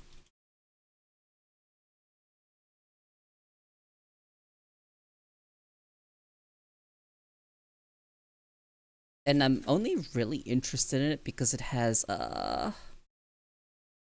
Koeko Kwan?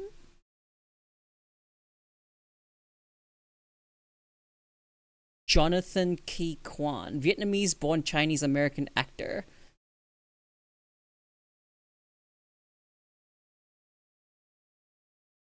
Yeah. He's the guy. He acted Waymond in Everything Everywhere All at Once. He was the husband. 1984. I guess he was a child actor in Indiana Jones and the Temple of Doom. Oh. He's apparently known for X-Men stunts, brackets uncredited. And he is... Do you guys remember... actually, quick question. Who's watched Loki? If you guys have watched Loki, season 2 specifically, you will know who the actor is. He's Ouroboros. He has a movie coming out called Love Hurts, and I'm willing to check that out. Because that actor was pretty good in... That movie was that actor, he was pretty good in Everything Everywhere All at Once, and this movie stars him. And the movie's called Love Hurts. And it looks like it doesn't take itself seriously, and it looks stupid. So I'm inclined to actually want to watch it. Movie does not look good. Yeah, it's called Love Hurts. It's the only one that I heard that I'm actually somewhat interested in watching. Not in the cinema, though. Not that interested. Yeah, him.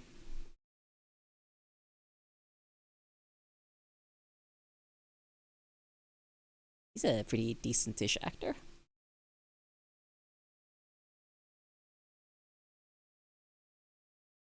Okay.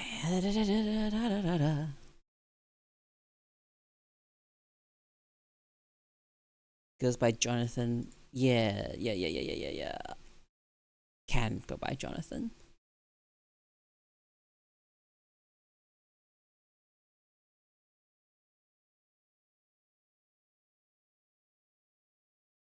Yeah, it's Ariana. Okay, let's see. So who else is in this? I don't recognize any of these actors. Oh, wait, no, hang on. I recognize this actor. I recognize Daniel Wu. You a New Police Story? Yeah, okay, I know who you are. That is not something I expected to see someone from from the Jackie Chan New Police Story movie.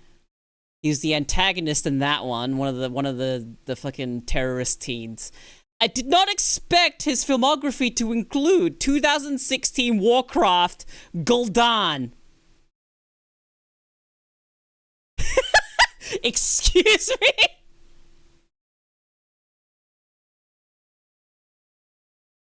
What?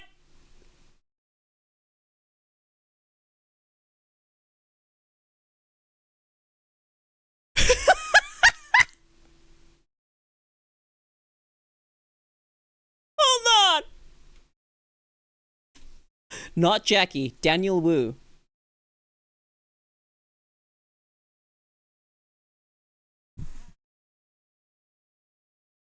This guy, Daniel Wu. He's from New Police Story. He's the kid that had a fucking police cop father, and he suicides by cop in front of his dad with an unloaded gun. That's how that movie ends. Yeah, so he is Gul'dan. Excuse me. Like Gul'dan in the fucking movie. Like fucking not something I would have expected. Like, what? That was the most unexpected thing today.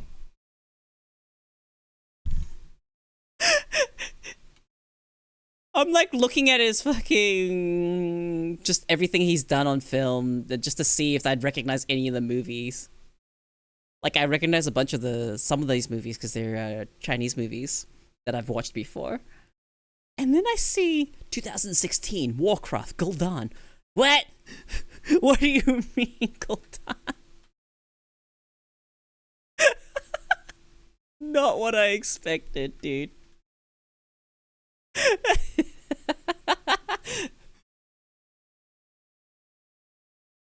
Fucking Gul'dan jump scare.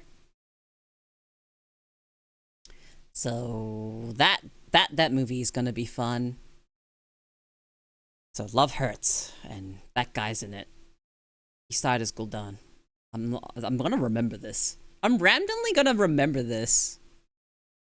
I'm actually unironically randomly gonna remember that he's Gul'dan, and I don't know why.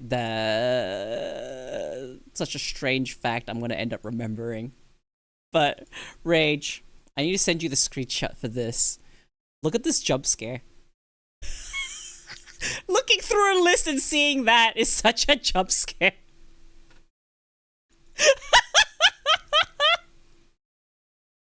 It's such a fucking jump scare. Holy shit.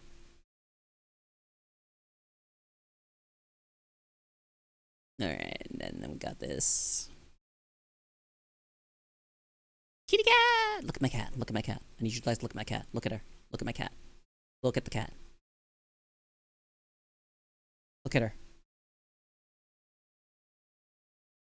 She's so cute. She's so fucking cute. I love this cat. Oh, she's so fucking cute. She's so fucking cute. Look at her. Look at the kitty cat. Look at her. Oh, I've ended up putting her on top of my head. She is bound to my head. Okay. Look at her. Look at the cute cat. Look at her. So pretty. Look at her.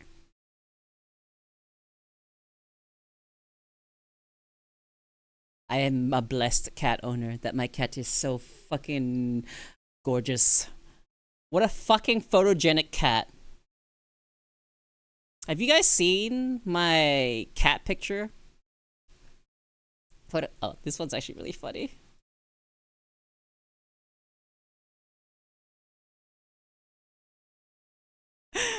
This picture is funny. Nyum. It's such a funny picture. She's so blurry.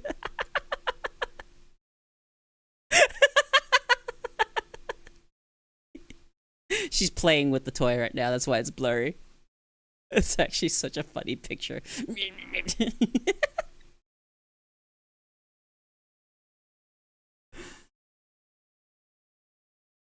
Such a fucking pretty cat.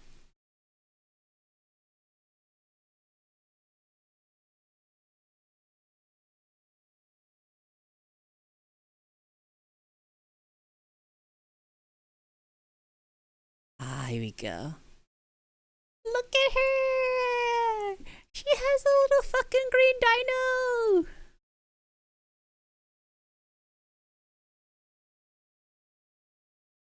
Such a cute cat.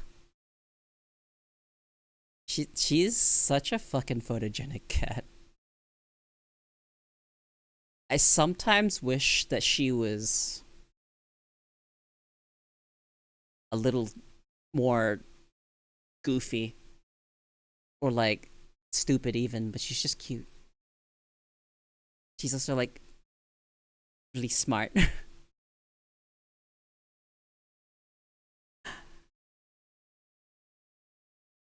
I wish I could catch like photos of her. Just, I don't know.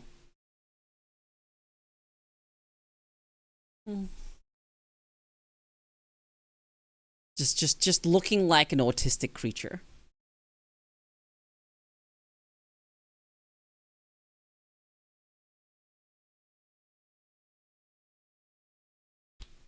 Like just a picture of them looking really fucking silly. But she doesn't have any moments like this. She's just cute. I've had her for like over a year now, and she hasn't done anything that I could take a picture and be like, she's so stupid. Nope. She's only been cute. And she's always just fucking photogenic and looking like an absolute fucking diva in every photo. I don't get it. She knows what she is. Dude, exactly like Tostada. Tostada is like a fucking actual creature. Like a ball of fucking tiny, cute, autistic creature is what I would describe Tostada. That thing is so funny. My cat is just cute. I don't know what to do. I haven't caught her doing anything funny.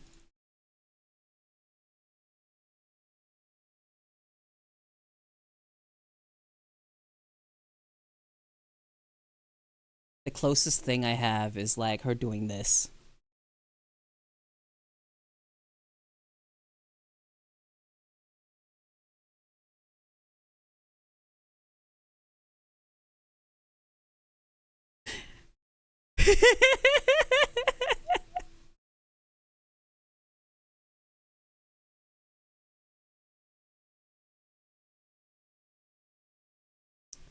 Got that.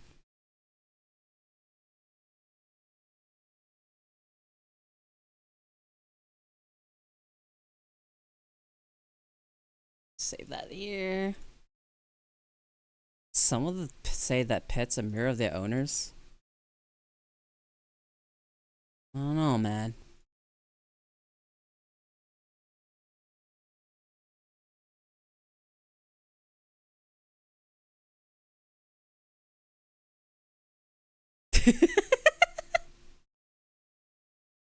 She likes crawling into bags. Doesn't matter what it is, she will crawl into it. I wonder what type of owner my dog had for us. Yeah, well, my cat is pretty much is very similar to me. She doesn't like being touched, and she likes being close,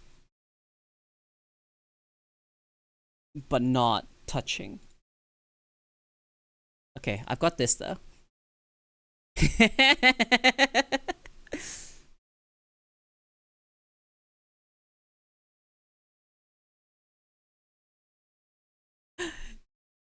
Every now and then she'll sleep like this, face fully down.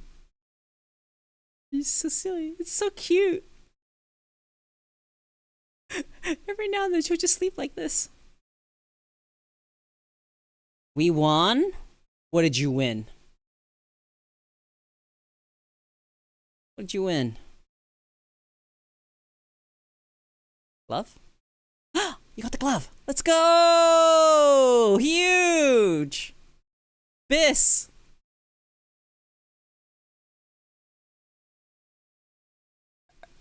Alright, I should probably wrap up. I have been streaming for a long time.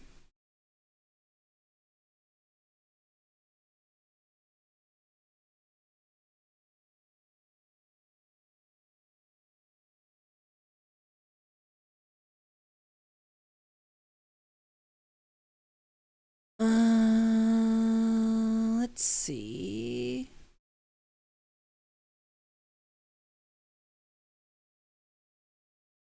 I know where I'm going to send you guys again today. Yeah, I think that's where I'm sending you guys. Ah, yes, like a true slave to capital. 8 hours. Hi, cat. I'm doing this again because I haven't been able to raid them for fucking forever. So I'm gonna get them in now. Okay, so raid message 2. I'd appreciate it if you guys show some fucking community solidarity and then go and have a little peek in, lurk in Sinuki's chat if you'd like, whatnot. She's very cute, very, very yappy, cute zombie VTuber. I met her ages ago, back in like 2023.